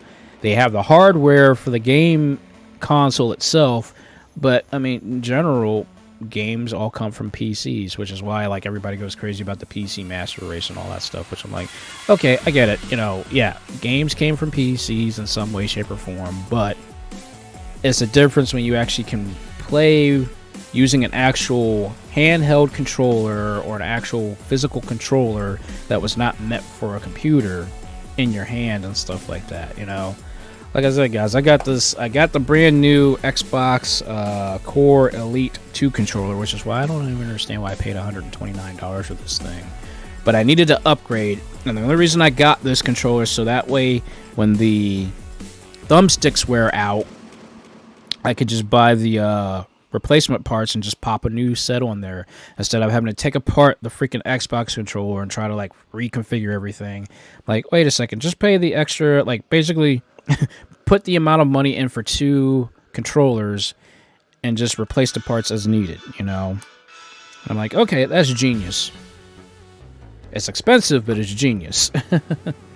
But then again, I also shouldn't be complaining about that because I'm the one who actually got the custom Joy-Cons with the D-pad. I actually got custom Joy-Cons with the D-pad with the see-through orange on them and stuff like that. I was like, why am I gonna do this? But yeah, I think right now in terms of even like getting them repaired, I think I've spent well over $300 just on this single set of Joy-Cons. So yeah. But I needed my D-pad, guys. I can't play games without a D-pad. At least retro-based games. I can't play without that. So yeah.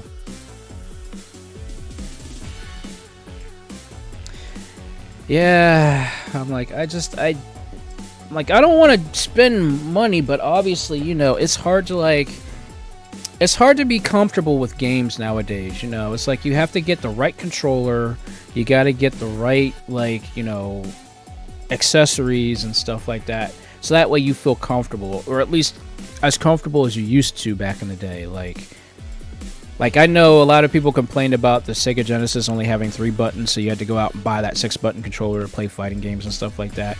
I grew up not getting an actual 6-button controller. I literally had the 3-button controller the entire gaming career when I had the Sega Genesis. I was not lucky enough to have my mom buy me the 6-button controller until I was like way older, and the PlayStation 1 had came out and stuff, and like everybody was like moving on from the Sega Genesis at the time. So, but yeah, I mean, I learned how to play Mortal Kombat on the 3-button controller. I learned how to play Street Fighter on a 3-button controller. I learned how to do all that. But there was still something magical about the Sega Genesis 3-button controller. It was simple. It was very simple for what it was. But yeah, once fighting games came out, I'm like, yeah, you either need the Super Nintendo controller or you need the 6-button Sega Genesis controller, or Master Drive for those who are not in the States, or Mega Drive. I'm sorry, Master Drive. That's Master System I'm thinking about. But yeah, there's just been a lot of different like little like accessories for games that have just like, you know, has changed the playing field. Like now, like quite literally, guys. The if you guys have ever heard of the 8-bit Do controllers, 8-bit Do or whatever they're called, like they're just now releasing, which I did pre-order. Again, another controller for my Switch. This is like, I would say legitimately, this is like the 7th or 8th controller I've bought for my Nintendo Switch now, because I'm trying to find the perfect controller that I could play on the go and at home and not feel like I have any caveats. Like the Joy-Cons are okay, but the Joy-Cons feel like they're lacking something. Like when you want to actually sit there and play on a big screen TV, they don't have that girth that, you know, you feel like the controllers feel stable in your hands. Like, I feel like a single Joy-Con feels much more stable than having 2 Joy-Cons in your hands. I mean, it makes a nifty little party trick, but it's like, I still don't feel right having 2 separate controllers in my hands at the same time. Like, some games are required for it, but it just don't feel right. It do not feel right. So I was like, okay, you know what? The 8-bit Do, originally I have 3 8-bit Do controllers. I have the SN30 Pro controller with the freaking wide like controller layout. I mean, it's nice, but it's just so wide and the D-pad is squishy, which I don't like. I don't like squishy D-pads. And then the other one I actually gave to my mom, which was the original SN30. And then the other one was a very small one that I had got that actually doesn't have actual analogs, but both analog sticks are actually now D-pads.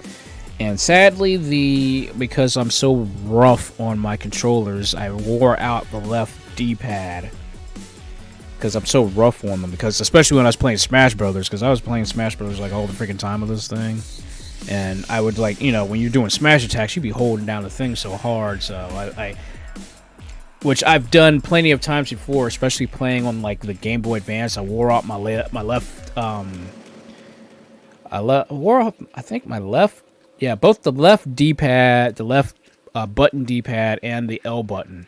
I messed up both of those because I played Battle Network and I played Sonic Advance 2, because if you're playing Sonic Advance 2, when you cleared the stage, unless you got all the special rings, you would have to like hold the left button hard to break, so that way you could land on those special bonus point pads at the end of the stage or end of the act. So that's how I messed up the Game Boy Advance doing that. So I'm like, okay, yeah, the same thing happened when I was playing Smash with the cheapo, which I like to call the Switch cheese controller, because it's literally a very thin, very small controller that's yellow that connects to your Switch. But that was only $24. But yeah, this new one is supposed to be, it's like the ultimate controller that has its own charging dock. It cost me $70. It'll be It's actually on pre-order still right now. I pre-ordered it. It's coming out on the 28th, but because I kind of pre-ordered a little late, my copy or my copy of it, or version, or whatever you want to call it, it won't be here until November 7th, unless it's lucky and somehow it gets pushed forward because I am a Prime member, so we'll see. But yes, those are the 3 controllers that I've bought from 8-Bit Do, and I do like their controllers. And like literally, like right here on my desk, I have 1, 2, 3, 4, 5, 6, 7. I have 9 controllers, counting 2 sets of Joy-Cons. I have 9 controllers on this desk right now. It's ridiculous. And 10 if you want to count the fight stick sitting on the desk over here. So yeah, my controller collection continues to grow. Eventually, I'm going to have to get rid of some of these controllers. Because obviously, I'm only one person, and like quite literally, the only time I've ever played with multiple players is whenever I'm with Sam, Shorty, and Slick. Those are the only 3 people that I play in real life with, which is why sometimes like back before they moved and stuff like that, I would be the one bringing all the controllers to the parties and stuff like that. But now that everybody has a Switch now, I don't have to bring all these controllers no more.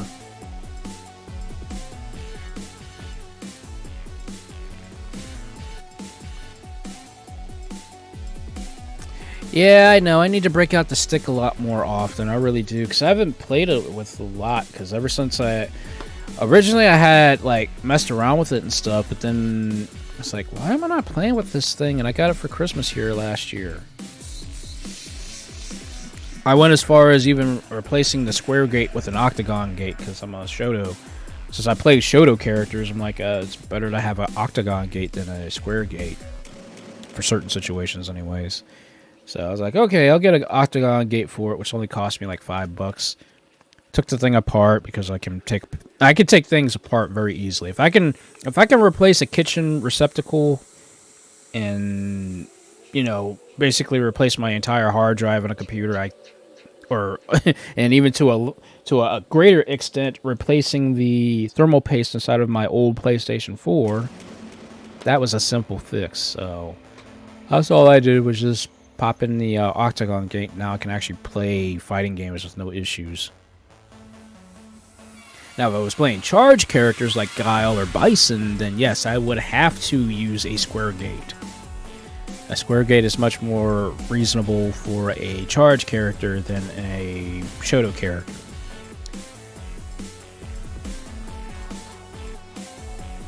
But yes, I definitely want to, like, honestly, again, that's one of the reasons why I also got the Switch as well, so that way I could at least play some retro-based games with an actual fight stick. I mean, it's that... Well, actually, technically, no. That is actually an 8-Bit Do fight stick. That 8-Bit Do fight stick, that I bought that too. So that's... Technically, that's now 4 8-Bit Do controllers I have bought, within the past, like, couple of years now.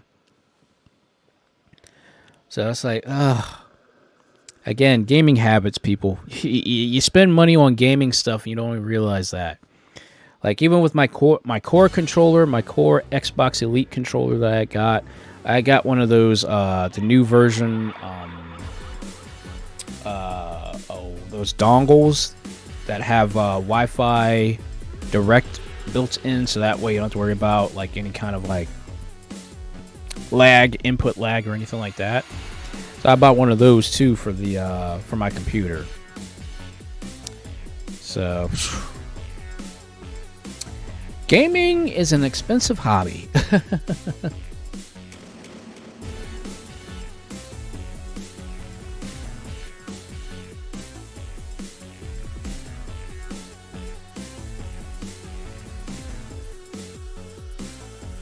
That's another thing I got to do. I got to start playing online more often, honestly, guys.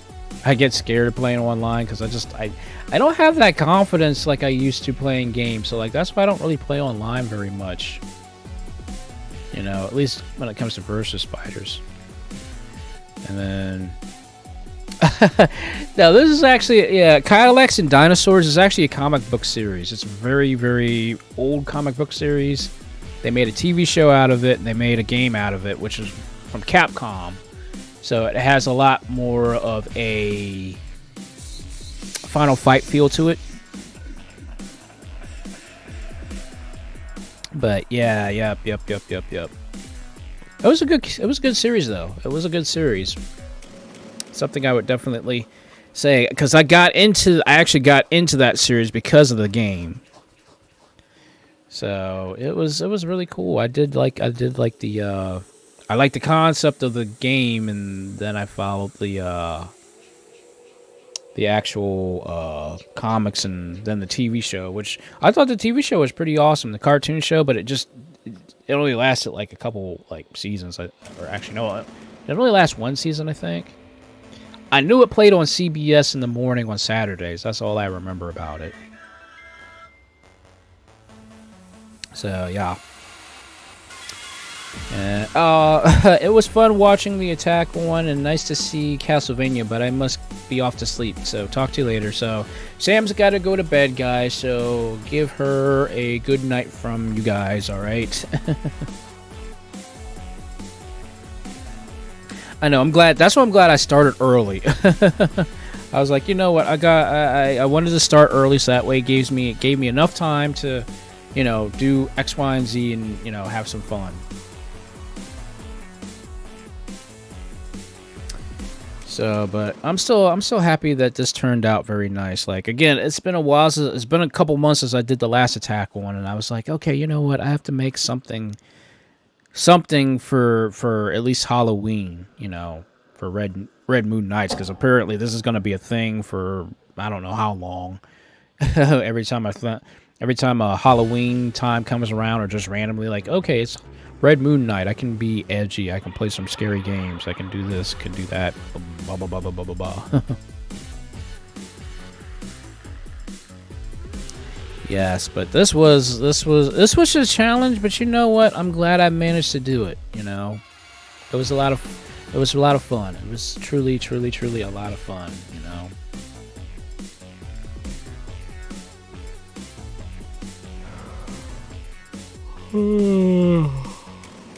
Ugh.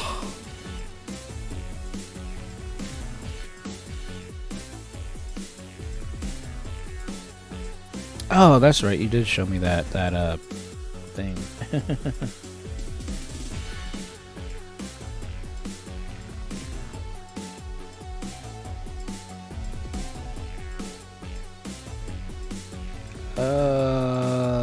Let's see. As long as this is going to work properly,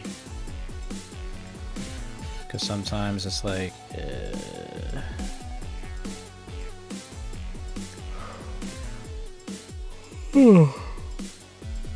Crap. Ugh. I know, sleep is starting to hit me too. Like I said, guys, I've been so freaking busy this week. I barely have had time to just chill and relax and not worry about anything.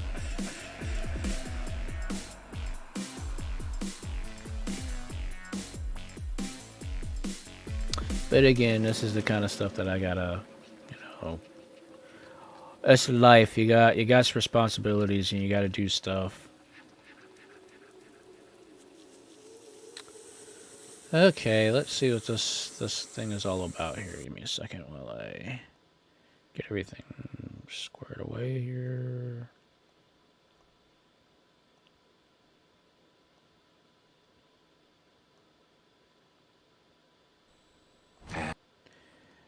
Okay, let's see.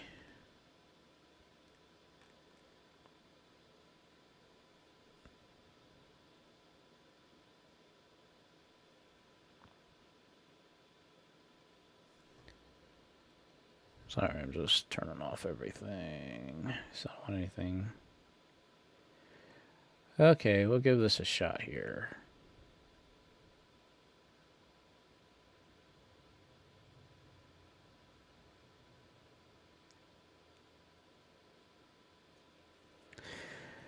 Oh yes, I do have a surprise for you guys next week. Although I'm doing regular time for obvious reasons. But yeah, that I am working on something with the last the last week.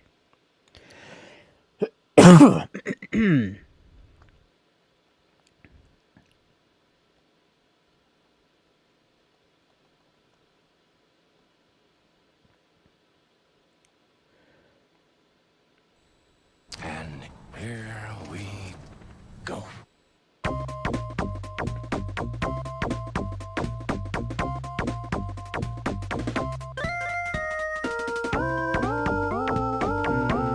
Isn't it like that one Tiny Toons game?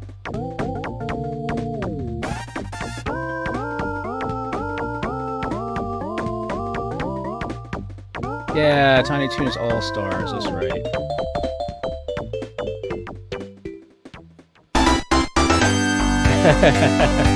Scrap Brain Zone.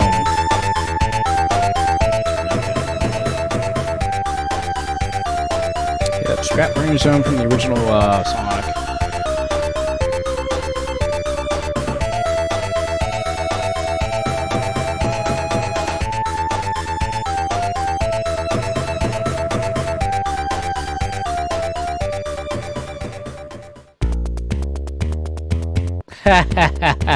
Nice. Moonwalker.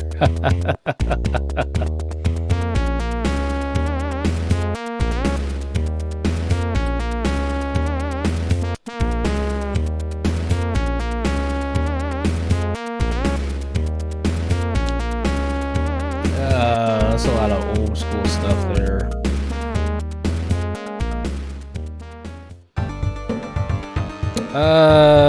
Revenge of Shinobi first stage. Just talking about Revenge of Shinobi earlier.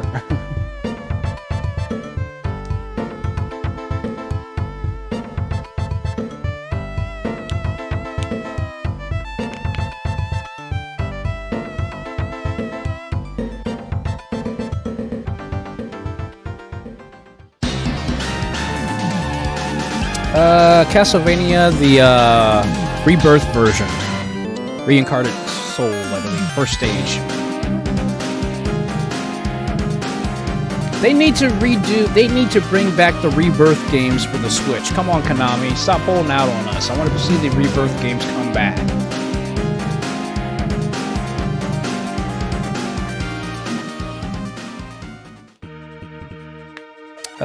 Sigma Stage 1 from Mega Man X.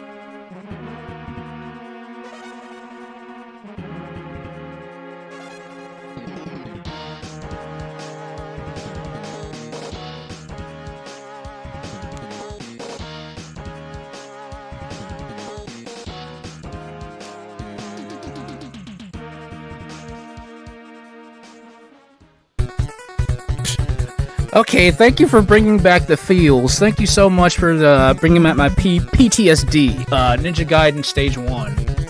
NES.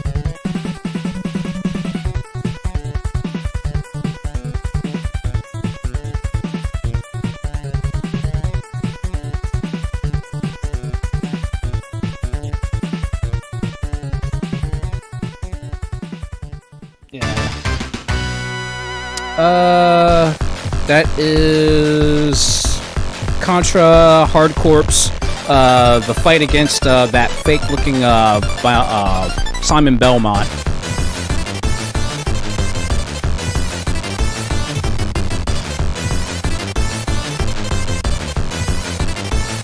Yeah, that was an annoying boss fight. I hated that boss fight.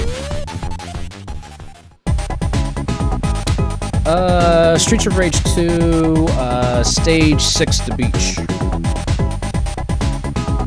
Or Round 6, The Beach, I should say. Or 6-1, The Beach.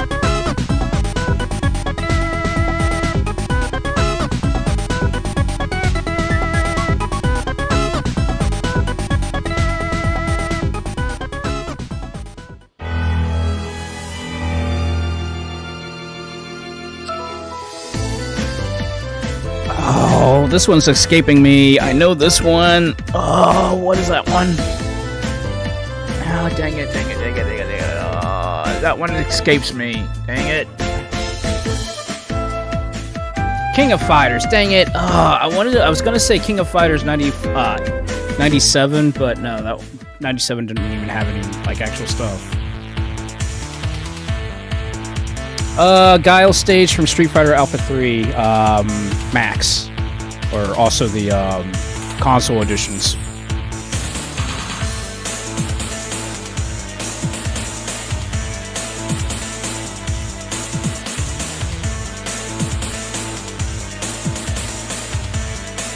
Yeah, I love my Alpha Alpha 3.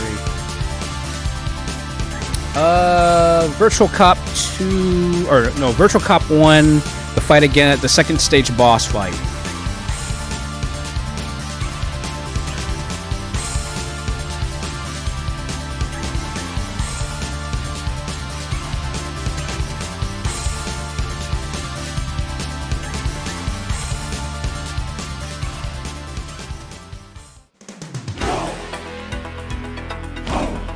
Oh shoot.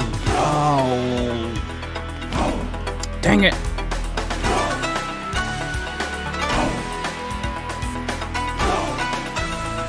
I don't want to think Samurai Showdown. Why am I thinking Samurai Showdown? That's not it. Yeah, Killer Instinct. Ah, dang it. It's been a while since I played that. It's been a long time since I played Killer Instinct 2, actually. Cadillacs and Cadillacs and Dinosaurs. The Village on Fire, I think.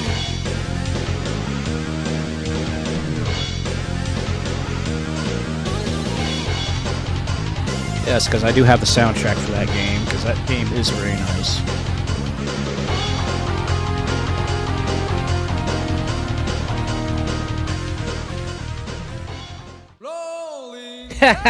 Daytona USA. That sounds like the USA Championship Edition version.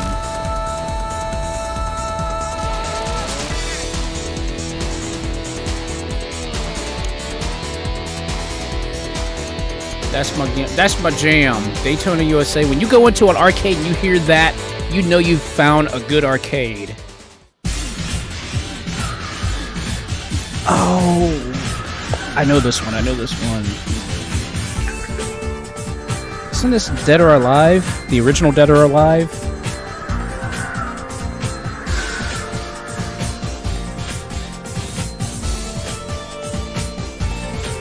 Oh, Virtual Fighter. Dang it, my bad. I was like, wait a second. Because I knew it was from the same soundboard, but I just couldn't get that. Sarah's theme, that's right. Oh, jeez.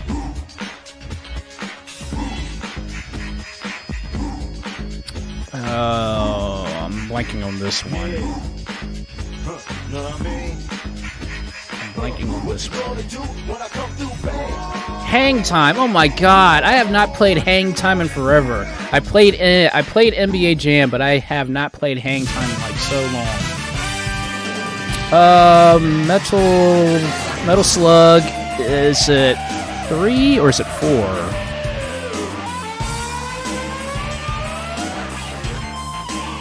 I know it's from Metal Slug. I know the sound, but I just can't remember which one it is. Metal Slug 3, yeah, I thought so. Because it's that, submarine stage.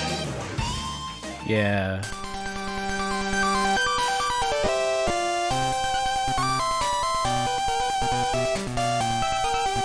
That's not the Pokemon thing, that ending thing, is it?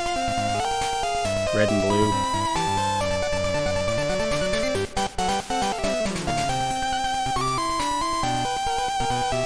Oh, gold and silver. That's right. I was in the ballpark.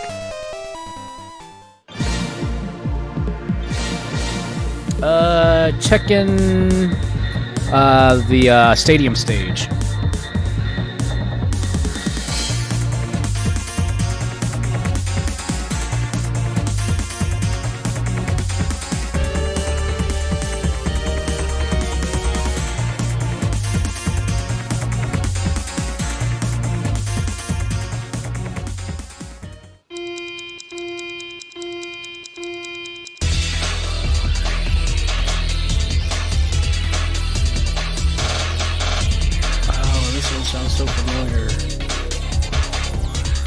want to say Dead or Alive, but I don't think that's it.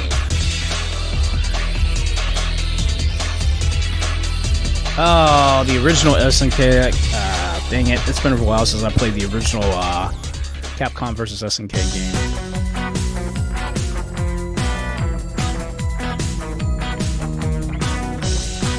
Oh, I know this one too, but dang it, I can't remember.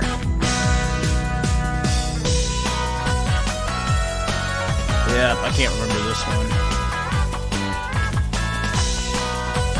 Project Justice. Dang it, I have that game too. I have it on the Dreamcast.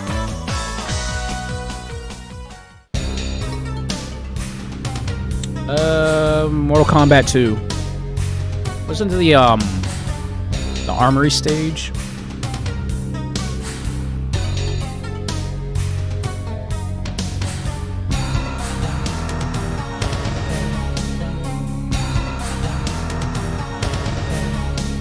I know, I gotta bring out my Dreamcast and actually do it for a live stream one day.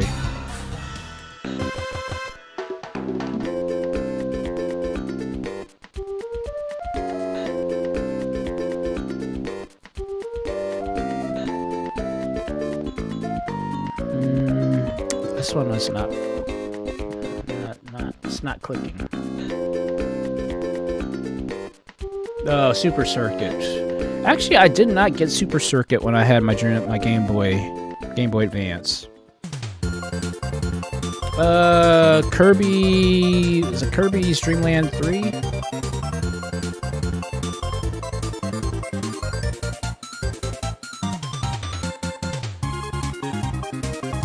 Yeah, I didn't get that. I don't know why I never picked it up. Oh, Superstar. I was still in the right... I was in a... I was sort of in the right ballpark.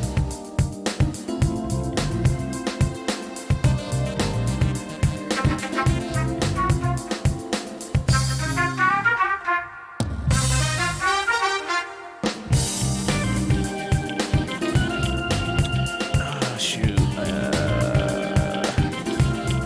Oh, yeah, Bloody Roar Primal Fury. Dang it. I have that soundtrack, too, and I don't know why that one wasn't clicking. I know this one. Comp from the Fight for New York games. The Def Jam Vendetta. Fight for New York. Yes, I remember those games. That's part of my original. That's part of my playlist. My daily playlist.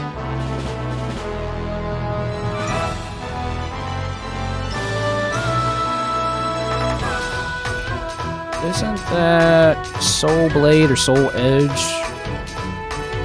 Or maybe Soul Calibur. Oh no, I didn't know that. Huh. Yeah, Soul Calibur. Soul Calibur 2. Like, that sounded so familiar. It's like, wait, I know it's Soul Calibur's. That is KOF. Oh, I know it's... Isn't it KOF 96?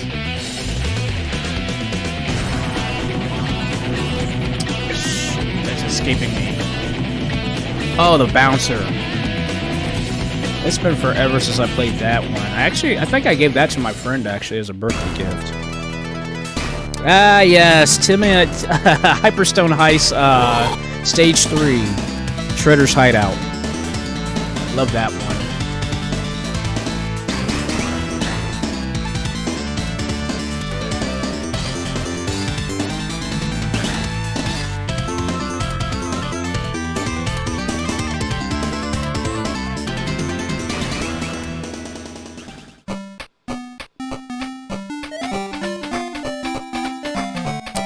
Isn't that one of the Sonic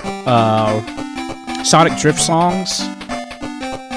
Or Tails Adventure? I know it's a Game Gear game. Yeah, Tails Adventure, I thought so.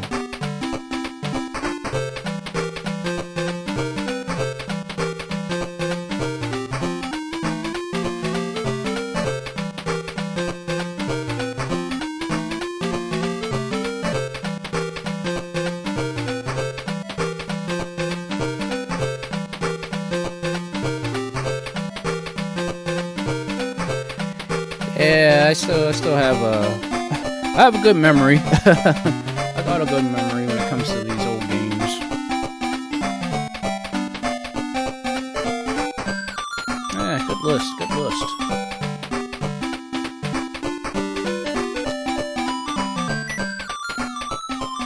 Yep, good list, very good list. Yeah, like I knew I was kind of like on a couple of those, but yeah, that was really good. That was that certainly brought me back to the past. That's for sure. So I mean, I will admit the majority of those are already on my daily playlist.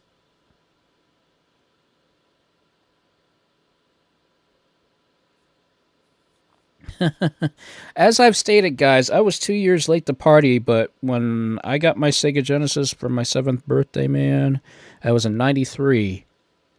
And ever since then, man, my life changed forever when I got my Sega Genesis. Because that was the very first, like, yes, we owned the Atari 2600. Yes, we owned the NES, but I didn't own those. Those weren't not my consoles. Those were my brother's consoles.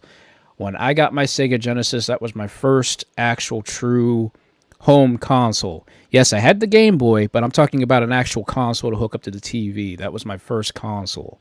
And trust me, back in the day, guys, back when video rental stores were a thing, yeah, we hit up those video rental stores like crazy. You know, when I first started playing, like, a lot of the original Sega Genesis games, like, the first game I obviously got was the original Sonic the Hedgehog. And then the second one I had gotten was actually, was it Streets of Rage 2 or was it Street Fighter 2? I can't remember. I'm trying to remember if it was Street Fighter 2 I got originally, or if it was, I want to say it was Street Fighter 2 I got for next. Champion Edition. And then I got Sonic 2 because my mom sent it away for something and I got it for free. I actually got Sonic 2 with the do not resell sticker on it. I have that. I got Sonic 3 and Knuckles. Actually, no, wait. I got Sonic 3D Blast first. Don't ask me how my family works like this, but I got Sonic 3D Blast for Christmas. Or no, I got Sonic and Knuckles, and then I got Sonic 3D Blast for Christmas.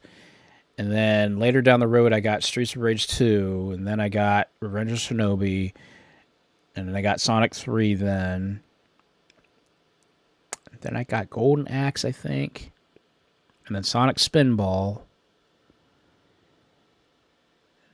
And that was the games that we actually bought.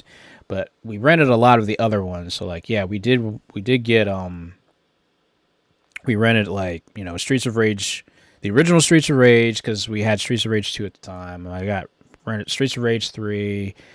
You know, there was just a lot of retro games that we had rented back in those days. And, oh, no problem, buddy. Hey, go get some sleep. I know, it's getting late. I'll be turning in here very soon myself. But yeah, we rented a lot of freaking games back then for the from these video rental stores and stuff like that. Like, I think the one thing I do remember was renting Captain America and the Avengers. I remember getting that. Yeah. Okay, I'll be looking forward to that. But yeah, but I do remember renting Captain America and the Avengers. I remember my brother getting the WWF arcade game. I remember Mortal Kombat 2, Mortal Kombat 3, which scared me as a kid. Or at least the original Mortal Kombat did. So I told you guys that story I don't know how many times now. So yeah, but yeah, the original Mortal Kombat scared me as a kid, which is why I still kind of like get freaked out from, at least Mortal Kombat 2 freaks me out than Mortal Kombat 1 in terms of aesthetics, as I stated. But there was that. We rented definitely Outrun 2019. Rented those two Outrun games. What else? Golden Axe 2.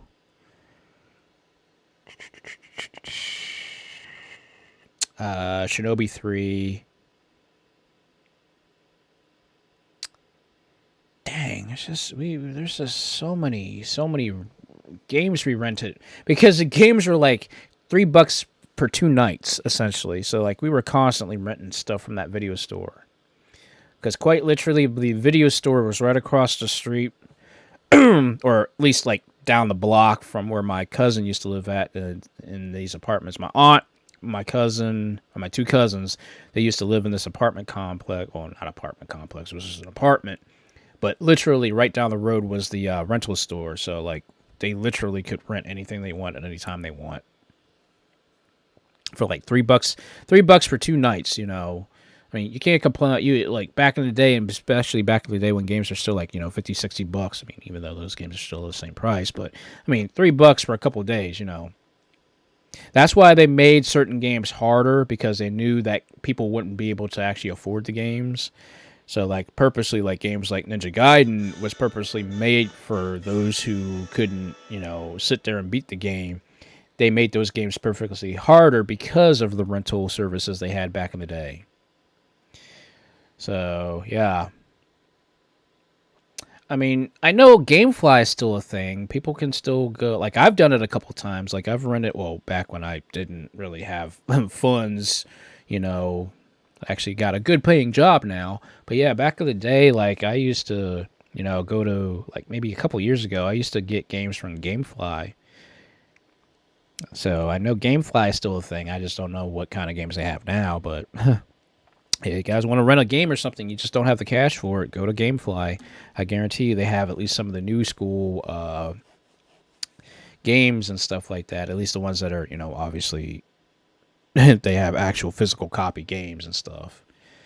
So, but yeah, that was how it was for us back in the day. It was just nice to be able to like go there and just, you know, rent this game, rent that game, and, you know, return them all in a couple of days. Because actually the one I remember before the place had closed down, but there was a place called Festival Foods. It was a grocery store. It was, well, back in the day, like where I lived at, technically there was 4 grocery stores, and Festival Foods was one of them. And Festival Foods was the only store before all these rental stores started coming in that actually allowed you to rent actual games and movies while you were shopping. So like you could literally rent these movies, these old VHS game, like VHS tapes, and, you know, NES, Sega Genesis, and Super Nintendo games right there in the place for like I think it was like $1 a night or something like that back in the day. But yeah, there's other places. There was Falloons. They had 2 stores. They had one in town and one out of town. Then there was the Video something or other, and that was on my side of town. That was back before Giant moved and stuff like that. There was a Giant's food store, and that was before they moved to the other side of town. But yeah, that was another place we went to go get things. It might have been Falloons as well. It might have been an offshoot of Falloons. I can't quite remember. But yeah, there was that. There was West Coast Video, which is where my first, where I actually got introduced to SNK fighting games, and that was when my brother had rented me Art of Fighting for the Sega Genesis, which I think is a better version than the arcade version. At least it was easier.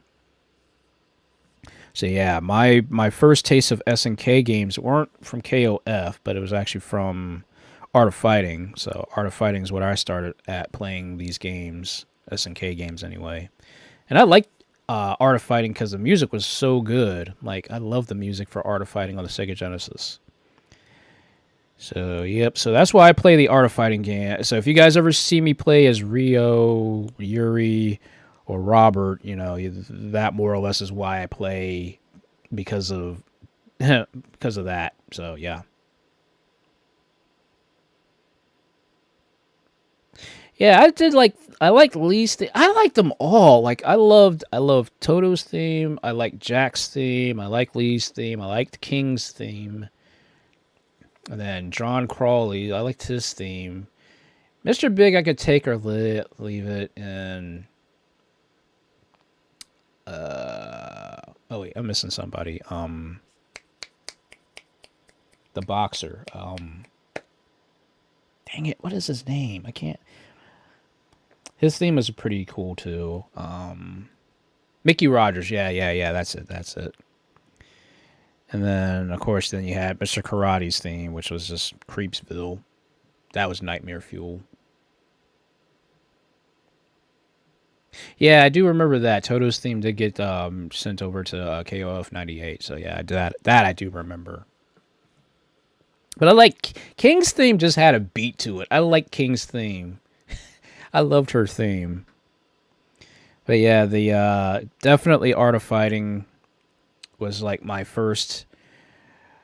That was my first introduction to SNK and SNK Boss Syndrome, because Mr. Karate was just pure and simple, just nuts. Yeah, that's right. Yeah, KOF 11, they got that cool remix when both Ryu and King fought. That was awesome. I love that remix. I'm just glad that SNK definitely, knows where knows their origins. I'm so glad for that. But yep, that was so that was basically West Coast Video is basically one of the biggest places we had went to rent a lot of our games, at least during the Sega Genesis era, I believe. Because I remember distinctively going in that one day because I was still freaked out about Mortal Kombat, and they had this freaking huge behind stand about Mortal Kombat 2 coming out, and that scared me because it was Mortal Kombat, so I was already scared of Mortal Kombat. But to have the standee standing there and stuff like that, it's that was just creepy for me, right there in the front, But yeah, but I did like West Coast Video. That was cool. But the place before all of that, it was called the Video Den. I distinctively remember that because that was actually where the karate place that I used to go to was actually there. That's where the Video Den was.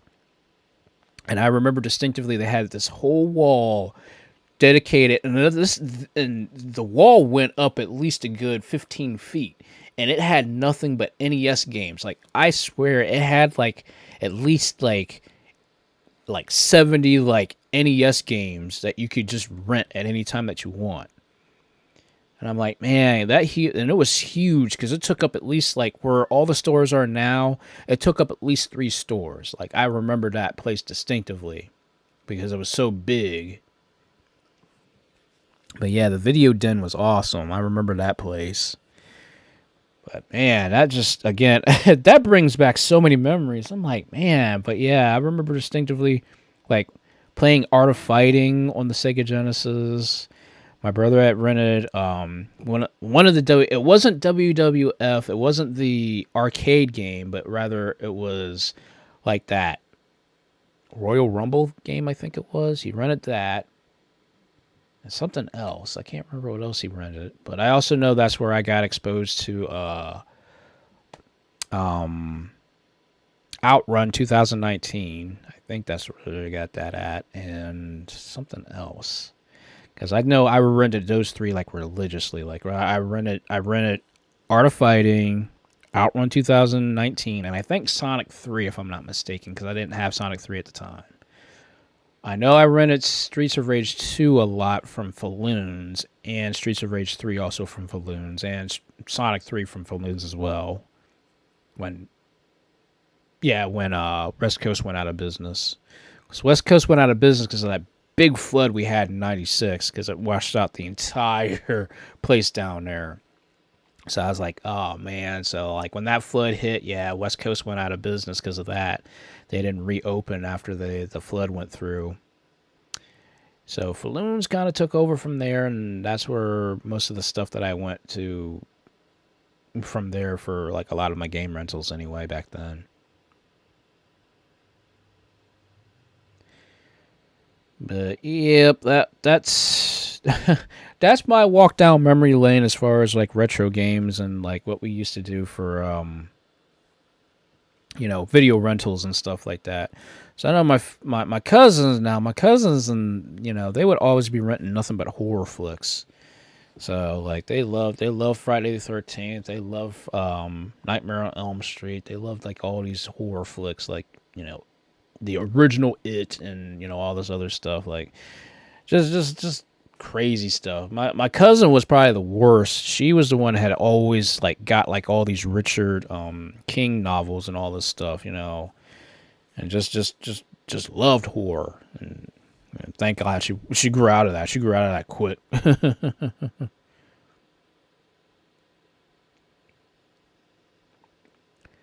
But yeah, that was for me back in the day. That's probably why I'm so freaking scared of things, because that's all my cousins ever did was watch all those freaking movies.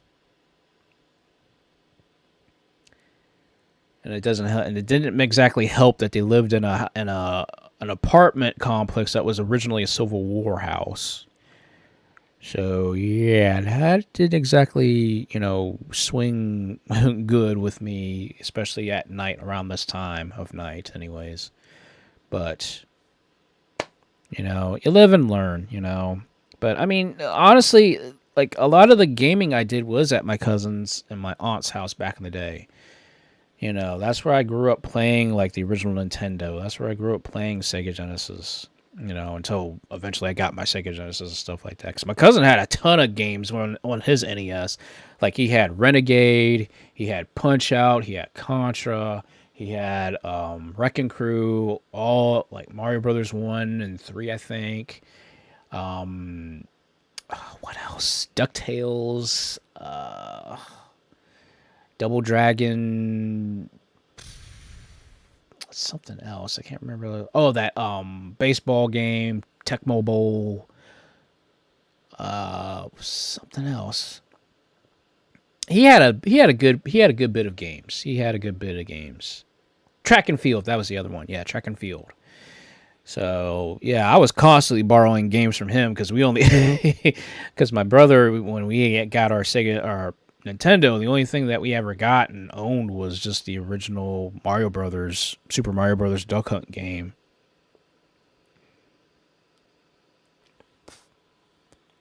So that was like the only thing we ever had, and of course we did a lot of rentals too with that system anyway. So yeah, just we had a good. I'd say I had a good childhood growing up playing with video games, And it's just the fact that sitting there and just observing, because like originally I didn't like gaming. I guess I would just sit there and observe more, and I think it was a thing of being embarrassed having people watch me. Now flash forward, here it is, like now doing this, and I'm not embarrassed doing it, even though I'm in front of a camera, but.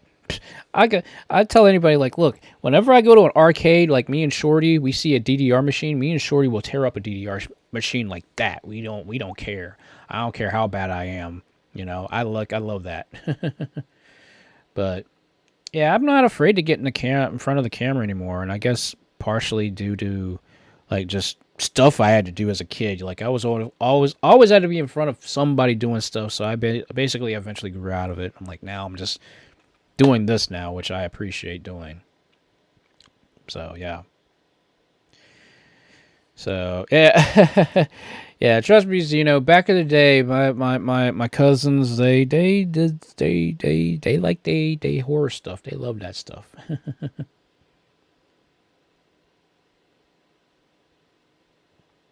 Yeah, that pretty much sounds like me. Like I said, my brother was the one who got the NES. He had the Atari 2600 and got the NES. And I didn't own those consoles, but I played them the most because he didn't play those consoles so much. So like when I got my hands on it, I basically took it over. But it wasn't the same because it wasn't mine, When I actually got the Sega Genesis, that was my console. I got that for my birthday, and kind of the rest is history, as they say.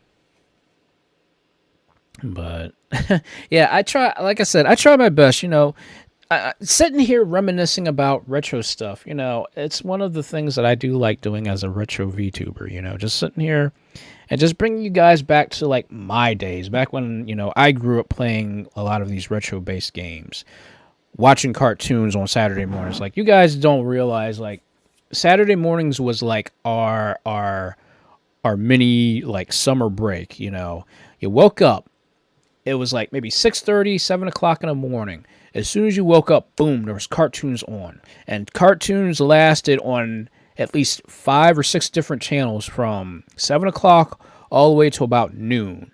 And when noon hit, and that's when all the sports programming and all the boring programming happened. And when that happened on Saturday, we would always go out. We would always go to like all the stores, rental stores, or like there was a place called like out of town was a place called Kitty City, which was our like basically our Toys R Us or KB, or there's KB Toys and all that stuff. But I distinctively remember how that all went back in the day for us. But you know, it was one of those things where it's like, okay, from 7 o'clock to 12 o'clock, that was our bonus. That was our time right there.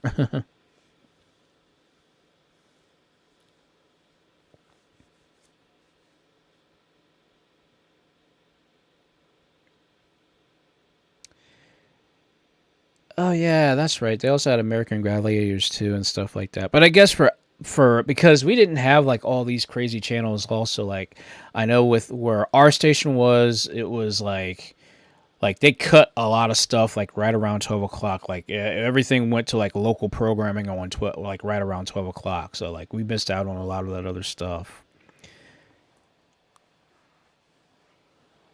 But yeah, but for us, it was from 7 o'clock, because I remember, like, ABC would be playing, like, Sonic the Hedgehog and all these other shows. And then I would switch over to, like, CBS, and then I think NBC still had stuff in syndication, I think, back then. So there was a lot of stuff that we had watched between ABC. There was some on Fox, there was some on CBS, NBC, and then what other channel? We had another channel. I can't remember what it was. But yeah, we basically from 7 o'clock, from 12 o'clock every Saturday morning, that was like that was our time, because we went to church on Sundays. So, you know, I missed out on a lot of the Sunday programming and stuff like that. But that was my, you know, thing, because like 12 o'clock we would always be like, okay, we're going out of town. We're going to go do some shopping. You know, we would go to Ames, we go to Hills, we go to we didn't have a Toys R Us around us. There was KB Toys and there was Kitty City, Lionel Kitty City. I'll never forget that, because Kitty City is where I got my Game Boy from. So, but yeah, and Kitty City, I thought Kitty City was freaking huge comparing to like a Toys R Us. It reminded me like, okay, we actually have a good toy store here. So, but it's like, man, just I'm telling you guys, like going back, I'm like, man, I'm 36 years old and I feel old, but you know what? Those are memories that I'll never forget, you know, just, you know, when times were simpler and whatnot. And again, I like bringing you guys back to like that past of mine where, you know, you could sit there and you could enjoy what was made back then in the 90s, you know. The 90s, for me, the 90s was like the tops. The 90s was like my golden age of cartoons, of video games, animated shows, comedies, all that good stuff. You know, I feel the 90s was just, the 90s was before its time, if that makes sense. You know, the 90s just had a lot to go with. You know, once the 2000s started rolling around, and that's when we started seeing a lot of stuff start to drop off.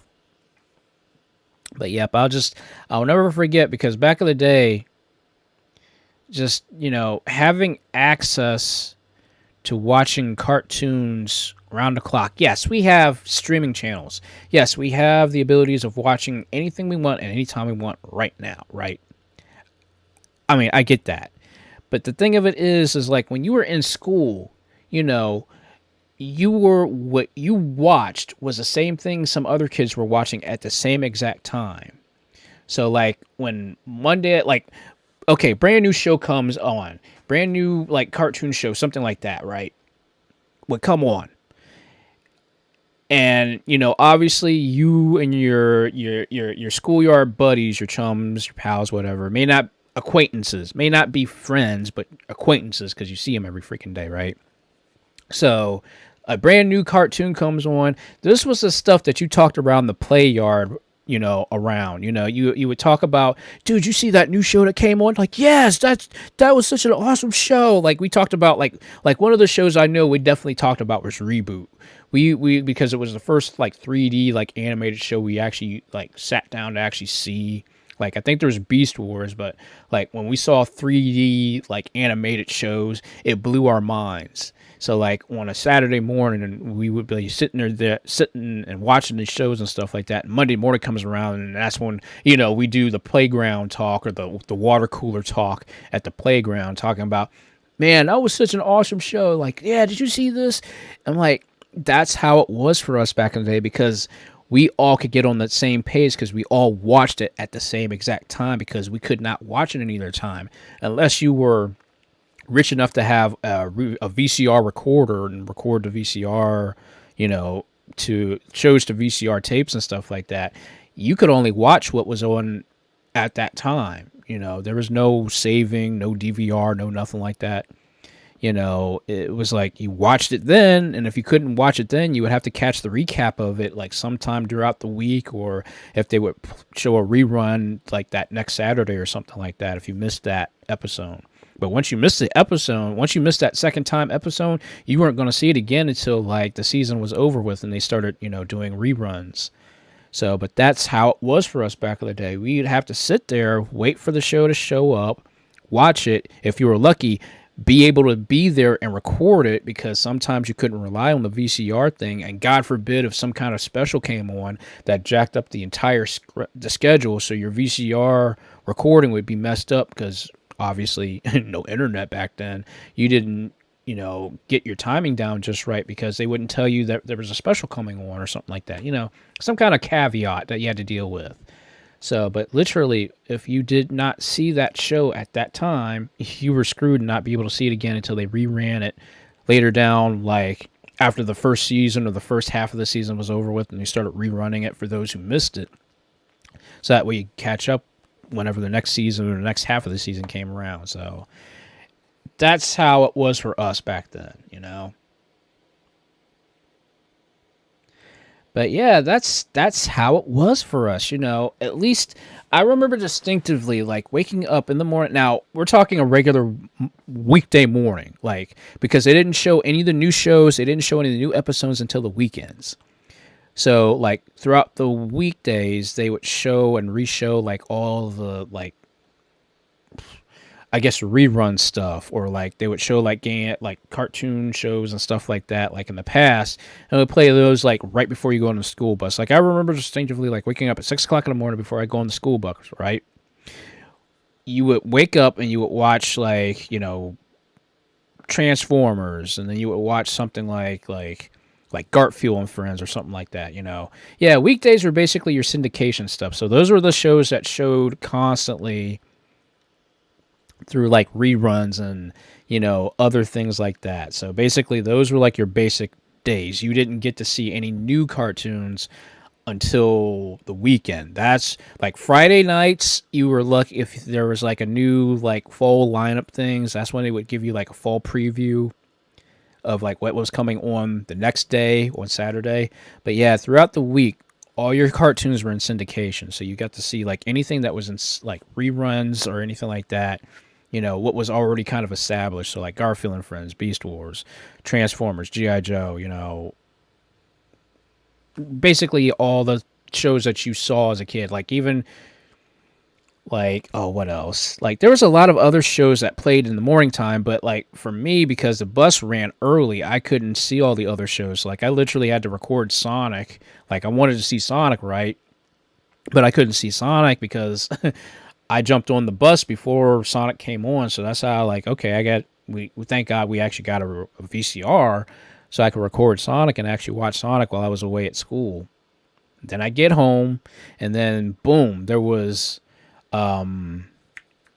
Disney Afternoon, and that's when they played all the Disney Afternoon shows on Fox. So, like, you had Goof Troop, you had Darkwing Duck, you had Rescue Rangers, Tailspin, DuckTales. You had like all these Disney shows on Fox that played like right after you got off the school bus, and that was basically Disney Afternoon. And then, yeah, that was sad that Sonic never played in the afternoons. Like, that I do distinctively remember. Unless you had Toon Disney, which they did play, like, I think, Hanging with the Villains or something like that. But that was, like, more money on top of what you were paying for, you know, basic cable and stuff like that. So we didn't get that. But I know Sonic Sat AM was actually on ABC. He played distinctively on Saturday mornings because new episodes came on Saturday mornings with that show there. So I distinctively remember that. So, but yeah.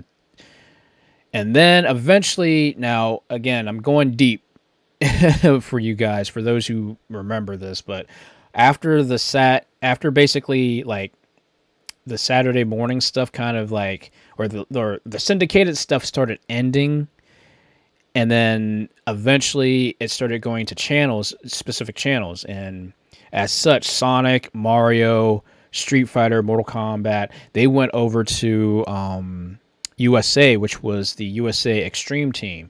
Back then it was called the USA Express Team because they played a lot of Hanna-Barbera cartoons. So like you had the Smurfs, you had Yogi Bear, you had the Jetsons, you had the Flintstones. That would play on USA. And then after the Cartoon Express, and also Teenage Mutant Ninja Turtles, yeah, you can't forget that. So, but that was on Cartoon Express. And then after Cartoon Express kind of died out, then what took its place was called Action Extreme Team. And then they played like a lot of the cartoon-based video game-based cartoons. So like Sonic, Mario, Double Dragon, Street Fighter, Mortal Kombat, Wing Commander. They even had Savage Dragon and a couple other ones that played right there on USA. And then they had brought in anime, which, again, my experience with anime first starting off was Sailor Moon back on Fox at 5 o'clock in the morning, which then transferred over to USA. So then USA kind of went into anime. That was like USA Extreme Team, Action Extreme Team was basically our Toonami before Toonami hit. So that's how it was for us back then. But like there was just a lot of like all this retro stuff. Like I'm literally guys, like I probably won't do like a regular live stream one day. I think I'm just going to go to YouTube and just pull up all these old school cartoons, all these old school things, and just sit here and just reminisce about that stuff. Because I don't even know why I'm sitting here reminiscing about this stuff tonight after the Attack one, but maybe I'm still feeling nostalgic from that. But yeah, that's essentially what happened with the syndicated shows back then. It just got booted out because a lot of the channels now, because of the stupid FCC, the FCC changed a lot of the rules for, you know, if you're playing cartoons and you have to play 3 hours of educational television for kids under the age of 7 or 6 or something like that. So because of that, a lot of the channels couldn't afford to do that because it, you know, firstly it took up, you know, money that they could be using to sell for advertisement. And two, it was just a pain in the butt to keep everybody like, you know, keep the ratings going because it's so focused on the little kids. Like, yeah, before you show cartoons, you have to show 3 hours of educational TV for you guys to actually show cartoons, which was stupid. It's still a stupid thing that they put in. So yeah.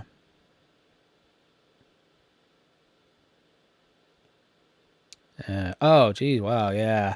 Like Sailor Moon. I know originally Sailor Moon came on Fox at 5 o'clock in the morning. I distinctively, because I'll never forget what the style is like. This looks nothing like any cartoon I've ever seen. And like, yeah, so like my entry to anime was from Sailor Moon. And I like Sailor Moon, you know, I mean, I ain't gonna deny, I mean, I know what Sailor Moon is about now that I'm older, but it's just the fact that the style of the cartoon or the animation style was so unique and so different. And I didn't know what it was until somebody said, oh, that's anime. I was like, what the heck is anime? It's like, oh, it's Japanese, like, cartoons. I'm like, oh, okay. And that's kind of like how it kind of rolled for me. And then after that, after my exposure with Sailor Moon, then I got into Ronin Warriors. That was a big one on Fox. I thought that was pretty cool. Ronin Warriors was pretty awesome. And then there was a couple other ones that kind of got me through until Toonami hit. When Toonami hit, and yeah, that blew my mind.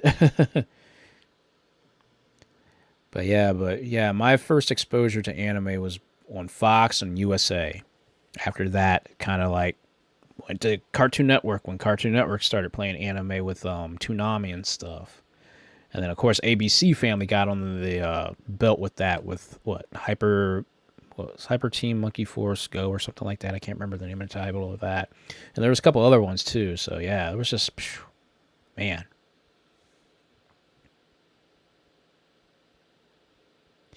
Yeah, Dragon Ball Z definitely, it went there in some episodes. I was like, man, but it really, I mean, to know where we came from watching Dragon Ball Z and all these other anime to where we are now, it's crazy. Like, you know, now we have access of watching anime like anytime we want, or like on various like cartoon, you know, streaming channels and stuff like that.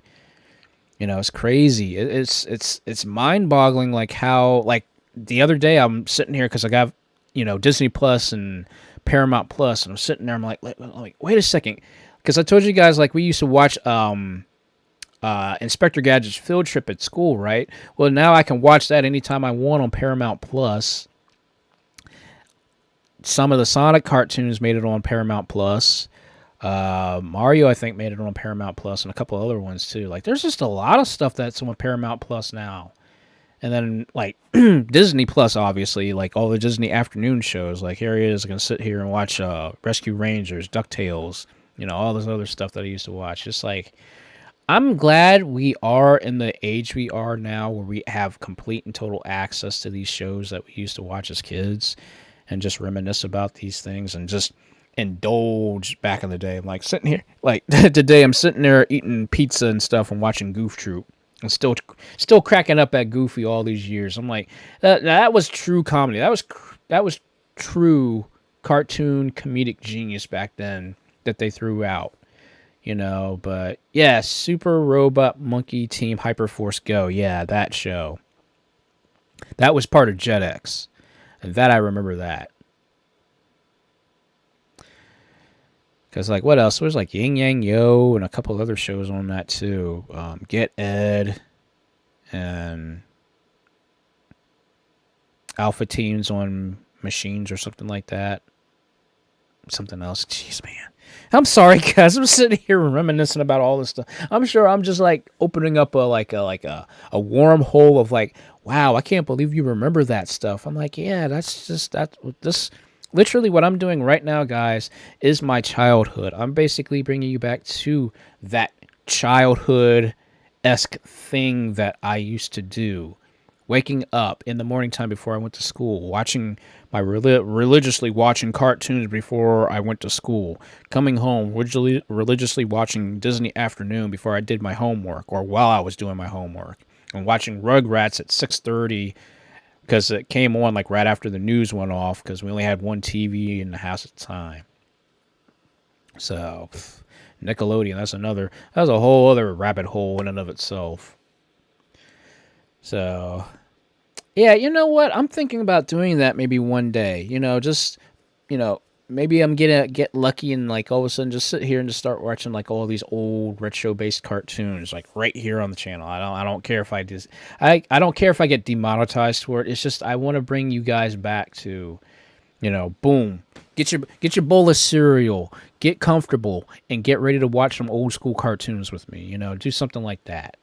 You know, I again, you know, guys, this is the stuff that I've enjoyed for years, and I just want people to know and realize that, you know, this is what I grew up with, and I want people to understand that I want to enjoy what I enjoyed as a child, you know, and really just make you feel like a kid all over again. That's what my ultimate goal as a VTuber is to do, is just to bring you guys back to the past, be entertaining, but just kind of like know that, okay, this is what I did as a kid. And this is what entertained me, and this is what continues to entertain me, you know. Yeah, I'm a big, huge tiger who can transform into this gigantic, huge muscle tiger and things of that nature. But you know, at the at the end of the live stream, I'm still just my regular old normal human self who just enjoys gaming, enjoys cartoons, enjoys comedy, enjoys things of life, because things are too freaking stressful. Things are too full of drama nowadays. I just want to sit and enjoy my life being who I want to be, being somebody just I just want to entertain myself and have fun doing it, and not have to worry about the crap that goes on in my life and in the world and stuff like that, you know. Yeah. I mean that from a meta sense, you know, just, you know, after all this, you know, I'm just a normal regular person.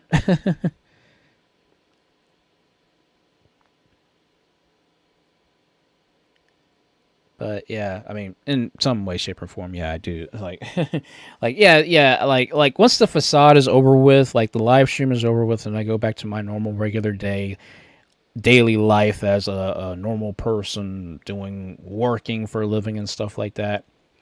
But I guess being a VTuber is allowing me to be more open, because back in the day, guys, I was a quiet, shy person. You probably would have never noted that, but I am a quiet, shy person, even to today's standards.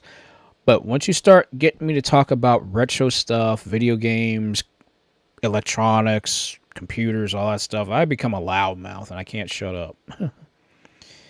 But in general, I just, you know, I'm here just to kind of give you guys that the feeling of what it was like when you had no responsibilities, when you had nothing to worry about. That's one of the reasons I became a VTuber, just to kind of bring you guys back to those days, you know. But yeah.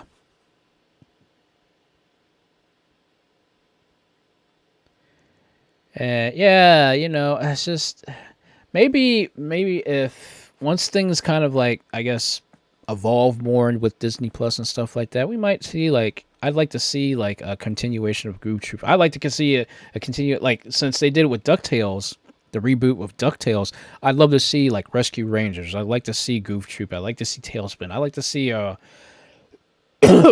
like a revamp of all those cartoon shows, even Darkwing Duck. Like they snuck in a lot of stuff with the reboot of DuckTales. So I'd like to see a reboot of these other shows too, you know. But it doesn't even have to be a reboot. It could be a continuation, you know. A lot of shows are doing, you know, continuations and stuff like that. Like for instance, like what, if you guys haven't noticed this, and I'm not sure if you guys have seen it yet or not, but they are doing an actual sequel to the Christmas Story on HBO Max. Like a legit, like the official, not these like really offshoot ones that aren't official. Like they are bringing back the original cast, or at least most of the original cast, and doing a brand new Christmas Story that's set in the 70s on HBO Max. So that's what I heard. That's what I've seen. That's what I heard, because it was trending here the other day on Twitter that Christmas Story is back, and I'm like, wow. So I'm like, okay, we'll see. I mean, I pray it's going to be good, because it's got the original cast, so I hope it's going to be good. So we'll see what happens. So, but again, this is another, like, who knows? This might be another holiday tradition if it does well. You know, I'm sure if it shows up on HBO Max, I guarantee you it'll probably show up after it becomes a hit success. If it does, it's going to show up on TBS, and no, it's going to show up on TBS, because TBS does the 24 hours of A Christmas Story all day. And that's always been our tradition. We just leave that on. It's just on for background noise. Like, you watch it once, and it's on for the rest of the day as background noise. Because then eventually you like sit there like, oh, okay, it's Ralphie. Ralphie's on again, you know, that sort of thing. So I'm sure that's something that we're going to end up doing. But yes, this is official. They are making a brand new Christmas Story that's coming out in November sometime. So next month, a brand new Christmas Story movie is coming out. That's a continuation from the original, which is crazy to think about. So, yeah, we'll see how it all works. I mean, yes, I know HBO is kind of boo right now because of their stupid policies. I mean, how are you going to get rid of some of those cartoon shows? But I'm not going to go there tonight. I'm not going to start on a rant with HBO Max, because I feel you there. I totally get it. And I'm the same way with you guys. But yes, I went to see some good, more old school goodness and stuff like that. But anyway, you know what, guys? I've talked myself dry here. Like I said, guys, I don't even know why in the world I started going on. It wasn't a tangent. It's just, again, playing these games just brought me back to like that time when I was just growing up and just remembering like the good old days, and like the most difficult thing wasn't trying to pass a test. No, it was trying to beat this game that you rented, and you only had 3 days to beat it before you had to, take it back to the rental store. So yeah, like I will say this much: one holiday tradition I have started doing is actually the this one YouTube channel that made the Christmas with Sonic animatics. I started watching that for Christmas, and that's like a tradition thing. Like I basically started to watch that and watch Sonic Christmas Blast special like for holidays now. I don't know why I do that, but now I do that, and a couple other and of course like all my classic cartoon holiday shows and stuff like that. But I've added those things now to the mix. Now, oh no, back in the day, you couldn't do that. If you did that, they would firstly hold your card so you could not rent anymore. You would have to return the game or return the thing because they only had so many copies of the actual like game or movie or whatever that you wanted to rent. So you had to take it back and see if there was a list. If there was a list, then you had to give it back. If you didn't, then you would have to pay for the entire thing plus fees. So yeah, the video rental store business was pretty rough. They were like a bank, If you kept, it was like worse than a library. You kept that thing out longer than it was, they were going to hit you with fees, and then you had to buy the whole thing itself. So yeah.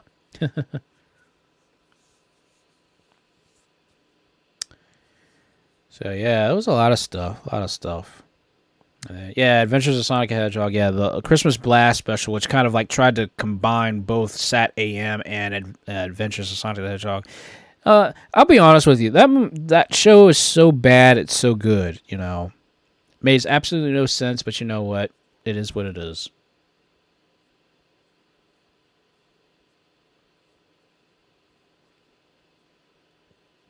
Yeah, that's what I'm saying though. Like you wouldn't like if you return the actual thing and there was nobody waiting, like there was not a wait list for an item that you rented, then you were okay to rent it again. But you still had to pay. You'd still have to pay for the extension and stuff like that. So you couldn't just rent something and like pay for an extension. Like, oh, I'm gonna rent this out for like 5 additional days and stuff like that. No, you were still gonna pay the full price. You still have to bring it back, or you were still gonna get hit with some kind of fee for it or something like that. It was very strict, and that's simply because of the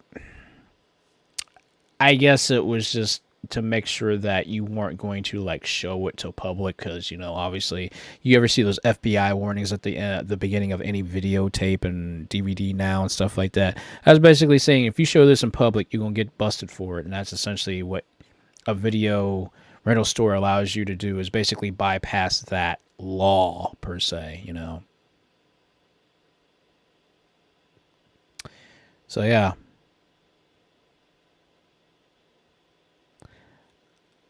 If you're talking about the new series and stuff like that, I am not. I'm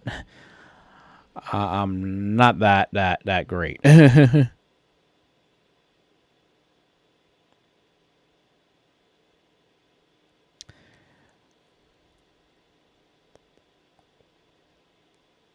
So I remember we actually rented a couple of the Naruto video games for the Wii.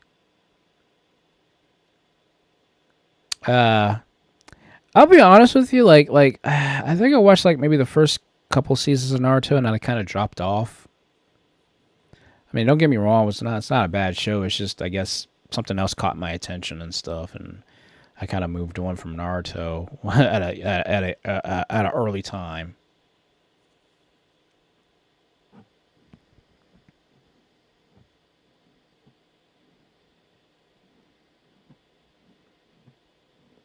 Yeah, sorry, I don't mean to make anybody feel old, but you know, like we are we are old. We're getting up there. Let's all be honest. You know, for those who played anything NES and older, or if you started playing the NES, Sega Genesis, or Super Nintendo, I even go as far as saying PlayStation 1, Sega Saturn, you're old.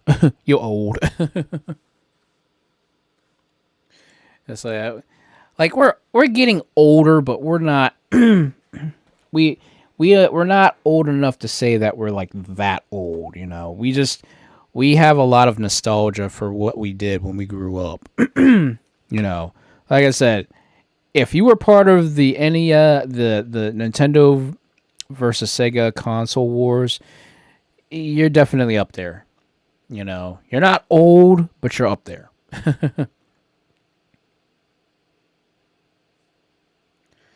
But yeah, like I said, guys, it's just nice to reminisce to you guys about like the retro days and stuff like that. And again, I hope to continue to keep talking about retro stuff and just like indulge in retro goodness and whatnot. So yes, I will continue to keep playing retro based games as much as possible, and hopefully you guys will keep enjoying that stuff that I bring to you guys.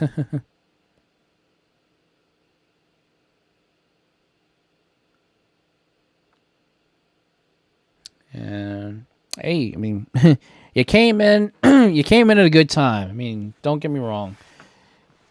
Any of the Nintendo 64 was good. You know, those were some good days too.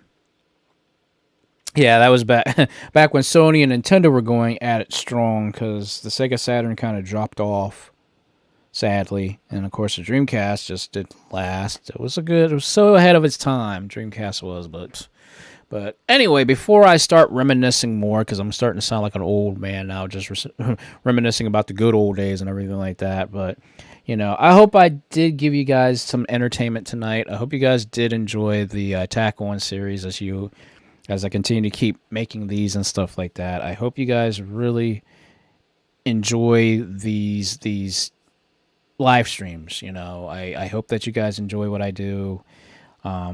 Again, I'm not the greatest VTuber out there. I'm still small potatoes, but I'm just enjoying being able to jump online and just talk to you guys about gaming and retro stuff, cartoons, things that just are...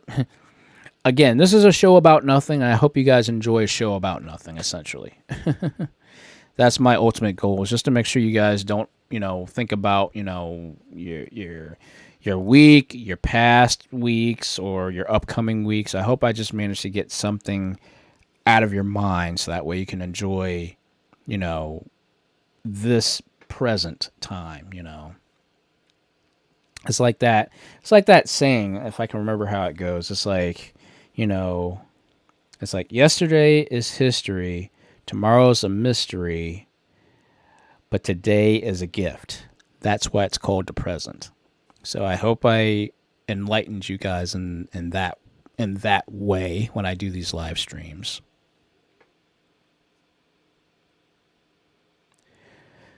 But and again, if you guys enjoy the stuff, you know what to do. You hit the like button, hit the subscribe button, share this stuff, share it so that way others can get into it, That's all I ever ask you guys. If you guys do like my stuff, just spread it around and things of that nature. Spread the joy around. But anyway, guys, yeah, it's time to wrap up this night. I hope you guys enjoyed everything. I hope you guys have a great upcoming week. I hope you guys enjoy your upcoming Halloween holiday. For those who might indulge a little early with candy and stuff like that, like don't overdo it with the candy, people. So I hope you guys enjoy that.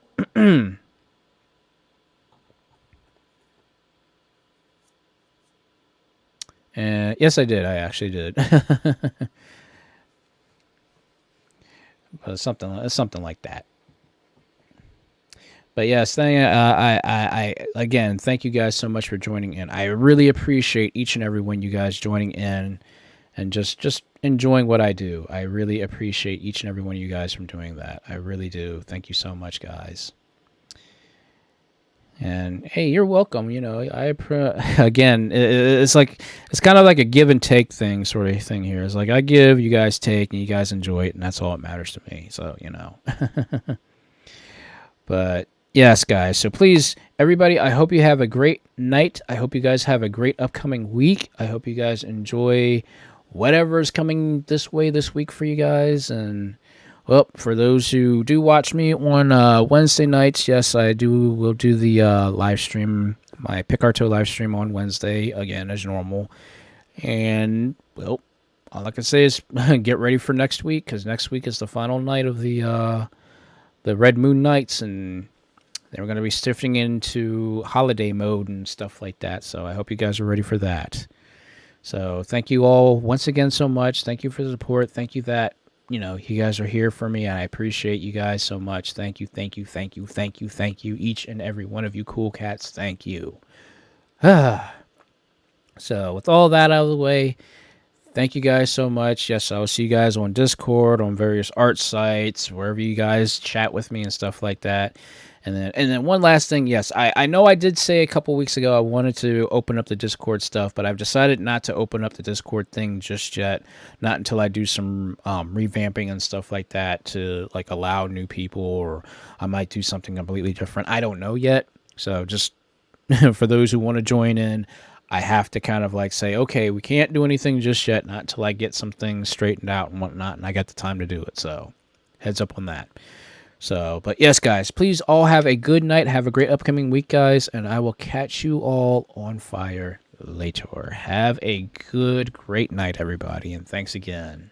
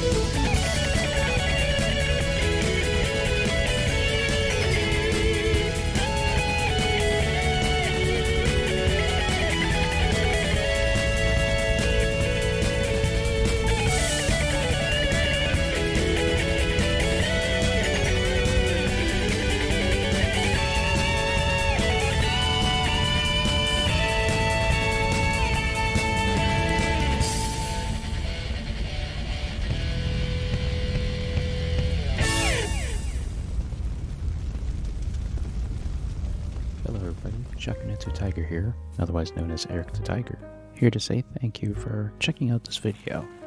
If you do like my content, hey, please like, share, and subscribe to this channel. And make sure you hit that notification bell.